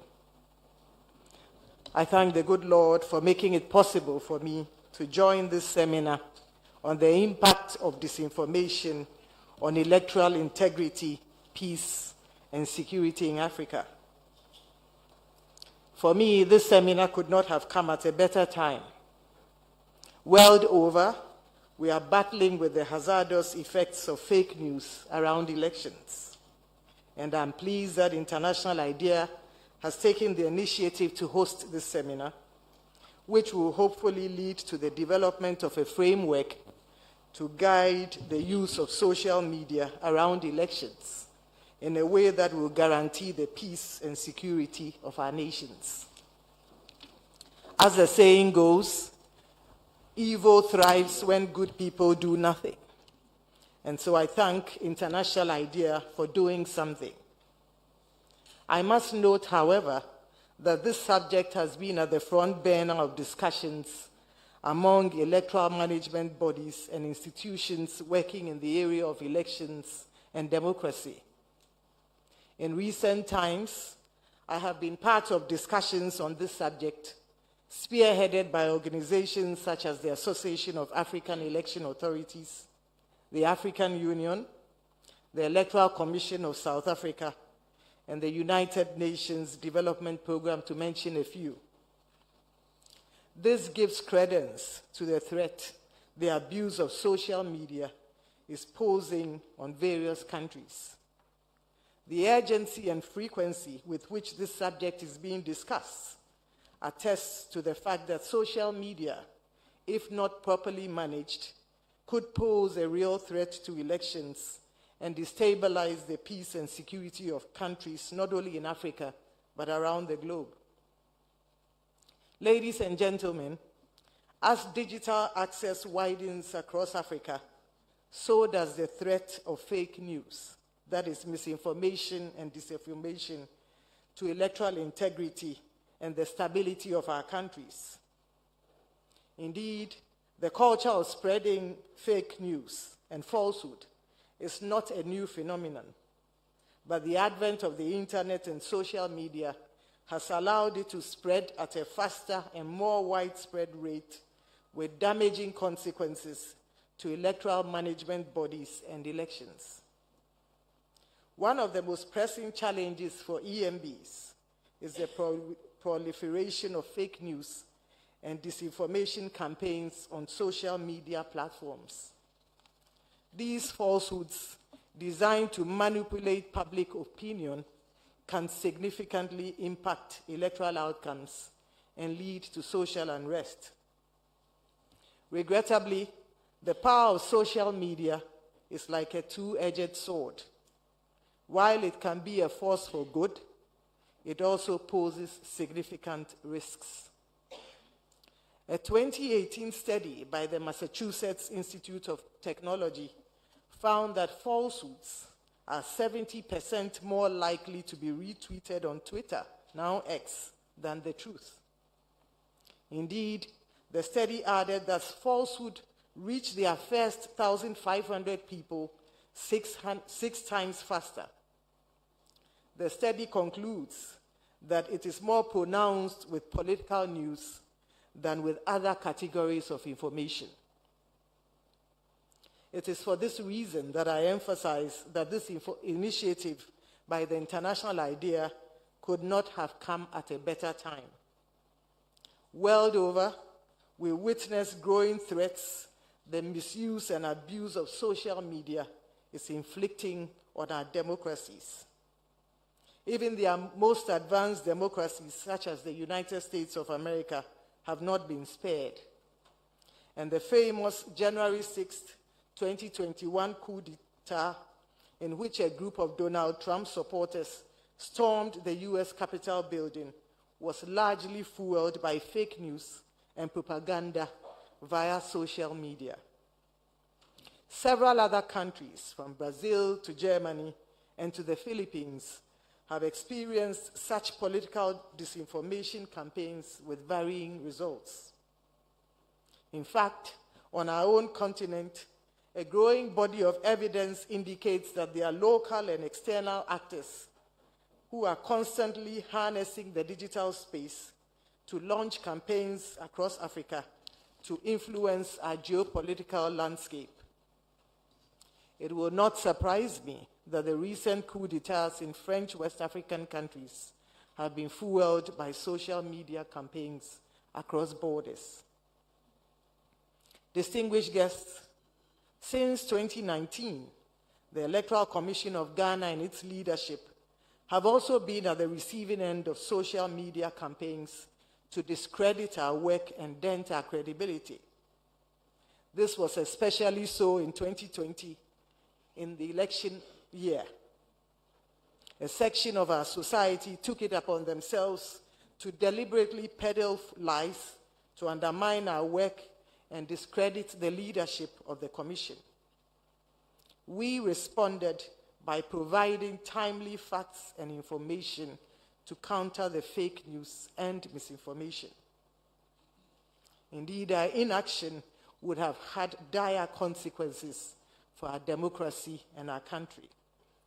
And so whilst our detractors used social media to peddle falsehood, we used it to engage constructively with the citizenry by proactively providing them with relevant, timely information and data via our social media platforms, namely Twitter, now X, Instagram, Facebook, and on our website.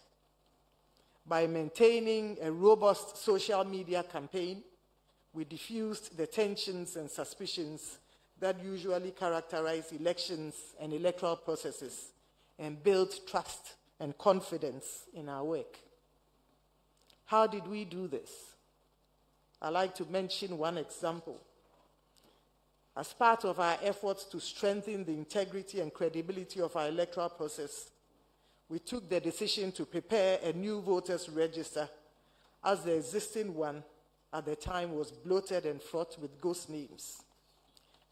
As a commission, we understood that a credible voters register was sine qua non for fair and credible elections. We were of the view that the voters register was a bedrock on which elections were founded, and that there was a correlation between a credible voters register and acceptable, transparent, and peaceful elections. The existing register at the time did not meet this criteria. Our decision to prepare a new register was met with resistance and fierce opposition. Our opponents took to social media to discredit our decision and work. Additionally, they spread fear and panic with the aim of undermining and discouraging citizens' participation in our voters' registration exercise. We responded appropriately by putting in place structures to counter fake news and to provide the citizenry with timely information via social media platforms. In addition to issuing timely press releases to provide citizens with the facts and the truth, we instituted a bi-monthly platform called the Let the Citizen Know, where we provided comprehensive, relevant updates to the citizenry on all aspects of our work. The Let the Citizen Know encounters were led by commissioners twice a week and aired on Facebook as well as on the traditional media. Key excerpts from those discussions were disseminated widely through social media. We also deployed colorful infographics to provide citizens with data and statistics on the registration exercise. And as I mentioned, these were disseminated on all our social media platforms and on our website. We won. In spite of the negative social media campaign against the Commission and its work, the turnout for the registration was remarkably high. In 38 days, and in a rainy season, and in a COVID environment, precisely from the 30th of June to the 6th of August 2020, we recorded a remarkable registrable population of 17,027,000 on our voters' roll, a figure which represents 55% of our population of 31 million at the time. By this figure, we met international best practice for the registration of voters. Ladies and gentlemen, by providing the citizens with timely, relevant information via social media, we brought the Commission and its work to the doorstep of the citizens and made it possible for interested citizens to work with us through the entire electoral process. During the voters' registration exercise, for example, we disseminated infographics containing registration data on all our platforms.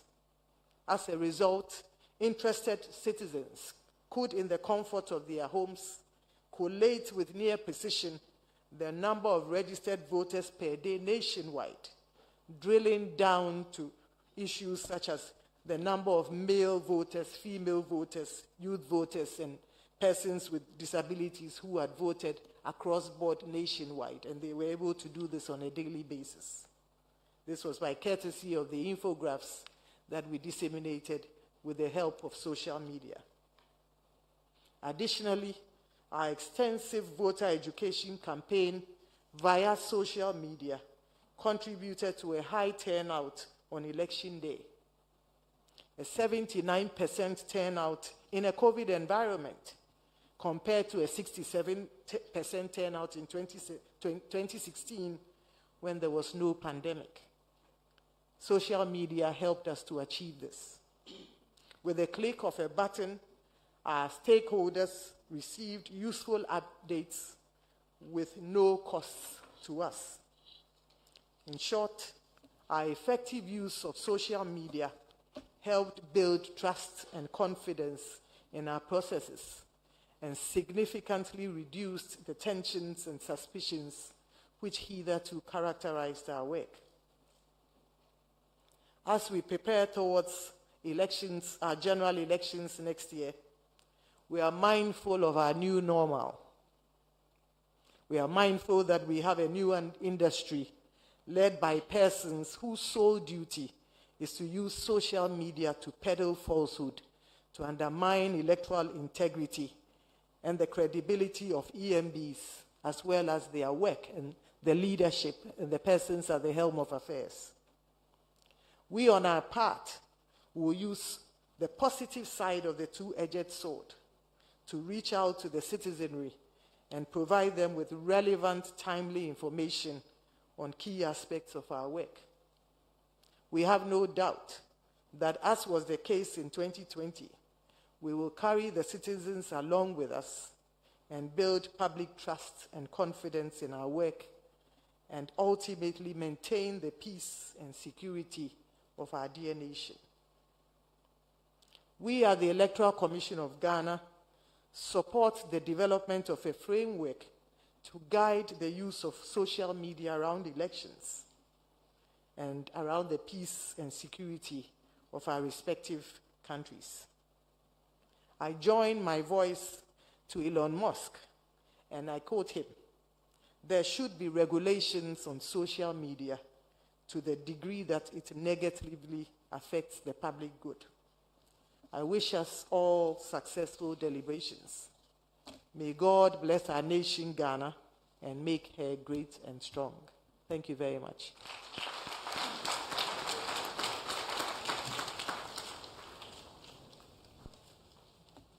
Thank you very much, Madam Jean Mensah, Chairperson of the Electoral Commission.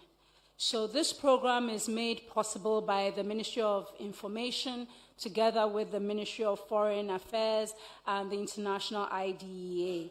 Now, Ghana, as a member of the International Institute of Democracy and Electoral Assistance and a co-vice chair of its Council of Member States for the year 2023, is hosting this seminar where we are here today. Like I indicated earlier, there will be 2 panels, so I'll just go over that quickly because I'm told one person on panel 1 has been swapped.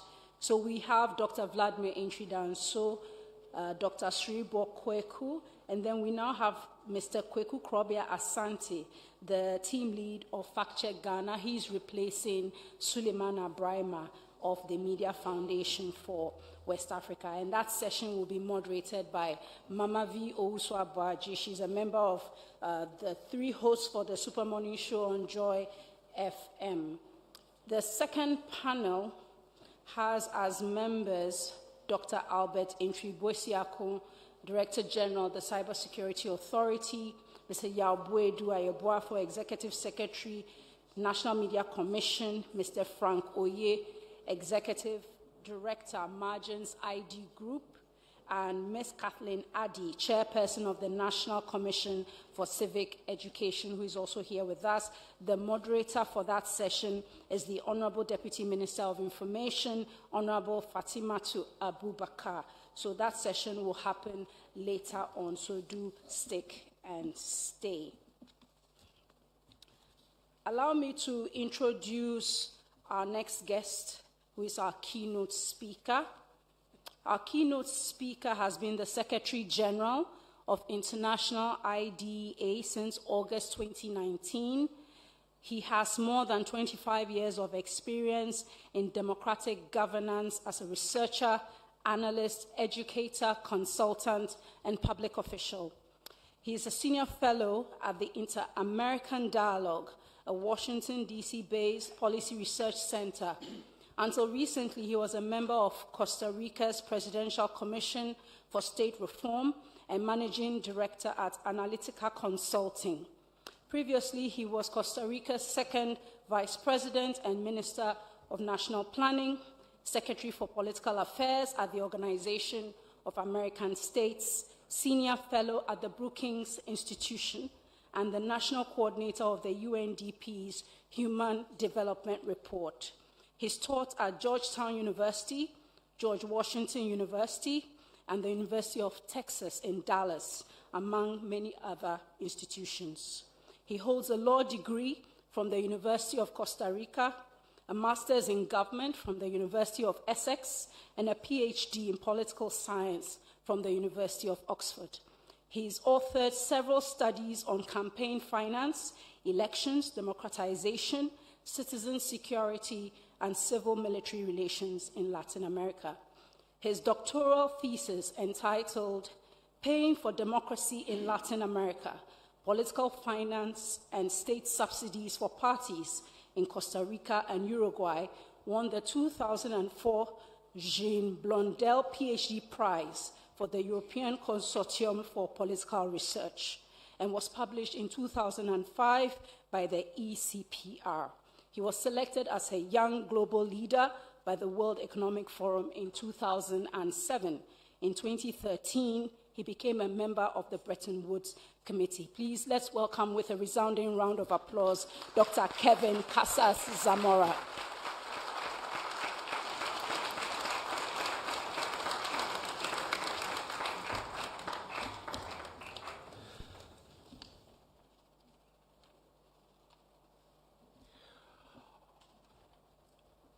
Honorable Ministers of the Government of the Republic of Ghana, Justices and authorities of the Judiciary, Chairperson of the Electoral Commission, representatives of other institutions of the state in Ghana, ambassadors and members of the diplomatic community, distinguished guests, colleagues, and friends. Good morning. Everything that matters has already been said here. So, I've been given the chance to say the same with a Costa Rican accent. I am truly delighted to be in Ghana today for the first time for this seminar on the impact of disinformation on electoral integrity, peace, and security in Africa. I'm also very grateful to Ghana for the organization of this timely event and for the invitation to speak with you. I want to thank in particular the Ministry of Information, the Ministry of Foreign Affairs and Regional Integration, and the Cybersecurity Authority of Ghana. Allow me also to single out Her Excellency Sylvia Ano, Ghana's ambassador to Sweden, whose collaboration has been essential to bring this event to light. Ambassador Ano is a dear friend of our institute and the best diplomatic representative any country could hope to have.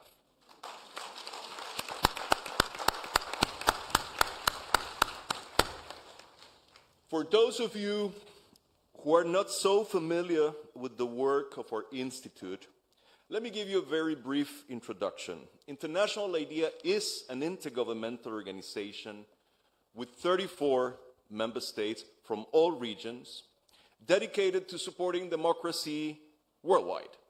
Among these countries, we are very proud to count Ghana, who has been an important and engaged member state for 15 years and is doing a phenomenal job as the vice chair of our Council of Member States this year.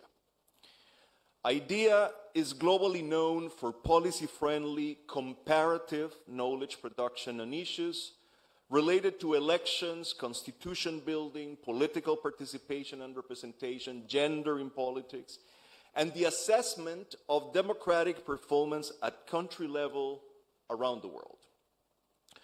But we don't just produce knowledge. We also help implement that knowledge on the ground with capacity development programming and technical assistance. Moreover, we play an increasingly important role as a convener of political dialogues, offering a platform for discussion and acting as a neutral broker.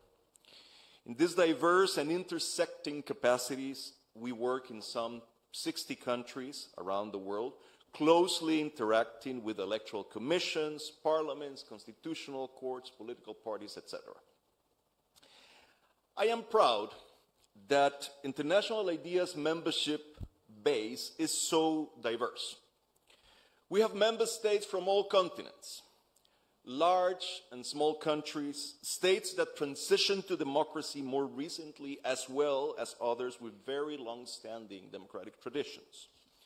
This diversity is crucial when it comes to understanding democracy, how it is built, developed, and sustained. And while the trajectory of each country is unique, the work of sustaining democracy can be made easier by drawing on the lessons of others in a similar journey. I see today's seminar in that light. Hosting this event is a great example of Ghana's leadership on a challenge facing democracy, not just in this country, but around the world. I'm especially pleased that Ghana is using its vice chairship of International IDEA to shed light on this crucial topic. That's exactly the kind of engagement we want to see from our member states. And Ghana is indeed setting a great example for the rest of our member states.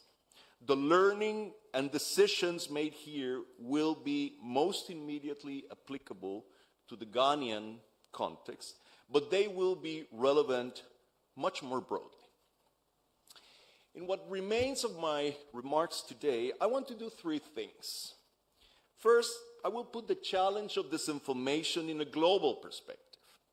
Second, I will speak to the situation in Africa and the value of today's event in this context. And third, I will suggest some concrete next steps to move forward in this collective effort. It has been said here, disinformation is not a new challenge. The deliberate substitution of truth with falsehood exists everywhere in the world, offline as well as online. Yet in the modern digital sphere, disinformation is accelerated by algorithms explicitly designed to highlight content that engages. Not content that is good for society or that will make citizens more informed, but content that will keep people's eyes glued to their screens. So in the case of electoral processes, for instance, engagement does not look like calm debates about tax measures or lessons learned from education reforms. Rather, it looks like polarizing content that confronts, enrages, entices, and manipulates. That is all too often what engagement with political debates looks like in the 21st century. Disinformation behaves as a virus. It infects us when it enters our information environment, and it succeeds by exploiting pre-existing weaknesses in our psychology and our society.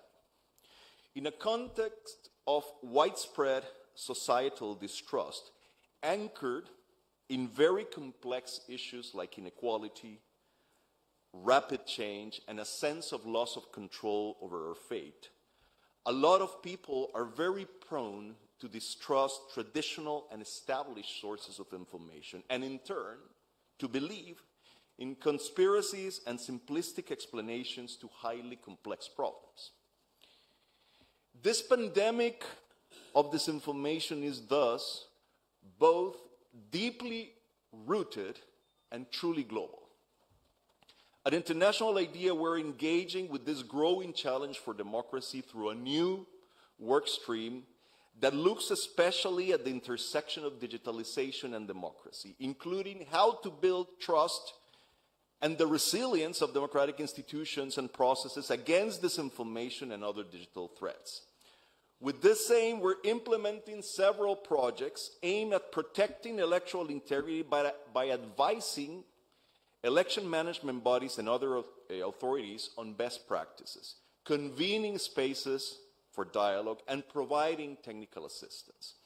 We're also developing initiatives to support election authorities in leveraging digital spaces in their strategic communications with the public, stakeholder outreach, and civic education programs to make them fit for purpose in the digital age and provide a more robust counterweight to disinformation.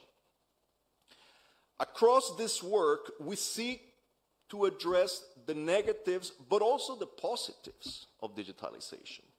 Because we should never forget that digitalization offers remarkable opportunities for political participation, engagement, and empowerment through unprecedented connection and mobilization. Leveraging these capacities will be key to governing in the 21st century. As societies become more digital, so too must democracy. Citizens expect and deserve nothing less. Just as democracies would be foolish to ignore the risks, we would be equally remiss in ignoring the benefits. It is this sense of balance and nuance, this sense of honest urgency rather than politically induced panic, that we want to bring to debates about disinformation in the African context. According to International IDEA's latest data, Africa is truly a bastion of strength for civic participation. Even in countries where other indicators present a dire situation for democracy, a lot of that participation happens, or is at least triggered, online. Hence, it is vital to build up public defenses against a potentially malign information environment. This is not theoretical. We have seen disinformation campaigns that act as an aggravating force amid the current epidemic of unconstitutional changes of government, including coups d'etat. We have also seen disinformation campaigns that precede and surround bouts of pre- and post-electoral violence all over Africa. Indeed, the need for coordinated action on disinformation has been recognized by electoral management bodies in the continent. Next month, the Association of African Electoral Authorities will launch new principles and guidelines for the use of the digital and social media in elections in Africa. This follows a 4-year process in which International IDEA participated, and I want to commend the Electoral Commission of Ghana for your leadership as host and current chair of the AAEA. Yet, even as we welcome greater awareness and action, there's a flip side that must not be ignored. As efforts to combat disinformation have intensified, there has been a similar growth in legislative and regulatory limitations on freedom of expression and access to information. In some cases, such as that of Gabon, this has amounted to complete internet shutdowns and draconian restrictions of social media platforms during elections. This kind of response is just as dangerous for democracy as disinformation itself. We must thread a very fine needle here. As recent ECOWAS court decisions have underscored, authorities must balance actions to protect national security, including countering disinformation, with the need to uphold citizens' fundamental freedoms. This principle of right-based moderation was also just affirmed in the Democracy Day Declaration of the East and Southern Africa Regional Governance Forum. The truth is that this needle is proving immensely difficult to thread in every single democracy. No democracy, young or old, developed or emerging, has found a silver bullet. We are all in a state of perplexity with regards to this challenge, which makes it imperative that we seek answers together, always together. This is true at the international level. Here, IDEA can be of help precisely because we are in a position to be a platform for policy dialogues among our 34 highly diverse member states, all of which are attempting different things to deal with disinformation with varying degrees of success. And if there's something I've learned since I joined IDEA, is that we live in a world where the hierarchies of the past are vanishing, where the voices of young democracies like Ghana have an equal seat at the table, and where solution to vexing problems of democracy can come from the most unexpected places. IDEA aspires to be a platform that embodies this promise of mutual learning with regards to this information and all things democracy. And for similar reasons, we must seek answers together, always together, at the national level. The spread of disinformation is not a problem that any particular authority can solve, if only it were so easy. The multi-stakeholder dialogue embodied by today's event is the only way in which we will be able to build society's resilience in the face of disinformation without killing our most precious civil liberties in the process.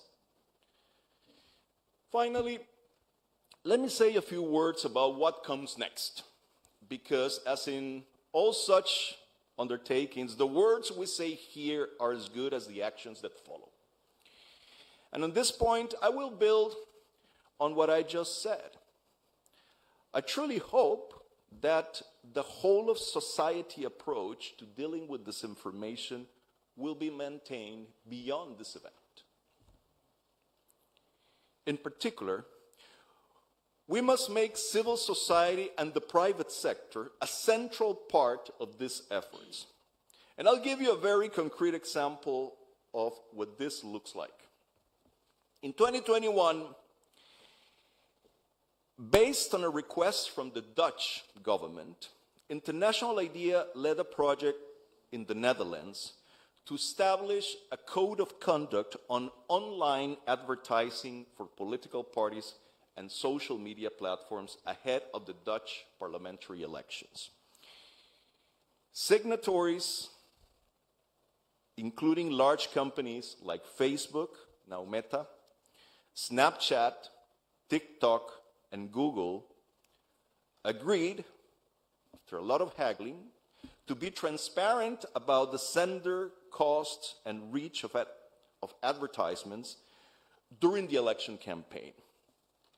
On the other end, practically all Dutch political parties, with 2 minor exceptions, promised not to post misleading or hateful messages on their platforms or accept foreign funding for advertising. This is what leveraging the assets of democracy can look like in an age of disinformation. Durable solutions to social problems do not usually emerge from the illuminated minds of the authorities, but from the free flow of ideas and the recognition of diverse interests that only democracy protects. This is how we can help democracies leverage their comparative advantages over authoritarian systems. And this is how democracy wins.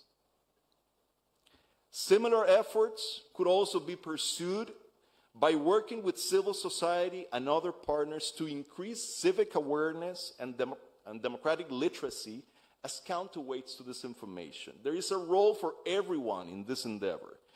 Actors involved in civic and voter education must update and revamp their approaches for the digital age.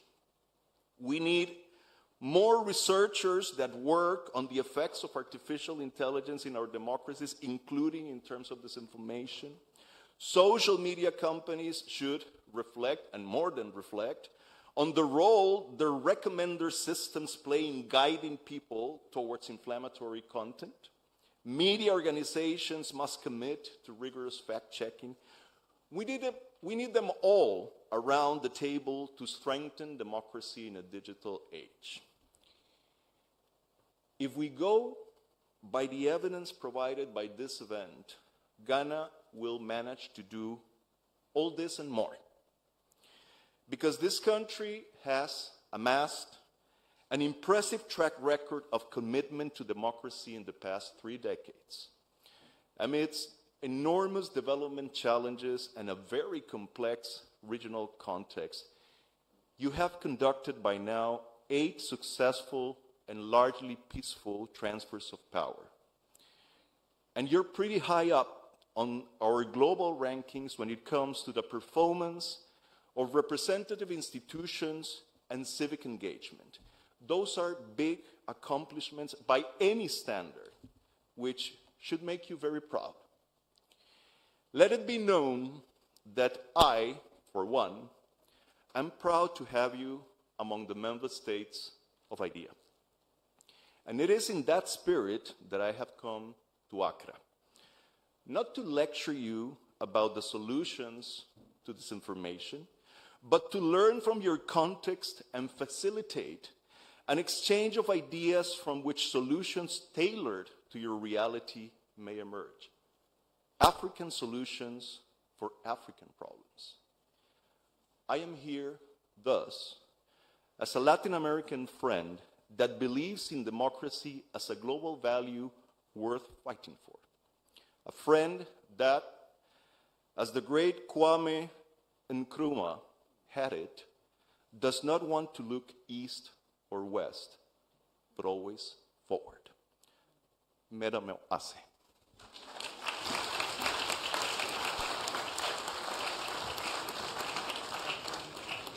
Please, a better round of applause again for our keynote speaker. Thank you very much, Dr. Casa Zamora. I hope I got that right. I wasn't sure if it was a CC or a KC, so I hope I got that right. Thank you very much. So we've come almost to the end of part 1. I'll just give some quick announcements, but just to let you know that we will take a group photograph outside our distinguished panel, and then some of our guests here, judges of the Supreme Court, as well as the heads of our constitutional bodies. Please, you join the panel, you take a quick photo outside. Whilst that is going on, Winneba Youth Choir will perform. And just to remind us of the panels we have, so if you're a member of these panels, please be around so that we don't have to look for you too far away. So just know that we have our first panel. The moderator is Mama Vio Uswa Boaji, and the panelists are Dr. Vladimir Inchi Danso. He's with the Ghana Armed Forces Command and Staff College, I think the Dean. Then we have Dr. Srebo Kweku. He is with the Electoral Commission. He is the Director of Electoral Services. And we have Mr. Kweku Krobia Asante. He is the team lead of Fact Check Ghana, and he will be on that panel. So panel 2, Safeguarding Electoral Integrity, Peace and Security, Practical Policies and Strategies to Combat Disinformation. The moderator is the Honorable Deputy Minister of Information, Madam Fatimatu Abubakar, and the panelists are Dr. Albert Entry Bwesiako, who is the Director General of the Cyber Security Authority, Madam Kathleen Addy, Chairperson of the National Commission for Civic Education, and Mr. Yabwedwa Yebuafo, Executive Secretary of the National Media Commission. He's currently the chairman of the National Media Commission, I beg your pardon. And then we have Mr. Frank Oye, Executive Director responsible for strategy of the Margins ID Group. They will be on that second panel. So thank you very much for being with us for this session. Please don't go. We have to put together a communique as well, and then later on, after the reading of that, we'll have a closing statement from Her Excellency Mrs. Sylvia Arno, Ghana's ambassador to Denmark and Sweden. So our honorable guests, please, we'll take you out to have the group photograph. You can come this way. This way. Oh, you can come this way.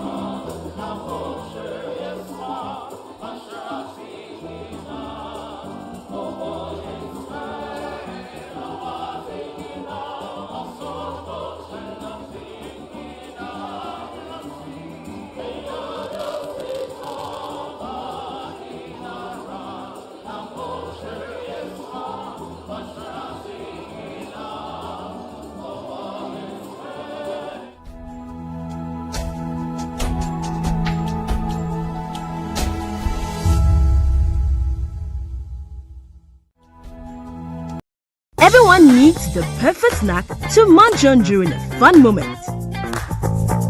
Wow. Enjoy the tasty McBerry Twist cupcakes, deliciously baked and packaged for a sweet treat. Premium quality cakes baked with love for all, enriched in butter and milk. Yummy.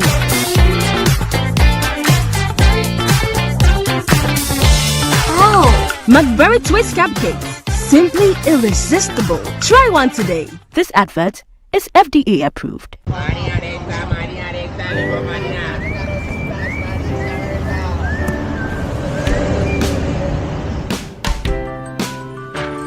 I want you so bad, Alpha Cracker. I want you. I wanna say yes, I can't resist. I want you. Ooh, I want you, Alpha Cracker. I want you so bad, Alpha Cracker. Have a goodness rich in milk and butter in Alpha Cracker. Yummy and deliciously crunchy. But I can't resist you. Alpha crackers, simply irresistible. This advert is FDA approved. Are you still searching for the right platform to share your voice, thoughts, and feelings?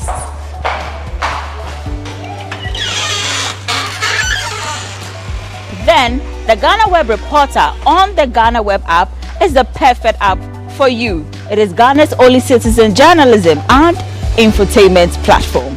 Wherever you are, whatever you are doing, GhanaWeb Reporter links you up to the world. The reporter also gives you the opportunity to blog or become a citizen journalist, so you share stories with the rest of the world about cities, music genres, pop culture, tech, politics, etc. Download the GhanaWeb app from the Google Play Store or App Store on your smartphone and open it. Tap on the member button at the bottom of your screen and follow the easy steps to register with your phone number or email, and you are ready to become a reporter. GhanaWeb Reporter, democratizing journalism and empowering content creators.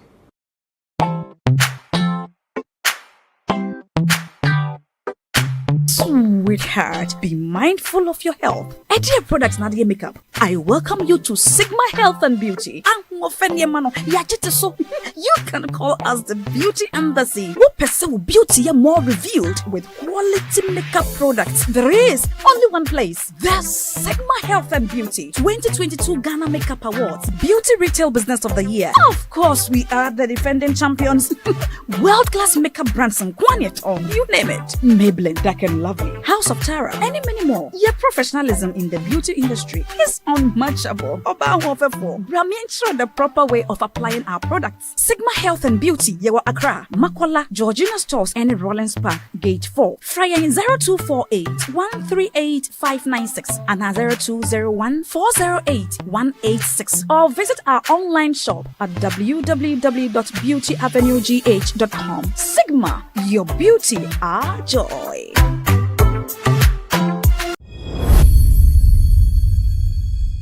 Mami be a friend say Madam Caroline Gifty Chikata ono e 39 years na sisi ade police for atimi ache no e de na kwochire aban kukum ni nya ne se mami waye nkofo bukata na so afrode nkofo pa enso e voter region na ode wani chire mu e voter region na ekuo bi a friend say United Cadres Front eno ekuo keto a eno ehye NDC ase na mami esori a na se obo osan homra ne se oye regional coordinator edema ekuo no ana no so ekuo foforo esa ahye ono so ase a friend say Young Cadres Front intimami ose oye Young Cadres Front no omo regional coordinator ena osori a no ton forms ema nkrofo na omo efele say omo jijiska enso akakoma wona omo yare ni adeade ama eno nam so mo bu nkofo bebre enso atimi afaso eno ena na say United Cadres Front fuyi enso report no edema police for enso akakoso nimu.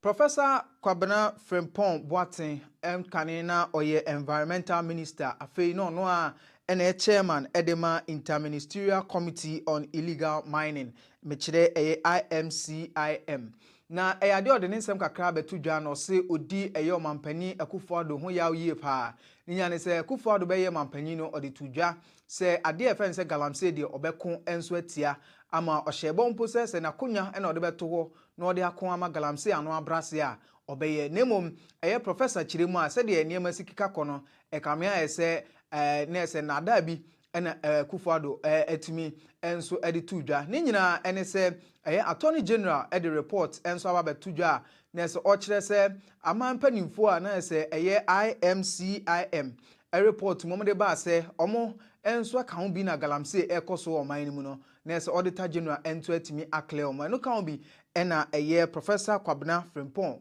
Boateng ono so echiremu a wadi Akufo-Addo ho ya.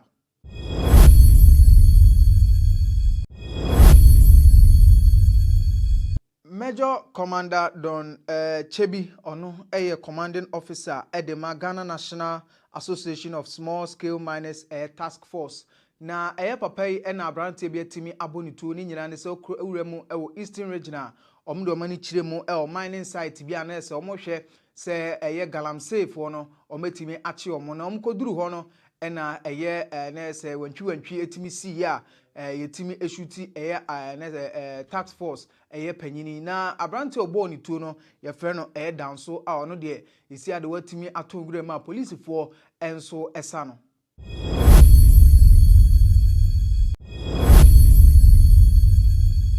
Member of Parliament Edema Bibiani Ahwiaso constituency Papa efrene say Alfred Obin Boaten ene de atodwa say enche NPP primaries a eba betodwa no ono my imagine say omne ne bepre eye Bibiani akonya no o ka kire omo so omunye ready cause ono de wasie dollars enso agudem a obetua de ama delegates no no mato no so aba no no so atimi akogina party nanim say ento no so aba no be NP emfama eye Bibiani Ahwiaso eye constituency na ochiremu a eye 2020 abato no na ese anase 2021 omo air primaries no ade delegates no oma obia sika no be se 3000 Ghana cedis emomo to abama no nti isi ade se delegates no anase eye wona one ne bepra kunya no eye oma dwense ombema delegates no 2000 Ghana cedis a ono obema omo double nti se utua 2000 Ghana cedis ama delegates na ono eye Alfred Obin Boaten ready so betua be se 4000 Ghana cedis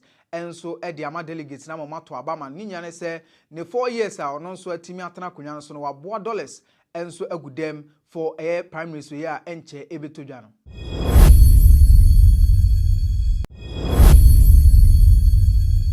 Honorable Canadian Japan ejina se entono so aba number ye NPP na se omo eye Frank Atufo na only party nanim 2024 general election nimu na ade ono nso so eye to a oni NPP delegates no enso guso a kasa na ni showdown to no akopiem e Tamale na okoye no eno ne Tamale FM edi nkomo eno odi tudwa se NPP amanyaku na ankasa no amanyaku bi a na se omu yusu wie na omu di nya de omu pa no mapia o enso asinche no no Canada Japan de empare no tofi akwa so no bema NPP wakunu ho a besi ne no masa sumne de na sinchen oso no Canada Japan so nimu a enya de NPP enso betimi winning elections amana yeyi.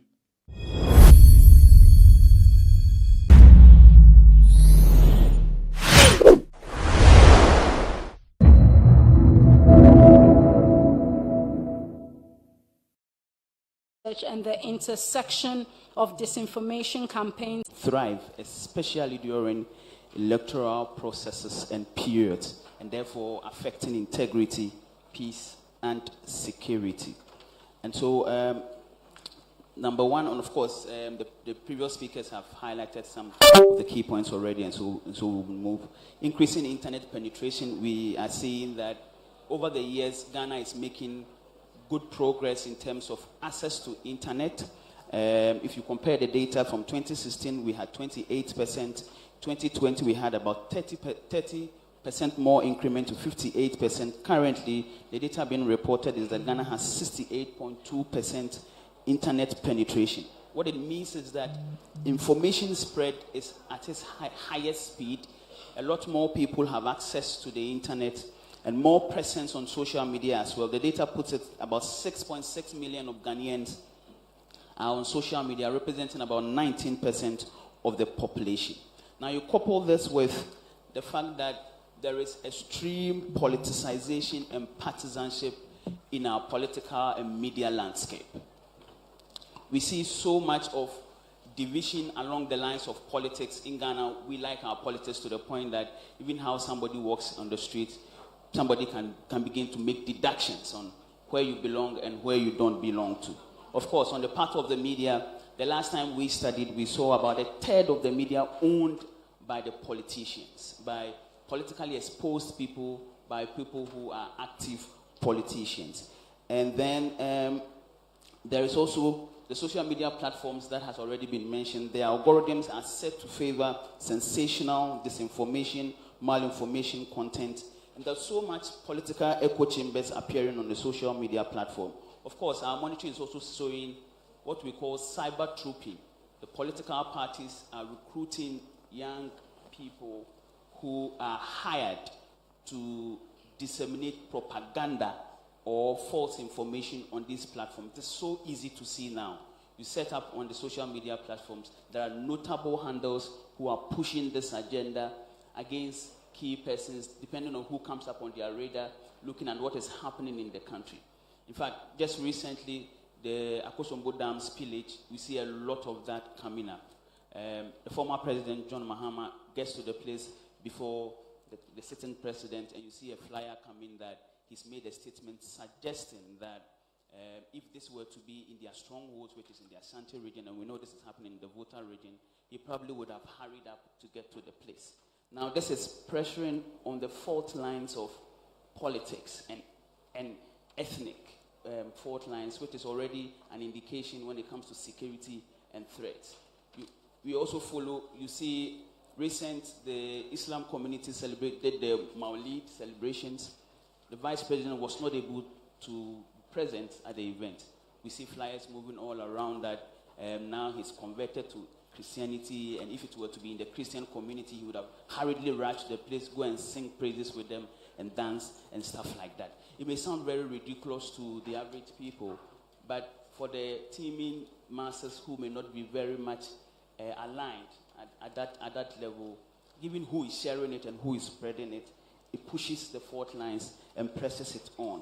And then, lastly, the communication and media regulatory system that we have in the country is way behind the digital age.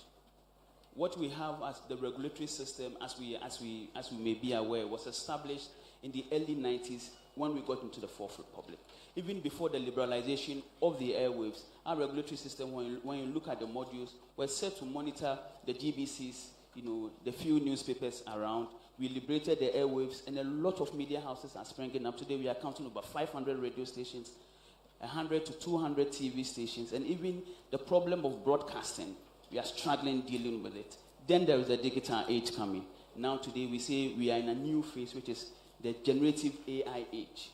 And we have very limited answers to these conversations across Africa. And so we have a lot of knee-jerk reactions.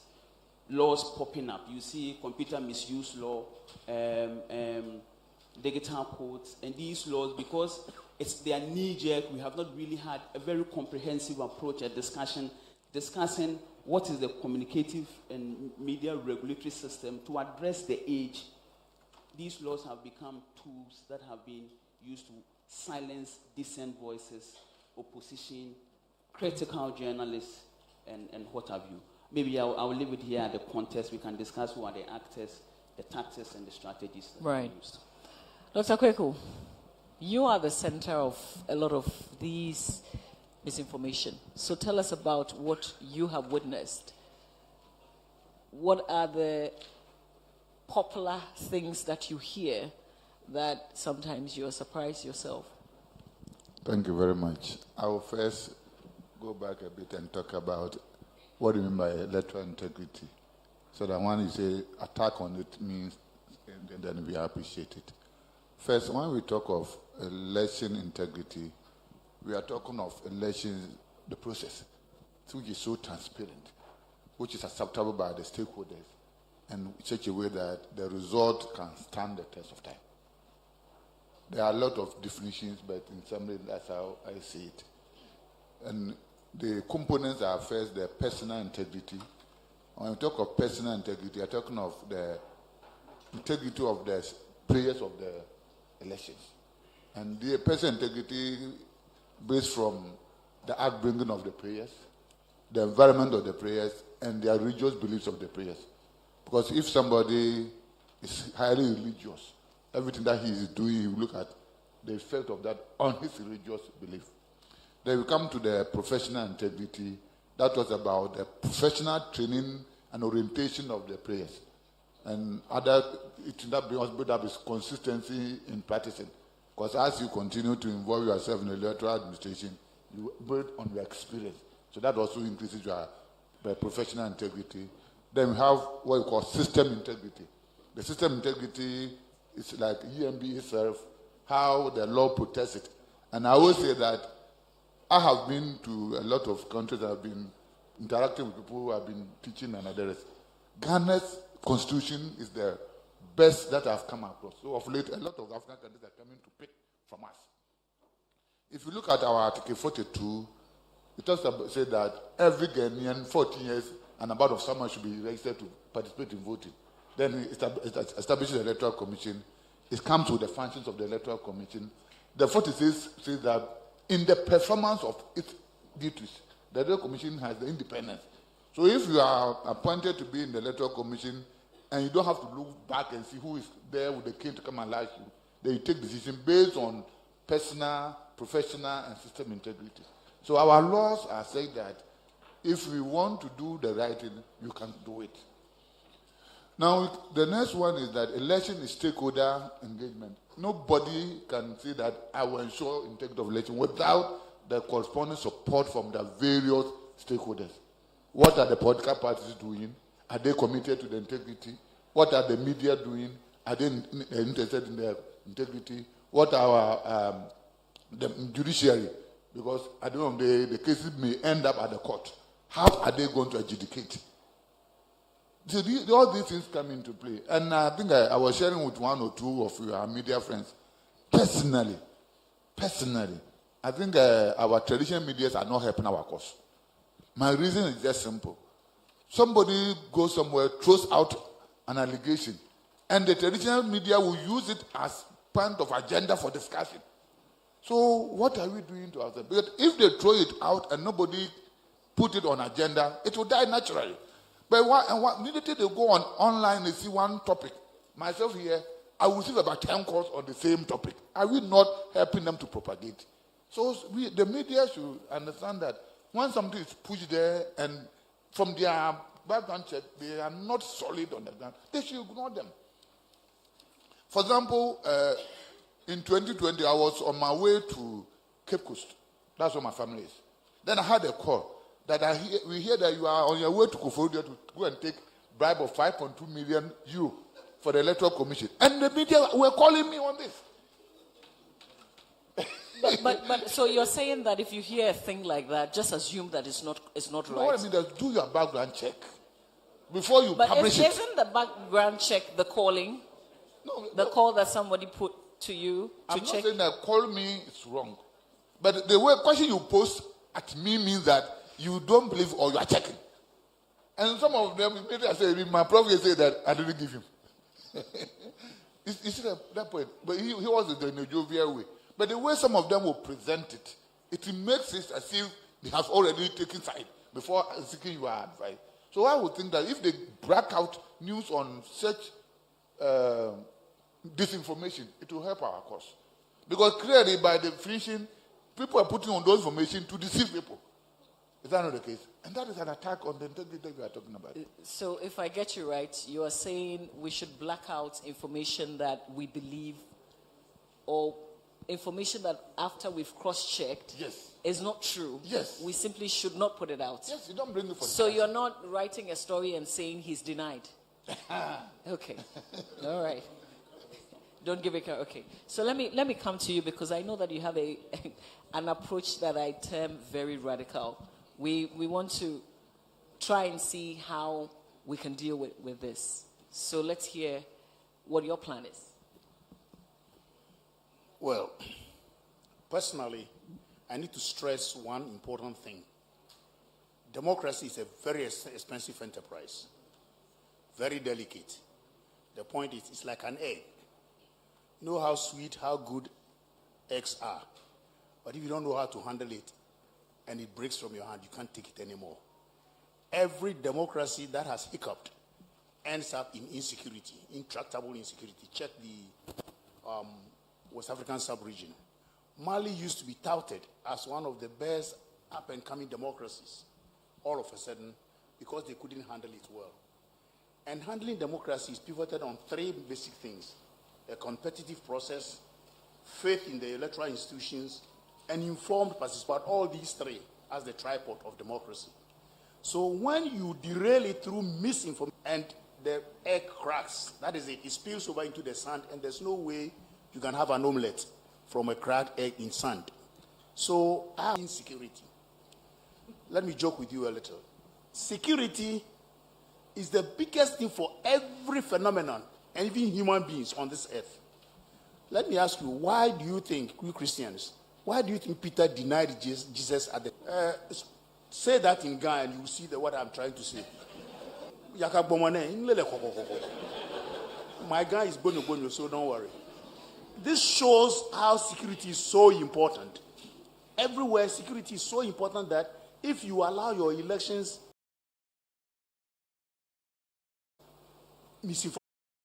harsh measures where security is concerned, very harsh. You talk of human rights, you talk of stakeholders. Their human rights depend on security, nothing else. Without, we check what is happening in Hamas and tell me about human rights. Bombs are dropping and whatnot, and a whole lot of things happen when you have insecurity. So my take is that during elections, let us be strong on rules and regulations. If the cyber area is able to dictate where it is coming from, let's deal with that very seriously. On the other hand, shut 20-something million Ghanaians who want peace. Sorry about that, but that's a little dictatorial, too harsh. You need to clarify a few things. When you say shut down, on election day, during the counting, after the declaration, what do you mean? The period of whatever it is from the counting day. That is where we have a lot of problems. People saying that they have seen ballot boxes flying from Aflao to Kumasi and from Kumasi to Bolga. People saying that it happened once. In 2000, I think, remind me, you are a journalist. Was it 2008 elections?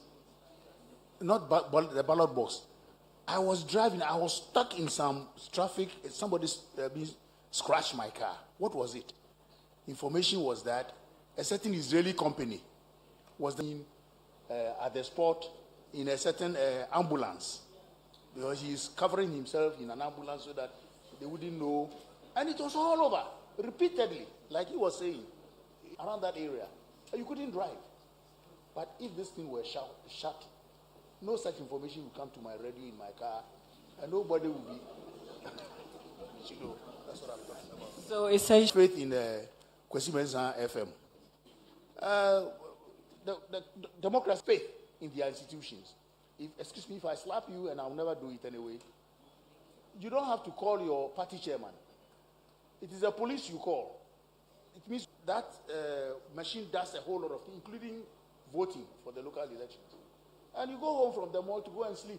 In the evening, the institution that is built for electoral processes will tell you our democratic dispensations in our part of the world is becoming too much of us versus them syndrome.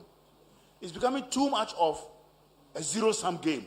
When democracy is not like that. My party has been in the doldrums for how many years? I eat, I sleep, I go to work. It hasn't killed me. I'm waiting for the day when the Electoral Commission, from misinformation, will announce CPP as the winner.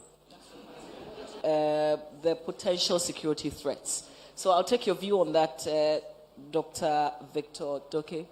And I think from here we have saying words, but what we have to do as stakeholders. So from the security point of view, let me give you just a brief synopsis of what has happened on the continent. Now, in 2007, in Kenya, we realized, or we heard, with regards to disinformation, the challenges and violence happened or occurred with regards to disinformation.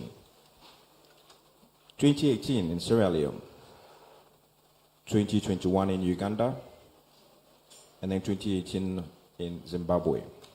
Now, when you take all these incidents, that tells us, obviously, we have not grown or learned from these issues. Coming back home to Ghana, what are the implications security-wise? Let me take it from the thematic areas. Disinformation. We all know what happened with COVID-19, where we had some radio stations, social media platforms spewing out lies with regards to the effects of the COVID vaccine. So people didn't actually go out to take it.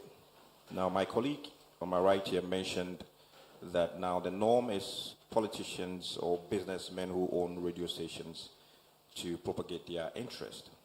We need to also look at that very critically. The second, electoral integrity. Dr. Sribo will agree with me that yes, our institution is doing a good job, but there are challenges. How do we ensure that our role per voter suppression, fraud, when it comes to electoral practices, irregularities, how do we ensure that we give a platform to all political parties for them to have a leeway or what I say clean sheet or not to come out with accusations, whatnot, for these misinformation, disinformation actors to feed on. Now, when we take the last one, national security, obviously, the role of legislation, CSOs, central government is critical in these areas. We have regulations. Are we implementing them? Are we enforcing them? Critical questions. The role of the CSOs, we cannot do away with it. In our dispensation, the CSOs have been recognized as very key in development in our democracy. We need them more than ever before going into 2024. There are great implications security-wise. We can only hope that it does not deteriorate as it has in some countries. So our role henceforth will determine whether we safeguard our democracy or not.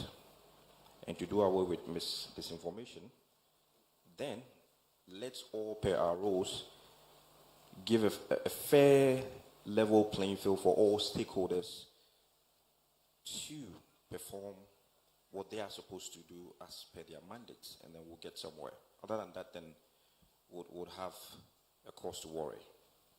Well, I can't help it, but I have to run the solution by you. This radical approach of let's shut down internet, for instance. Dr. Doke, yes. The radical approach to shut down the social media. Just black out everything. Well, Prof is for, right?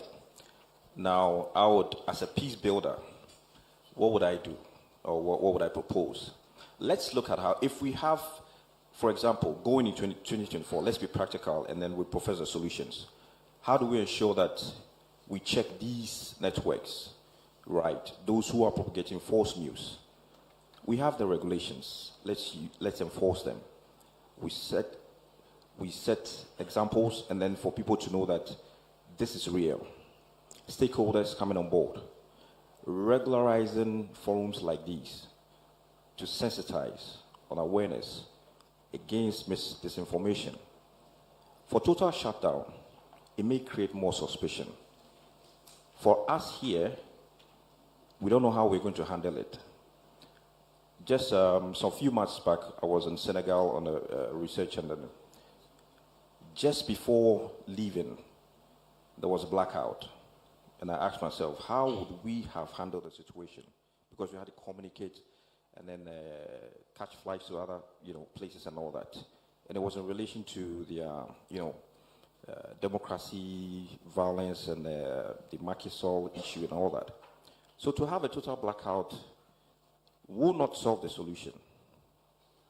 But let's sensitize, let's educate the populace for them to know the dangers of disinformation. And then let's also check these normative frameworks of having radio stations owned by some politicians and businessmen.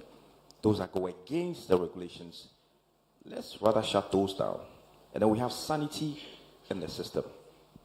Okay, so Kweku, and I'll come to you because I want to throw this out to you. If you've got questions or comments, please draw my attention.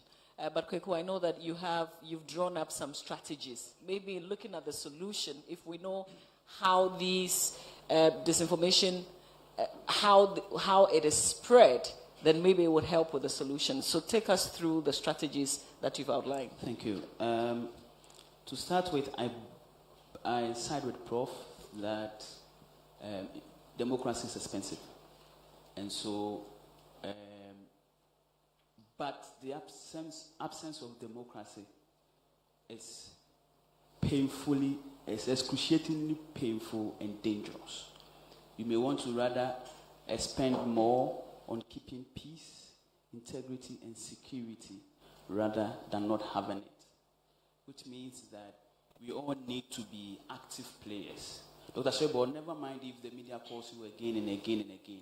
The nature of our work is that we need to speak to the source to confirm the information, but regardless of how empty the claim may be, because of the people we are dealing with.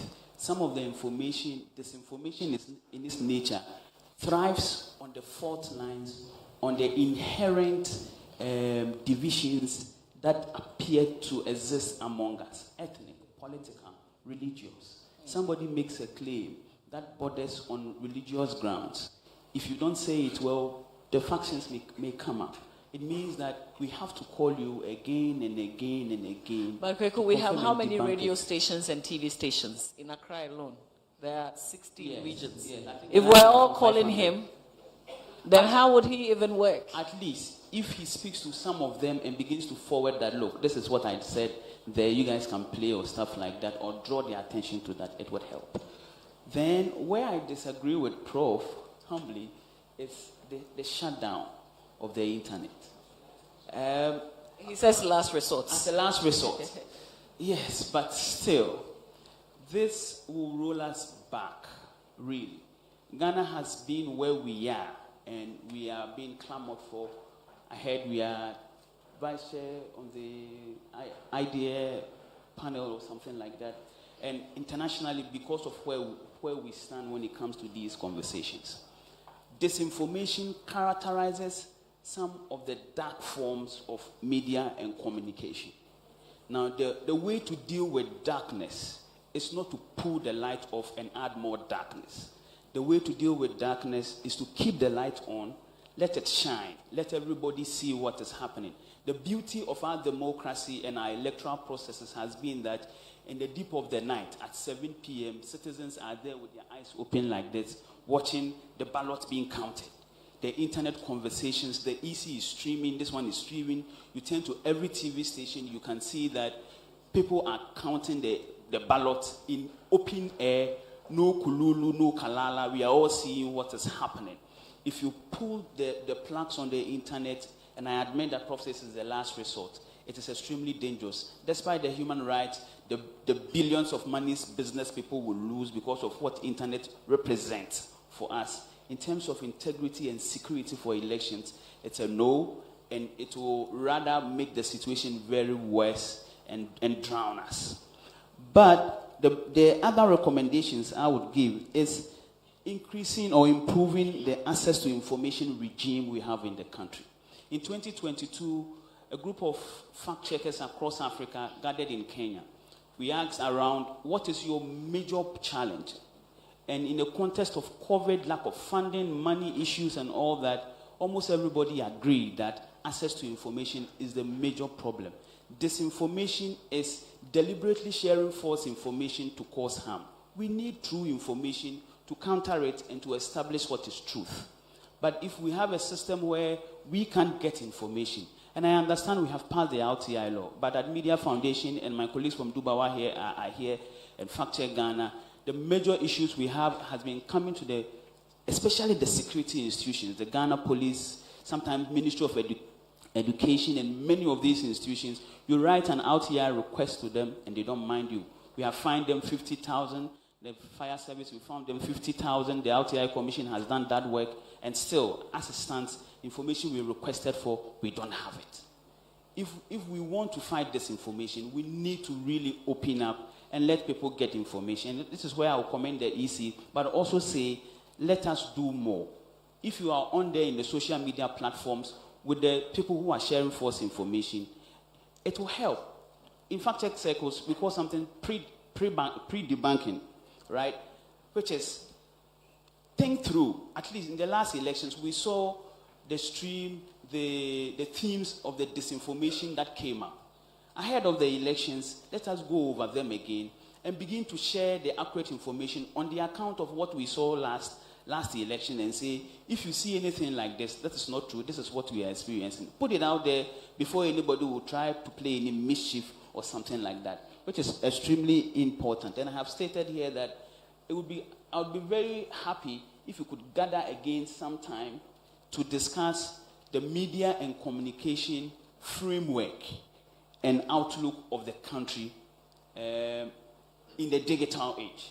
what must we do so that we can have a comprehensive structure in terms of content? I understand we have a lot of infrastructure going on at the NCA, but in terms of content, I must say the NMC, which is charged with doing that work today, is really handicapped to do that work, even when the airwaves were liberated, let alone in the digital age and in the new phase where we find ourselves. It is extremely important. We call for partnership. We call for collaborative work. Media and information literacy is extremely important. We would advise that perhaps even in the education system, we have to inculcate media and information literacy courses in there so that at the onset, students learn what is disinformation, how do I decipher, know the difference between accurate information and false information. And I'll call on the EC to collaborate with fact checkers. Last elections, Kodeo did very great, got us a space at the National Coalition Center, and it helped us to debunk a lot of false information. I would want to see that the EC and all stakeholders could collaborate with the media, with fact checkers, going into the election so that we can help debunk the false narratives and false information moving around. Maybe we can also begin to, advocate so that when institutions are fined, the heads individually, specific people will pay those fines. Charged, yes. Exactly. Yes. Because then it comes back to us, Yes. it's our taxes. Yes. Yes. So then what are we doing? But Dr. Srebokoko, I know that you want to say something. Yeah.